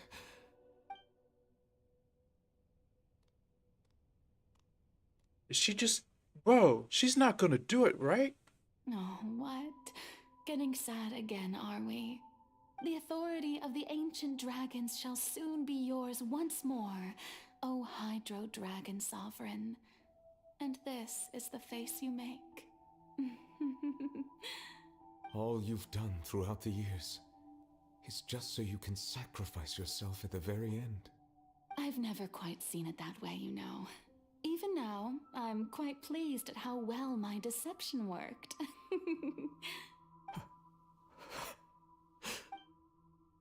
Ain't no way. Hydro Dragon,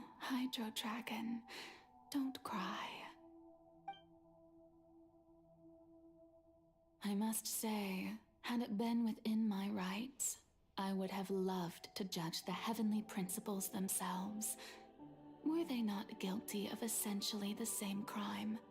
Egeria stole the power of the primordial sea, and the heavenly principles stole the power you ancient dragons possessed.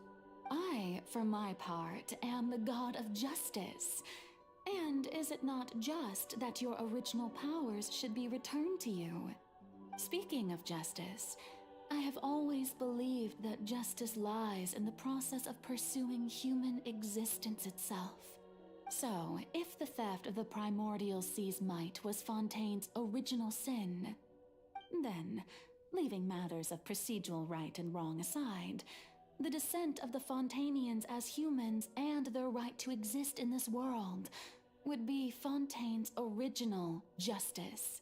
In other words, existence was Egeria's justice, and to me, justice is the continuation of that existence, defying the prophecy and ensuring that Fontaine's people shall live on. That should be the justice enthroned over all others. Oh my god. At this point, we, whether it be myself or all other Fontainians, have shouldered the burden of this sin for far too long. Iudex Neuvillette, the highest judge in our land, when you regain your full power as an elemental sovereign, what verdict shall you pass upon us? So when I was invited to the court of Fontaine to serve as Iudex, I see now that that was your idea too. At last, I now understand the true purpose behind this position. In the beginning, I was uninterested in human existence. But these 5 centuries of living alongside them have gradually brought about mutual understanding between us. And I have even attempted to feel as they feel. You are a devious one, Fussalor. Things being as they are, surely you know that I could never declare them to be guilty.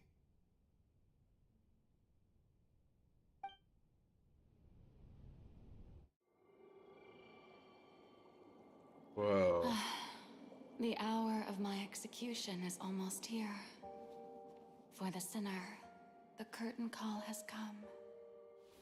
I know I may not sound it, but faced with death, I find myself a little afraid. Perhaps this is one thing both gods and humans have in common.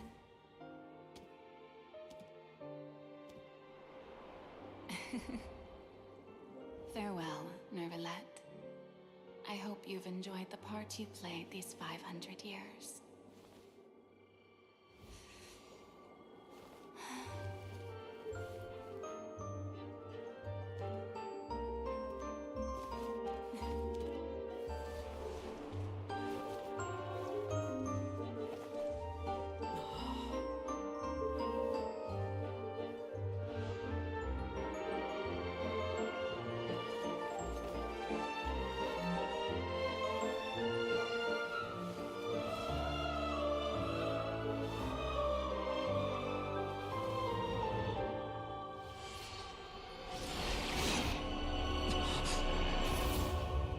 Oh.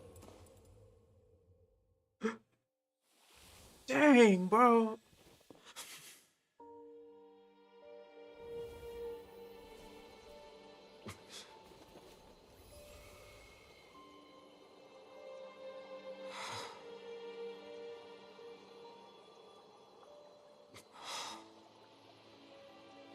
Oh my god, dude.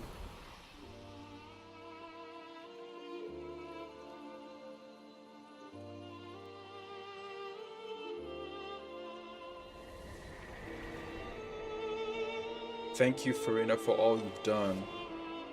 From this moment on, please live happily as a human, just as I wished we could.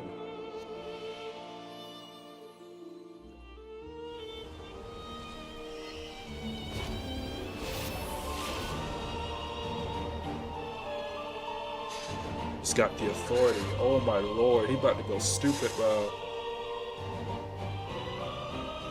I, Iudex Neuvillette, hereby declare, people of Fontaine, your sins are forgiven.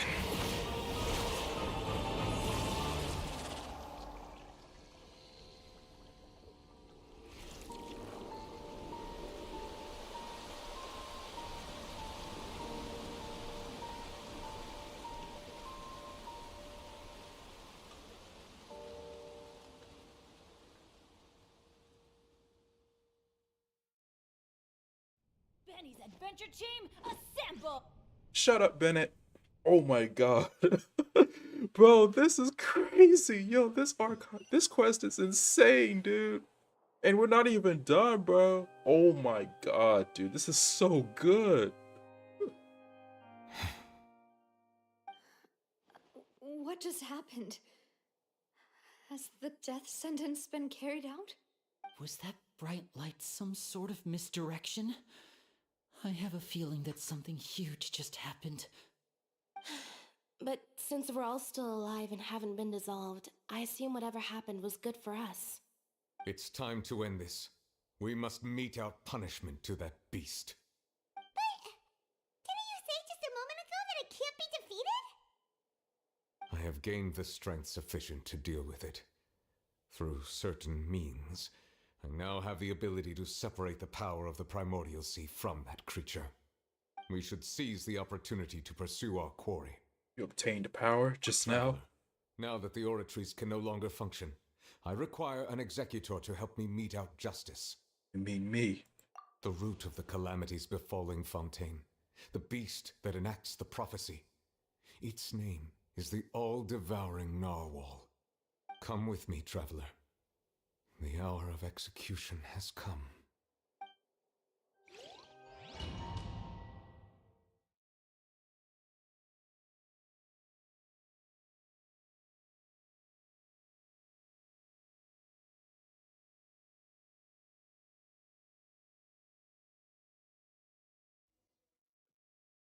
It's boss fight time, baby. Let's go. Bro, this guy is swimming, bro. Look at him. He is huge.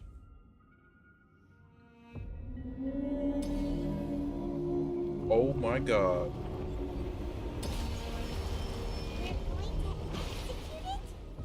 But how are we going to do that? It's huge!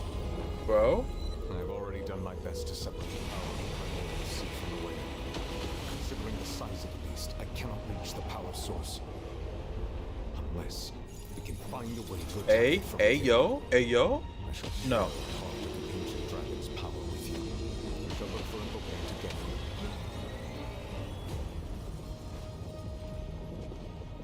Oh, okay, so it's moving slow as hell, so maybe I can like, Adventure time. yeah, I can like hit it, right? Sorrow turning into hostility. Like this? Hey, yo. Busted.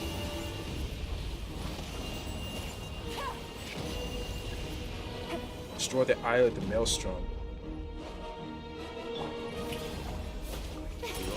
There we go. Narwhal cannot resist its instinct to devour. Continue to trigger its hostility. A chance will present itself.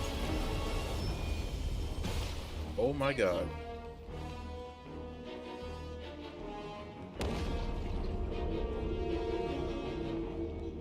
Okay, is this... Here we go! Here we go! Oh my god! Yo!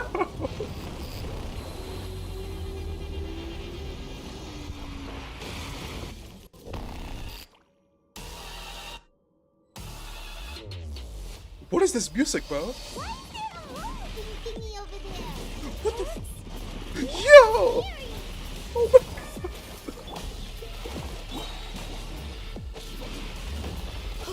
Bro, this is the best quest this is the best quest by far. Hands down. Hands down. I don't want to hear it, bro. Okay, switch to the goons. I have granted you my protection. Do not fear. Seize the moment and use my power to suppress its root from within.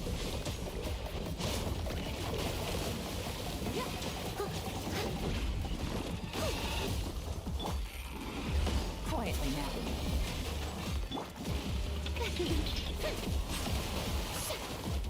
May I present? Gotta break this guy.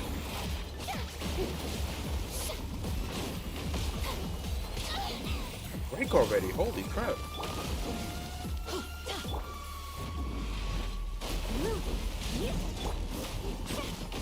It's almost broken. Just gotta hit him. There we go. Bam. Bam. Hello?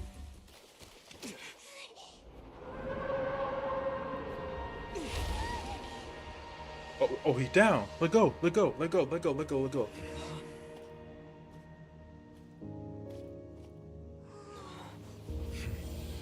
So what was that in his stomach, bro?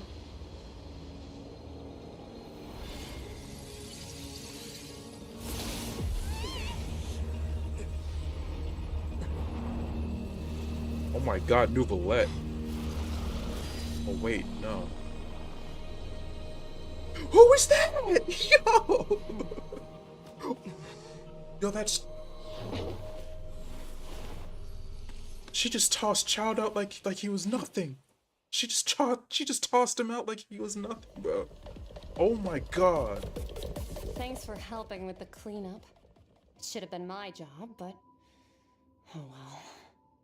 It was just supposed to be a short private training session for me. I didn't think that my disciple and my master's pet would start brawling in the meantime. Oh, actually, I had a feeling that it would happen at some point, but they bumped into one another earlier than I thought. What a blunder. I suppose I'll have to swing my sword 3 million times as penance. Disciple. That power. Who are you exactly? Paimon has an idea. From what she said earlier, she must be Child's master. Skirk, right? It's just that he gave us the impression that she was a less talkative person. I simply did not have anything to say to the weak. But you, on the other hand, managed to defeat the all-devouring narwhal without using power from beyond this world. So you may speak to me as equals. What sort of person would take the narwhal as a pet? I have to agree. It's a strange use of a planet's primordial waters just to raise an all-devouring narwhal. That kind of power is wasted on it. It's not cooperative. It eats too much. And I have more important things to do with my time than pet sitting. The only thing that creature has going for it is its looks. All in all, it fails as a pet. Miss Skirk? I think you might have missed the point. The point being? Well, being that this pet almost destroyed an entire nation. So what sort of person is your master? Well, Child's master's master. Wait, is that right? Oh, right. So you don't know him. Sorry, I assumed you did. His name is Sertologi. Sertologi? I am unfamiliar with that name. Huh. So Master isn't sufficiently famous. How should I describe him then? Have you heard of the name The Fowl? The Fowl? Still nothing? Well, how about the Visionary? Vetterfulnir then? Or Gold Rhine-Daughter? Ooh, that one we've heard! Rhine-Daughter's part of the Hexen Circle. She's Albedo's mom, right? Wait, what? Oh, so you do know that name. To be honest, I also heard all of those names and titles from my master. I don't actually know them either. But I suppose you understand now, yes? My master is likely a similar sort to Rhine-Daughter. They are both pursuing some form of perfection. Wait, didn't you also mention a visionary person? Paimon didn't quite catch their name. Actually, never mind that. I believe it expedient to inform you that the all-devouring narwhal used up nearly all its strength fighting you. Such roiling hydro energies will prove difficult for the planet's deep seas to digest. As such, the Fontaine back on the surface has most likely been thrown into chaos. Oh god. In other words, the prophecy that you've been fretting over should now be in full swing. What? No, there's little to be surprised about, Paimon. It is natural after all. The prophecy will surely come true. We knew this and accepted it. However... Not to worry. Focalor has already managed to deceive the heavenly principles. In the end, the people will all be dissolved into the waters, and only Furina will remain, weeping on her throne. Dang.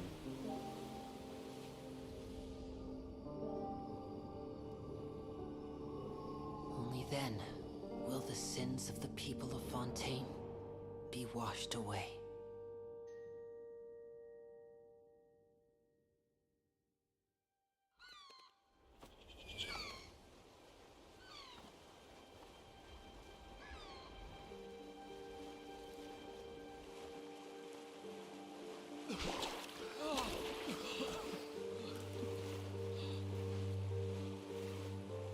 Hey! Help! Over here!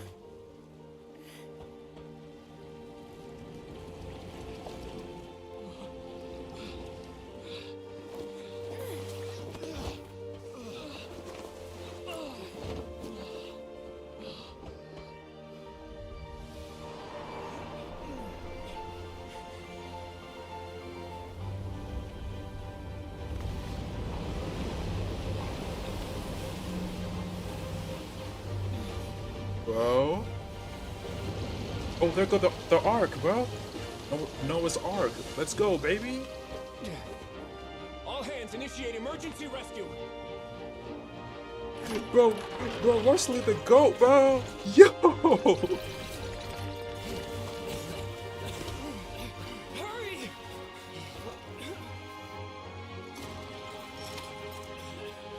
Hey, lend a hand. So he's just gonna rescue everybody using these claws? You can't get everybody with that, right? Oh no, we also got the goon. Look at him swimming through.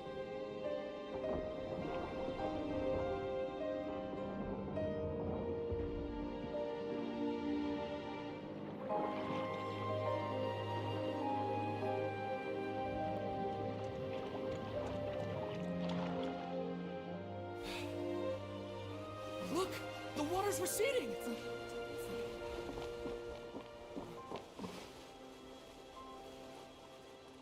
Wow, just as quick as the water came, it left, huh? It's a miracle. Water's receding. We didn't dissolve. The prophecy was wrong. The prophecy was wrong.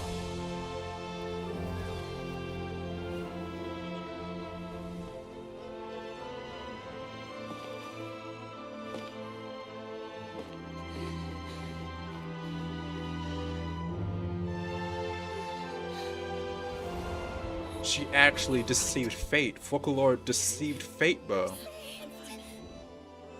The prophecy was wrong. Bro.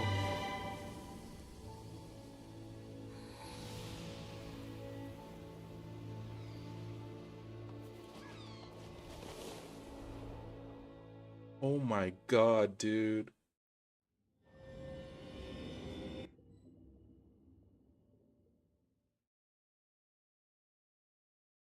This is crazy, bro. Yo, Willie, what's going on, dude? Oh my god, dude.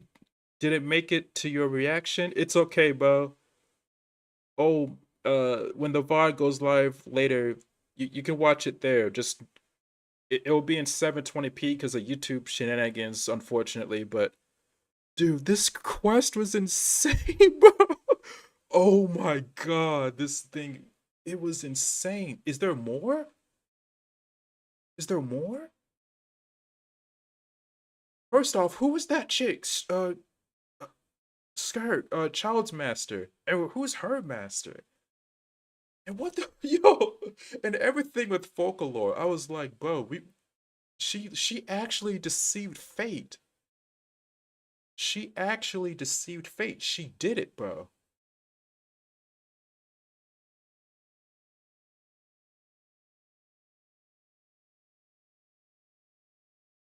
And my god, this loading screen is taking forever. Please go. Please go away.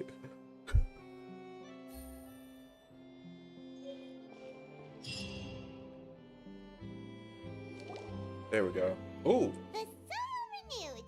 The Sphena di Rasula talks post-disaster rebuilding.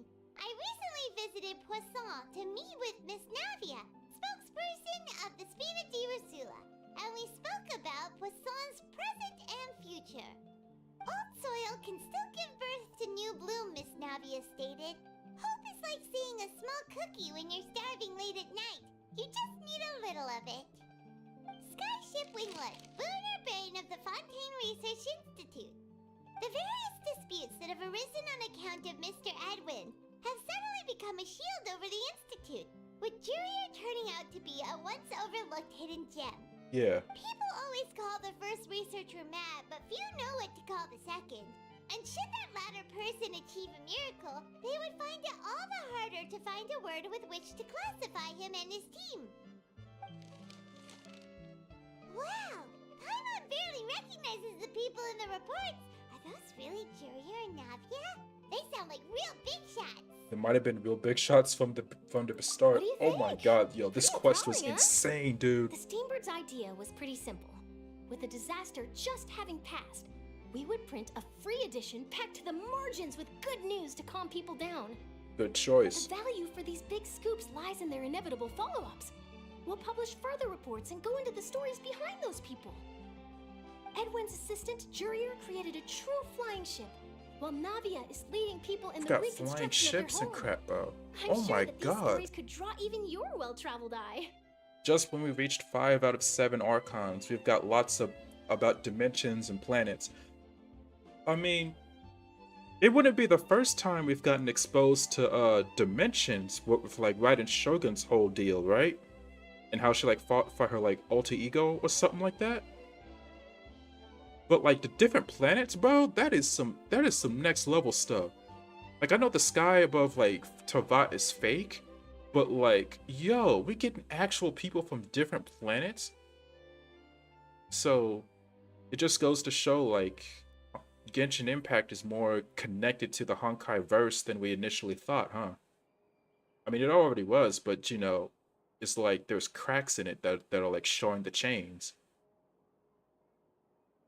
And also, there's this whole theory about how Venti's the Wind Archon is like a time traveler or something like that. I don't know, bro. I got a lot to think about, bro. Oh my god, bro. Pyron's curious too! Wait a minute. Didn't we watch everything happen from start to finish? What's there to be curious about? And that's exactly why I'd like you to come conduct interviews with me. You're the best incubators of news, if you haven't noticed. And also, with you around, I'm sure I'll get to see that Duke. Are you sure? Hasn't he turned you down several times already? Oh, this time will be different. Come on! Let's head to Poisson first, and then make a trip to the fortress. There are some things you'll only know when you get there. Also, we need to give Furina the fattest hug, bro. She needs it, bro. She needs to... Oh my god, bro. Bro. This character, bro. Oh my god, she needs the fattest hug ever. Like, look. I saw so many people on Twitter saying, yo, they initially didn't like Furina, but after playing through this quest, they just want to like give her like the fattest hug and just shower her with love and stuff like that. And bro, after playing through this quest, I get it, bro. She suffered so much, bro. Oh my god, dude. Who knew the people would adore me so much? I think she might be my... Look. What I'm about to say might be controversial, bro. I think she might be my favorite Archon now. If not my favorite Archon, like, she's definitely like second place. I'm willing to go third. But like, I think she's like my... She's either my most favorite Archon or like my second favorite Archon now. I'm not sure. It's a toss-up between her and Nahida at this point, because holy crap, dude. Where can we go now? Is the quest over? Oh no, the finale. Okay, we gotta go here. Oh my god, dude, that was crazy. Alright, let's wrap this quest up, bro.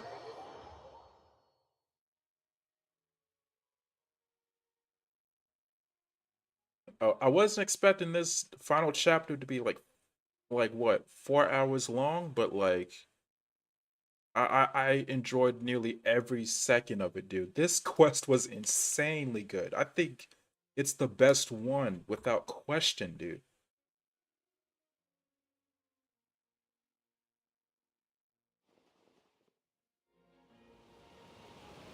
This is without question the best one.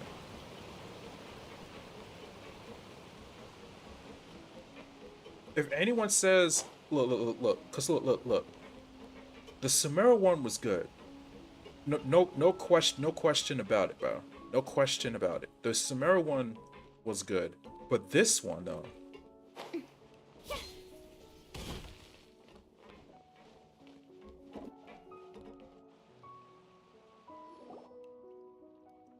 Navia!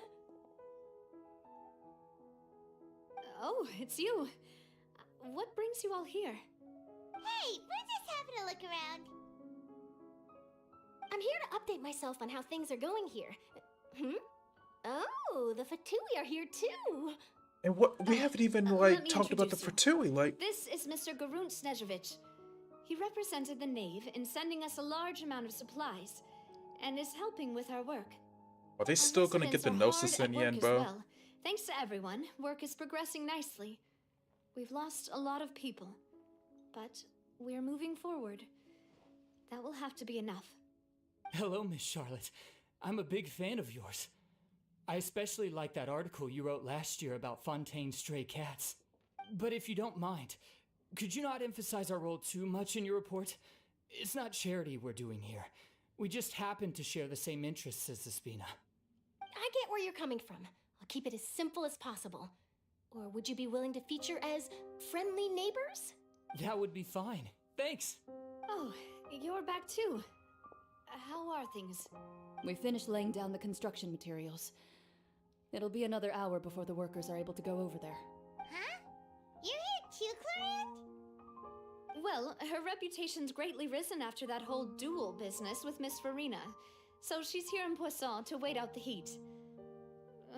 All right. She really came here to help me out. There's too much to consider in the reconstruction of Poisson. The Spina has need of more decision makers. And Nahida is easy to play and good character I do already development happen as to be well. connected to Mr. Callis. But Furina is 3 times in development. Was a pure categorized by region character, but the story broke my discipline. Oh my god, dude. Oh, wait just a moment. Do you mind me asking a few questions? You know, about how you felt before the duel, about what it was like facing down a god. There's lots of exciting material there, I bet. Forget it. I'm sure you can find a better theme than that, Miss Charlotte. I see you're the same as always. Couldn't you do me a favor, for Navia's sake? Well, if we're talking about doing things for my sake, you might as well just take a few more photos of me. Or of the Traveler. It's better than wasting time persuading Chlorand at any rate. Of course I will. I'm not gonna let him off that easy. All right, then everyone who wants to be in the photo, gather up.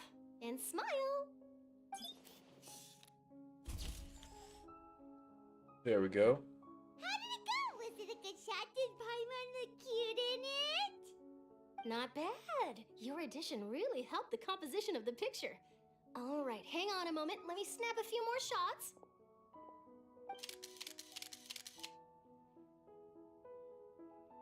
All right, that should do it. I'll be back here later anyway, so let's call it a day. Alright, cool. We out. You're very quick. Speed is of the essence when it comes to the news, and freshness is the key. Also, not to brag, but I'm pretty good at building connections.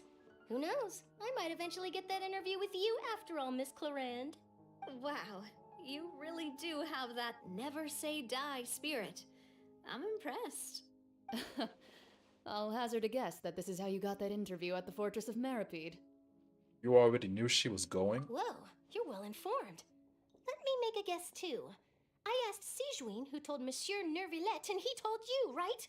That's a very complete information chain. In truth, all Monsieur Neuvillette asked me was, when did the fortress become so friendly towards the media? I told him that it was best not to speak too soon. There's no guarantee that Ridesley will make a personal appearance. You're right. I've got to treasure every moment I have with them. In which case, I'll be making a move first. Stay safe now. And tell me if you hear anything interesting. I'll treat you to afternoon tea in exchange. Lost on my polls reserved for Nahida. Hope they don't make another similar character development in 4.2 onwards. Bro, I'm so happy. I'm so happy I C2'd this character, bro. I'm so happy I got this character. I'm so happy I C2'd this character, bro. This character is insane. Yo, I think she might be one of my favorite characters in Genshin now, bro. She might legit be one of my... Like, she might be top 5 favorite characters in Genshin now. As for how that list is ordered, I'm not entirely sure. But, like, bro... In terms of, like, development as an Archon, she completely craps on the other ones, bro. Oh my god. Go to the Fortress of Meripede. Oh my god, dude.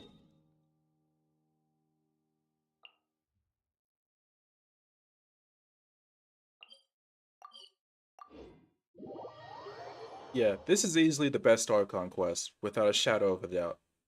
It beat the Samara one without a shadow of a doubt because from beginning to end, it was fire. From beginning to end, from version 4.0 to version 4.2, it was nothing but fire.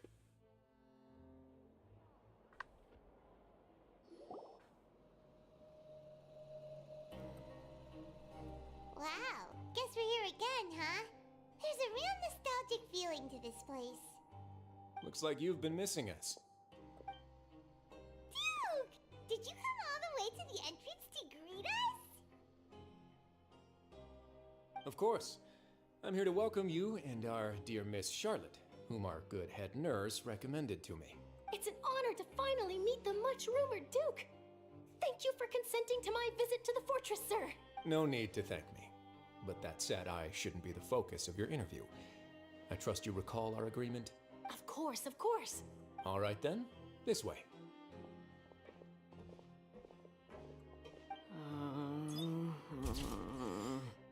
She's just taking pictures of everybody?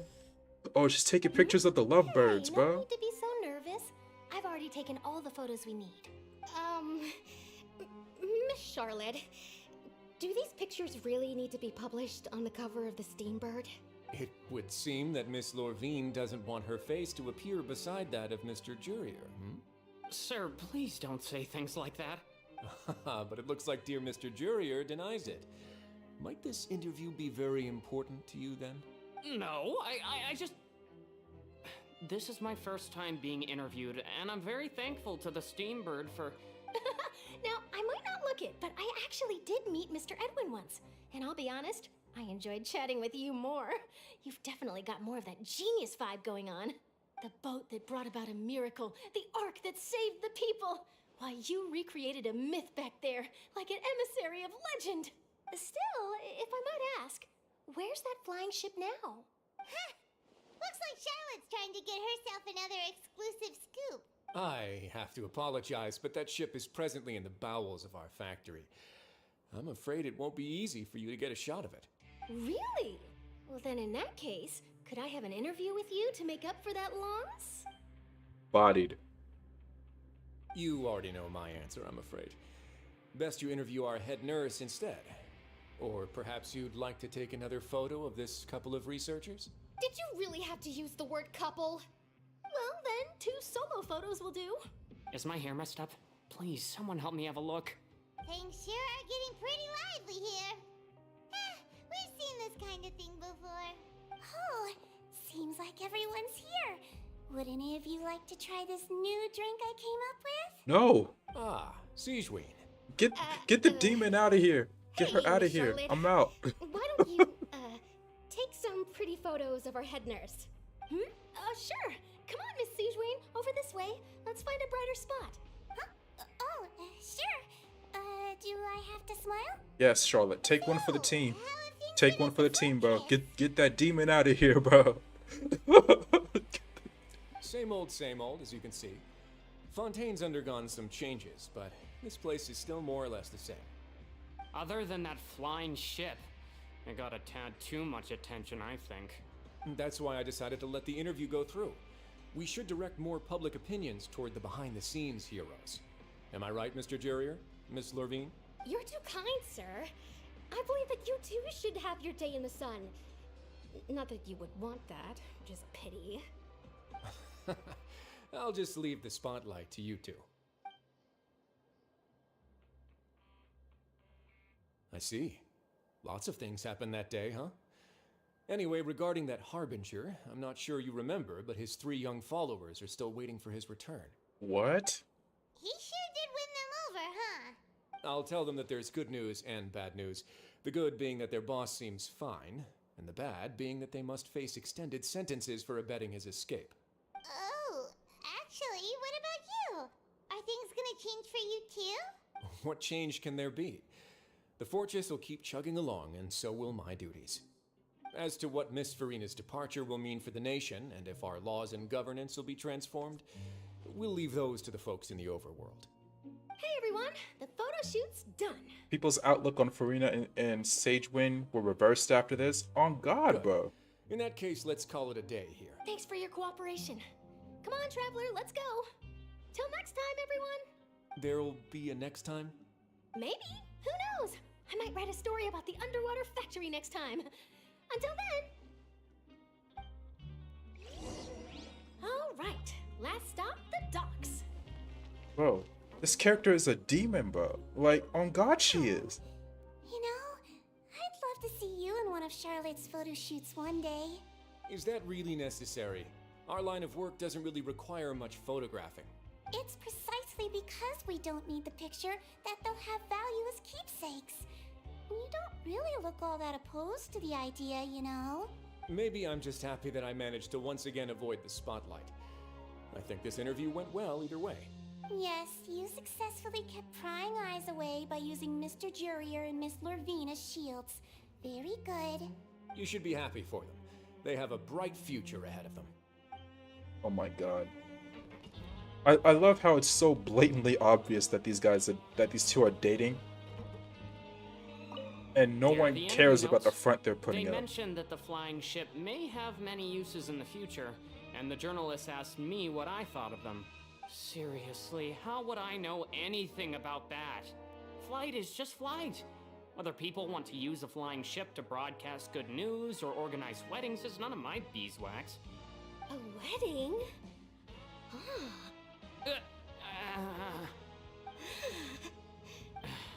Why are you looking at me like that?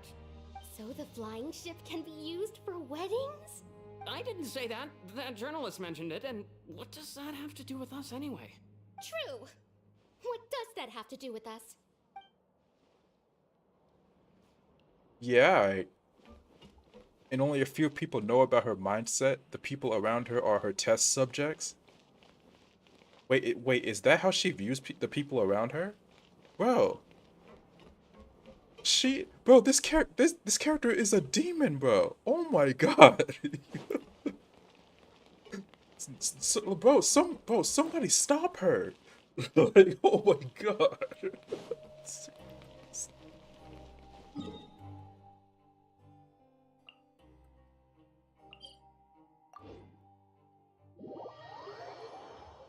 And we're heading right back to where it all began, dude. Oh my god.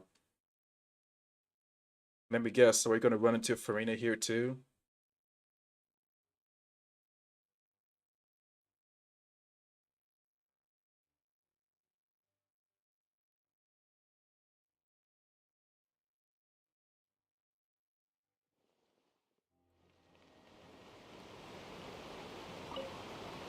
Oh god.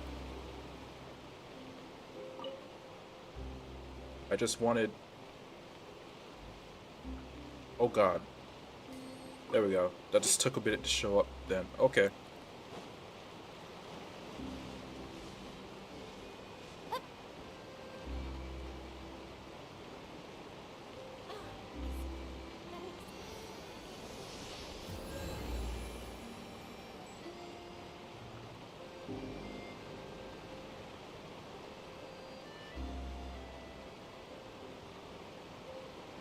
Nah, I'm not gonna do it like that.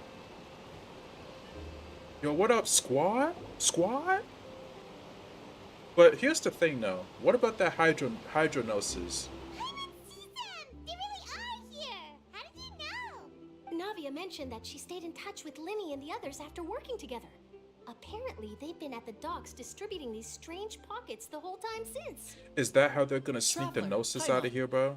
Ah, and Miss Charlotte, too. Would you like a magic pocket? What sort of gadget is it? It's a wondrous bag that can be used to carry many things. The water level has returned to normal, but if you see any of your things floating around, you can use this to carry them. Or you could trick a friend into doing it for you. Trick a friend? I wonder which of my friends would fall for that.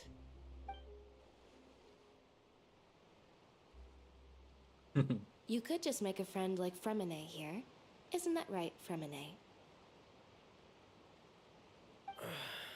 Is this what you meant by, I'll help you make some more friends? To be honest, that sounds pretty sweet. Could I have your contact, please?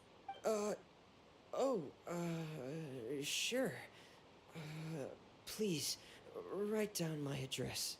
You sure are hired to help Furina socialize. He was the one who proposed doing this. He even wants to assist in our magic shows. Aw. Yes, I was planning to first introduce Pear as an assistant, and later Fremine himself. In the future, I think we can leave underwater escape magic to him too. That said, would anyone want to see a diver escape underwater? Where is he going? Oh, it'll work out. Every journey begins with the first step. He'll I become got a my part eyes of on our you, show dog. eventually. Well, not now, but you know. Lynette, could you come over? Miss Charlotte says she wants to take a picture of us. Got it. My, that Charlotte is rather perceptive. She got rid of everyone the moment she realized I had something to say to you. So, how have things been, Traveler? Father says that you did a great deal during the latest events. She's very grateful for your contributions to Fontaine. That's alright. We were more than happy to help. So, what's she doing now? Running off with the Gnosis. Oh, I guess you haven't heard. Well... She got the Gnosis, bro. After Lady Furina left, Father and Monsieur Neuvillette opened negotiations, during which he gave Fontaine's Gnosis to her as a... And there it is. Diplomatic gift. A diplomatic gift? A gnosis? Yes, I was quite surprised at first myself. But when I thought it over, there were actually a number of things going for it. It could have been done as an apology for the incident with Lord Child, or as thanks for his help in tying the all-devouring narwhal down. Furthermore, Father did also lend significant aid to Fontaine and Poisson. That's true, but this is a gnosis we're talking about. Doesn't this seem a bit irresponsible? I would agree, but I've also heard that it seems that Monsieur Neuvillette has had a significant change of heart regarding the matter. So there's some reason for this that only Neuvillette knows about? I suspect you'll have to ask him about that yourself. Ah, yes, speaking of which, I did see him strolling around the entrance to the Fortress of Meripede a while back. Isn't he real busy and stuff? Paimon didn't think he'd have the time for that. But back to the topic. The Gnosis was given to the knave, right? What about Child? They say that he's returned to Snezhnaya to recover from his wounds. I hear that the recent disaster really did a number on his health. Well, I guess I can now call him one of my war buddies. That's true. When you think about it, we've had loads of run-ins with the Fatui. To think we'd be allied with them this time. So shocked by such a simple switching of sides? Oh boy. Father! Well, what do you know? Come to the docks to see how my children are doing and meet the Traveler by chance. Please do not pay my accomplishments in Fontaine too much mind. I would have done them regardless. Are you going to take the Gnosis back to Snezhnaya? That is our duty as harbingers, yes. Don't be too preoccupied with sides. The goal of the Fatui concerns not a single place or person, but the entire world. With such a grand goal in mind, it is inevitable that we must wear many masks. And we're just gonna let her Switching walk my out of masks this? is something I've always done. Well, that depends on many things. No one truly knows what the future holds. What good is honesty if you can't rely on it forever? As for you, I very much look forward to our next collaboration. Good things cannot be achieved alone, and you've proved yourselves to be great partners. Alright.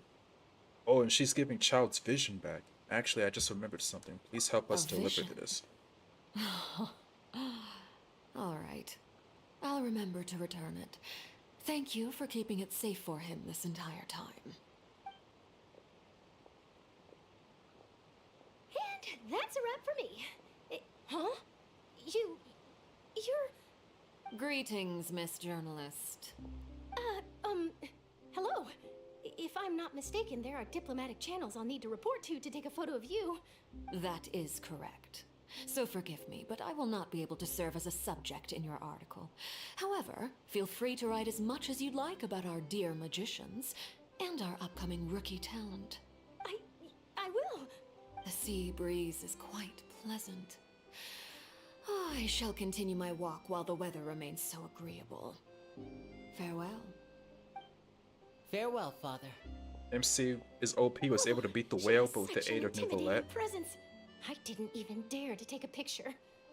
Thankfully, I've already wrapped up all my pre-scheduled interviews. Thank you all. This'll be more than enough for me to write about, I'm sure. Can't discern how powerful MC is. I mean, it's like, yeah, that is an issue that I've been having with Genshin's plot so far. With Genshin's depiction of the Traveler at this point, especially with how trash the Hydro Traveler is in gameplay, right? I mean, technically all of the Traveler's forms are weak in gameplay wise, but the Hydro one especially is just genuinely awful compared to like the other options that you have right now.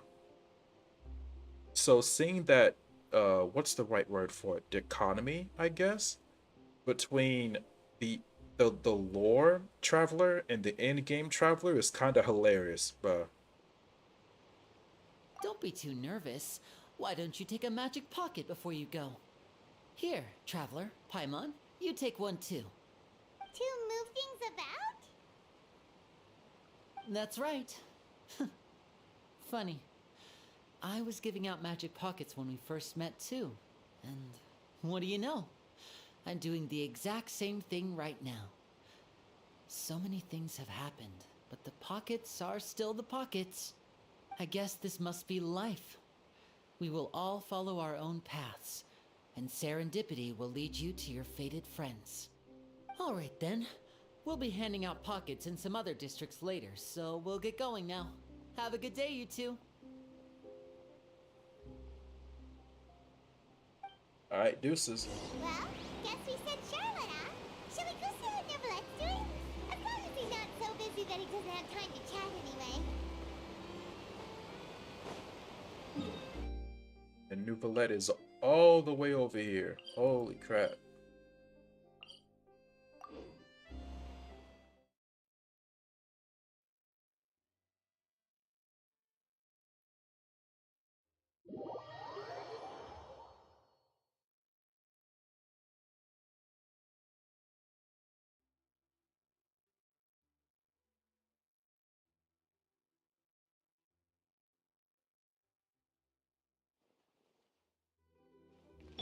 Skirt, skirt. Let go.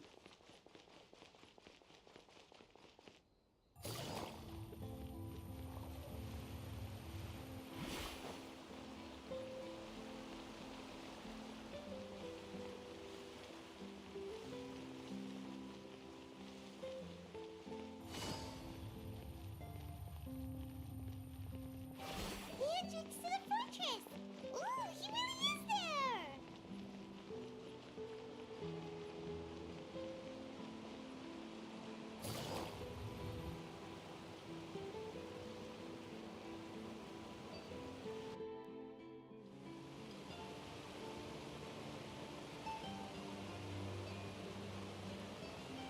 So, you really are here, Nouvellette. I didn't think you were going to have free time this hour of the day. Really?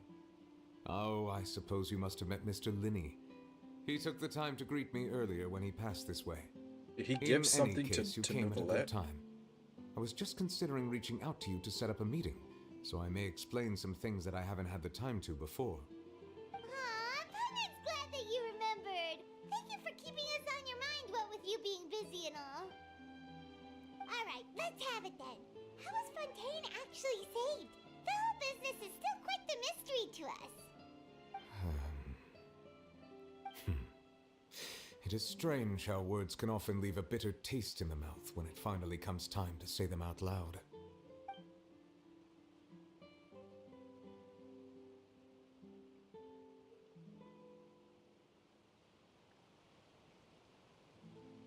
Whoa. So that's what happened? I only saw Furina's part myself. Fusillor destroyed the divine throne of the Hydro Archon and restored your power to you, transforming you into a fully fledged elemental dragon sovereign. But Paimon still doesn't quite get what you did to save the Fontainians from dissolving. For me, the authority of the ancient dragons refers to absolute control over the hydro element.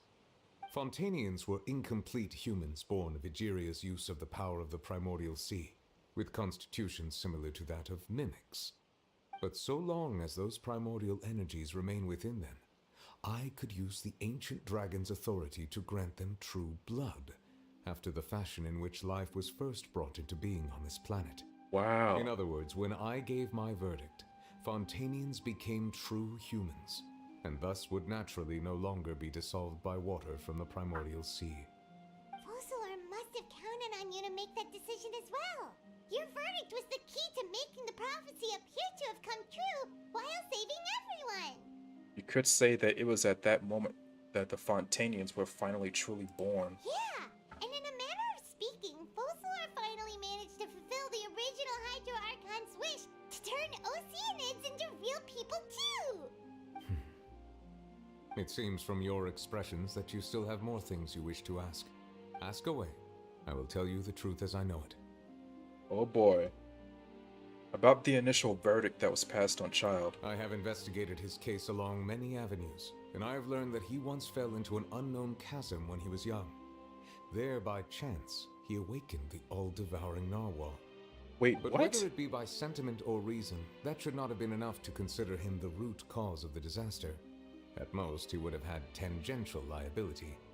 As for the judgment passed by the Oratrice during the trial, whether it was due to that liability by association, or Fossilor deliberately using him to buy time for us on the assumption that he would be able to hold the creature off, I cannot say.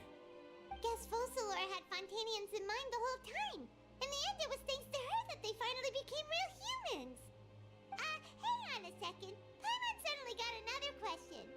Back when Fontainians hadn't yet become real humans, were the children they had also transformed Oceanids? Life has always flowed like water. Do you recall how Fontainians would often come to the Fountain of Lucine to pray for children? Yeah. It said the fountain is where all the waters in Fontaine converge.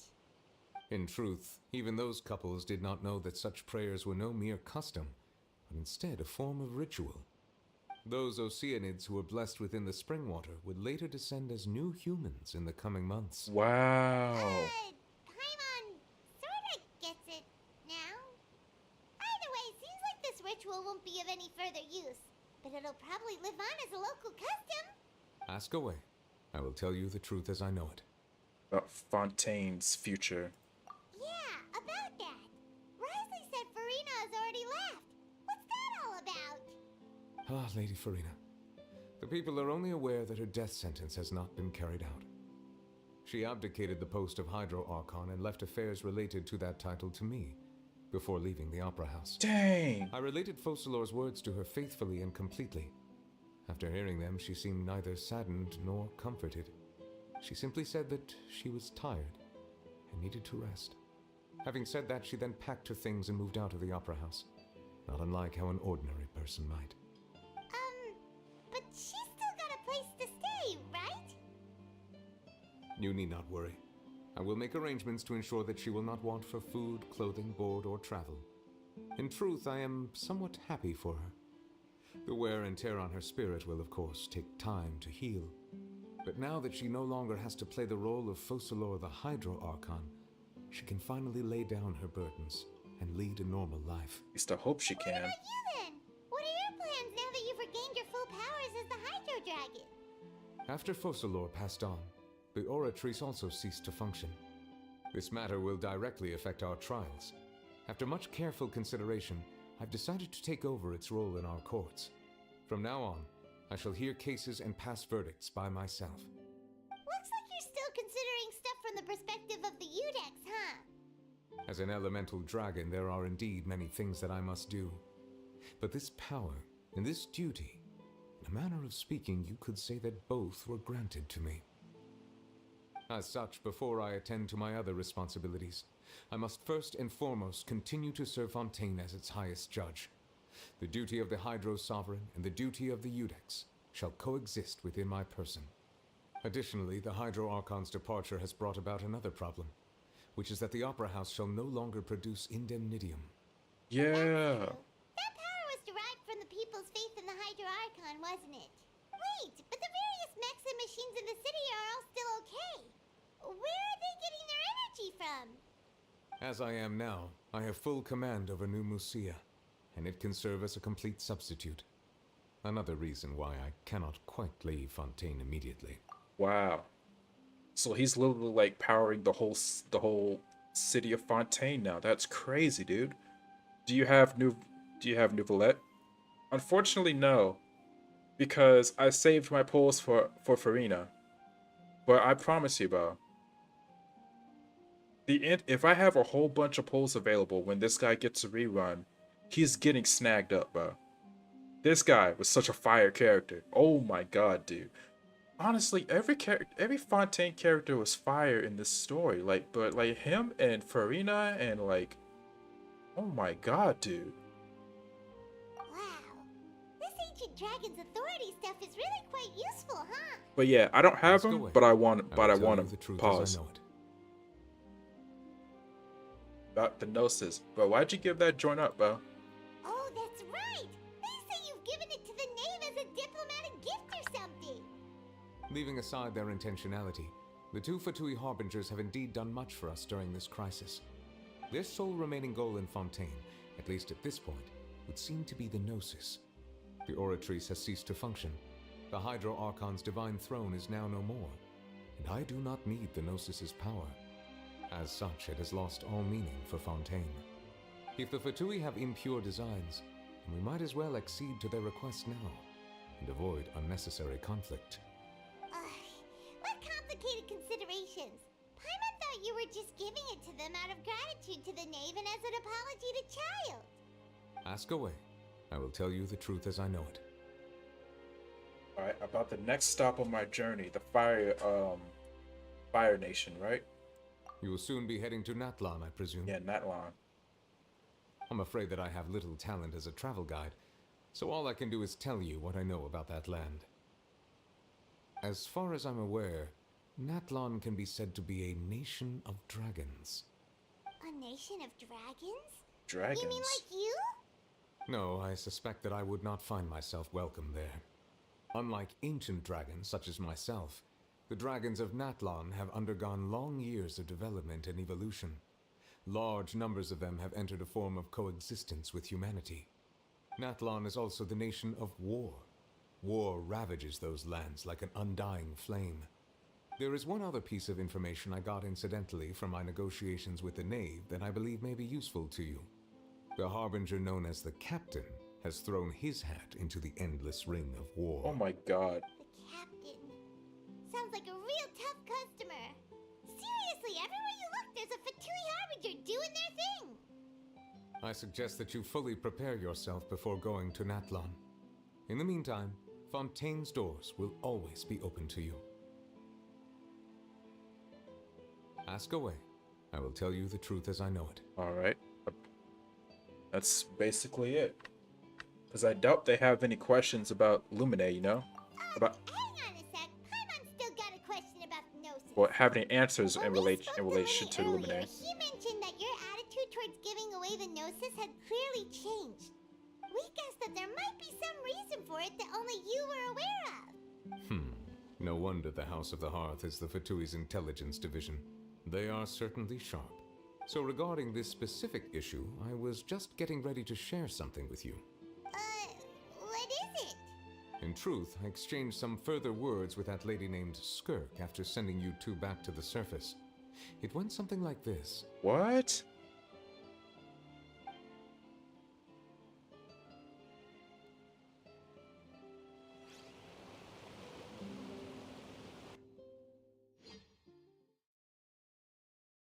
Another loading screen. Oh my god. Yo, I gotta get a beefier laptop next year, bro. Cause with how big this game's getting, bro, I think my laptop is reaching its breaking point, bro. Well, we're going to head topside to see what's going on. You hurry over soon as well, all right, Nervalet? What next? The all-devouring narwhal isn't here, so I'm no longer getting any interference. She looks so crazy, I can dude. finally catch the scent of your power, what it's made of. It is the authority of the planet's primordial dragons, but with something very similar to a god's curse mixed in. It's quite a novel blend. I'm sure I've encountered something like this before. What was it again? I do not know what you speak of. Ah, of course. How could I forget? You should have the remains of the third descender on your person, yes? Remains of the third descender? I've never heard of any such thing. Huh. According to your parlance, I believe it may be called a gnosis. Well, that much is true. After Focalor's divinity faded, she handed her gnosis to me. But I fear I have never heard of it described in the manner that you just did. The remains of the I've third... been training with my master, the Foul, ever since I was young, and I have never returned to the surface since. So most of the information I possess, What? I got from him. It is only natural for those Did I just who are hear that greater than right? humanity to possess a different sort of common sense, which is why there are so many problems in our attempts to communicate with humans. Regardless, you should probably get rid of objects of misfortune to prevent any disasters from befalling you. To live in itself is a blessing. But once a person dies, the bonds he once had with this world shall all turn to curses. What do you mean by that? No need to fret. These are just my... Bro, those curses within the and my the reason for no gnosis longer wishing to return to departed the by surface. the third descender? Third descender What? you refer to. Who are they? And when did they die? Master never mentioned them to me. Perhaps it just wasn't that important for me to know. If you're interested, though, I could ask him.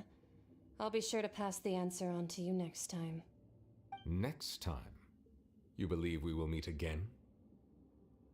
I do. Wait. I have a disciple of my own, don't I? He can be the messenger then.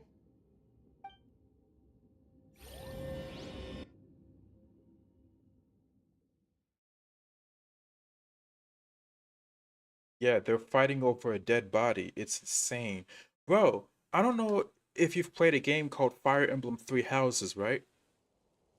Bro, this reminds me of the relic weapons in that game, bro. Without going into too much spoilers, this reminds me of the relic weapons in that game. Because those weapons are broken as hell, and they're made out of the remains of, like, dead legends. Oh my That's god. what she told me. Whether it would prove useful or not, I wanted to pass that information on to you. The remains of the third descender? So that's what the Gnosis actually are. Paimon just thought they looked like chess pieces. How could they be a person's remains? All the same, assuming that there was no misunderstanding or special metaphor at play, that is what she meant to say. And she said that it would bring misfortune and that you should check it, which is why you gave it to the Fatui. If she speaks the truth, then I would simply be putting Fontaine at unnecessary risk by keeping it here. Wait, bro. Wait a minute. Bro. Bro. Is Shesnaya about to get 4D chess outplayed, bro? They're gathering all the Gnosises together, but if all of the Gnosises have like this curse within them, a curse placed by the third descender, then like, what would happen if they got all the pieces together? Like, what would happen? Is getting all the pieces together the way to break the curse? Bro, I wonder if getting all the Gnosises together, because I wonder if Lumine, the only reason that our the sibling is tied to Tavat is because of that curse. I wonder if our sibling is the third descender. And that curse... No. That doesn't make any sense. No, because the third descender is dead. It can't be Lumine. Unless the Luminate that we've been chasing this entire time is a copy made by Tava itself. That would be some wild shit. That the sibling we've been chasing after this entire time ain't even our sibling, and that like our actual sibling's been dead for like a long time. That would be some crazy stuff, bro. I'm just theorizing. I'm just theorizing. I'm just throwing stuff out there. A descender. She mentioned one of them. I'm the fourth descender. For me, this information means two things. One, that the Gnosises are related to descenders, and two, that the one who came before me has already died. I guessed that you might already be familiar with this concept, but I did not expect you to be one of them.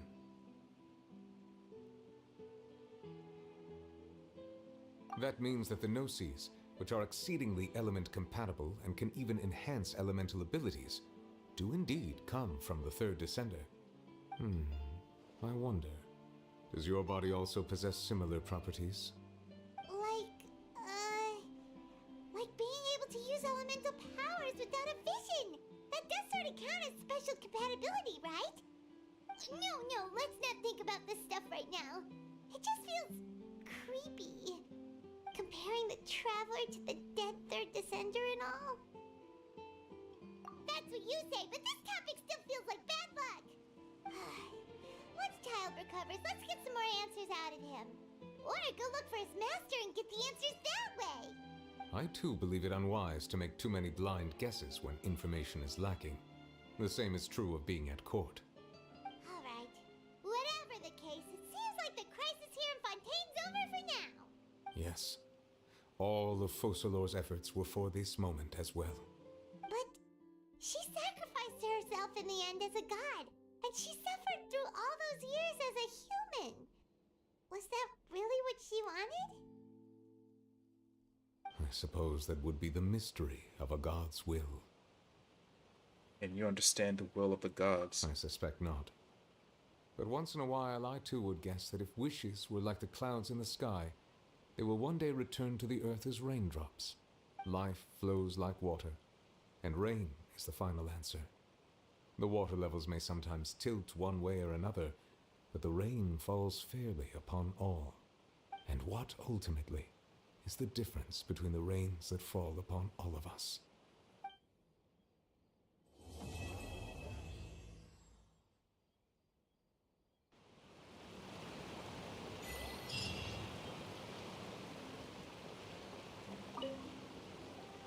It seems from your expressions that you still have more things you wish to ask. Ask away. I will tell you the truth as I know it. I suggest that you fully prepare yourself before going to Natlan. In the meantime, Fontaine's doors will always be open to you. Our Archon is up to something with the dead body and dragon power. Like, are they trying to turn themselves? Are they trying to like imbue themselves with the like? Maybe they're trying to like install like put the Gnosises in their bodies and physically turn themselves into the third descender, so that they can defy against the heavenly principles.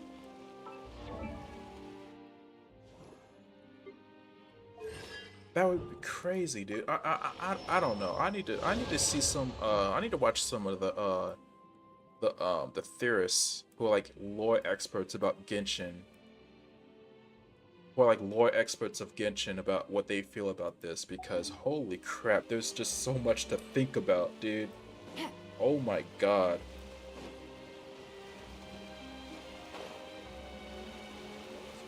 Yo, what's up, Kimmy? Hey, Jabari, I hope you had fun this stream. Fontaine, Archon Quest is insane. Bro, this quest was insane from beginning to end, bro. Like, this is easily the best Archon Quest of all of them, bro. Like, from version 4.0 to version 4.2. This is easily the best one. And, bro,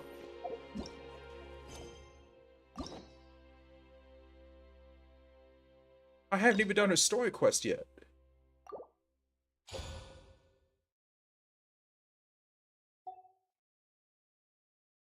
Oh my god. I haven't even done her story quest yet. I want to find out what happens to her. but like,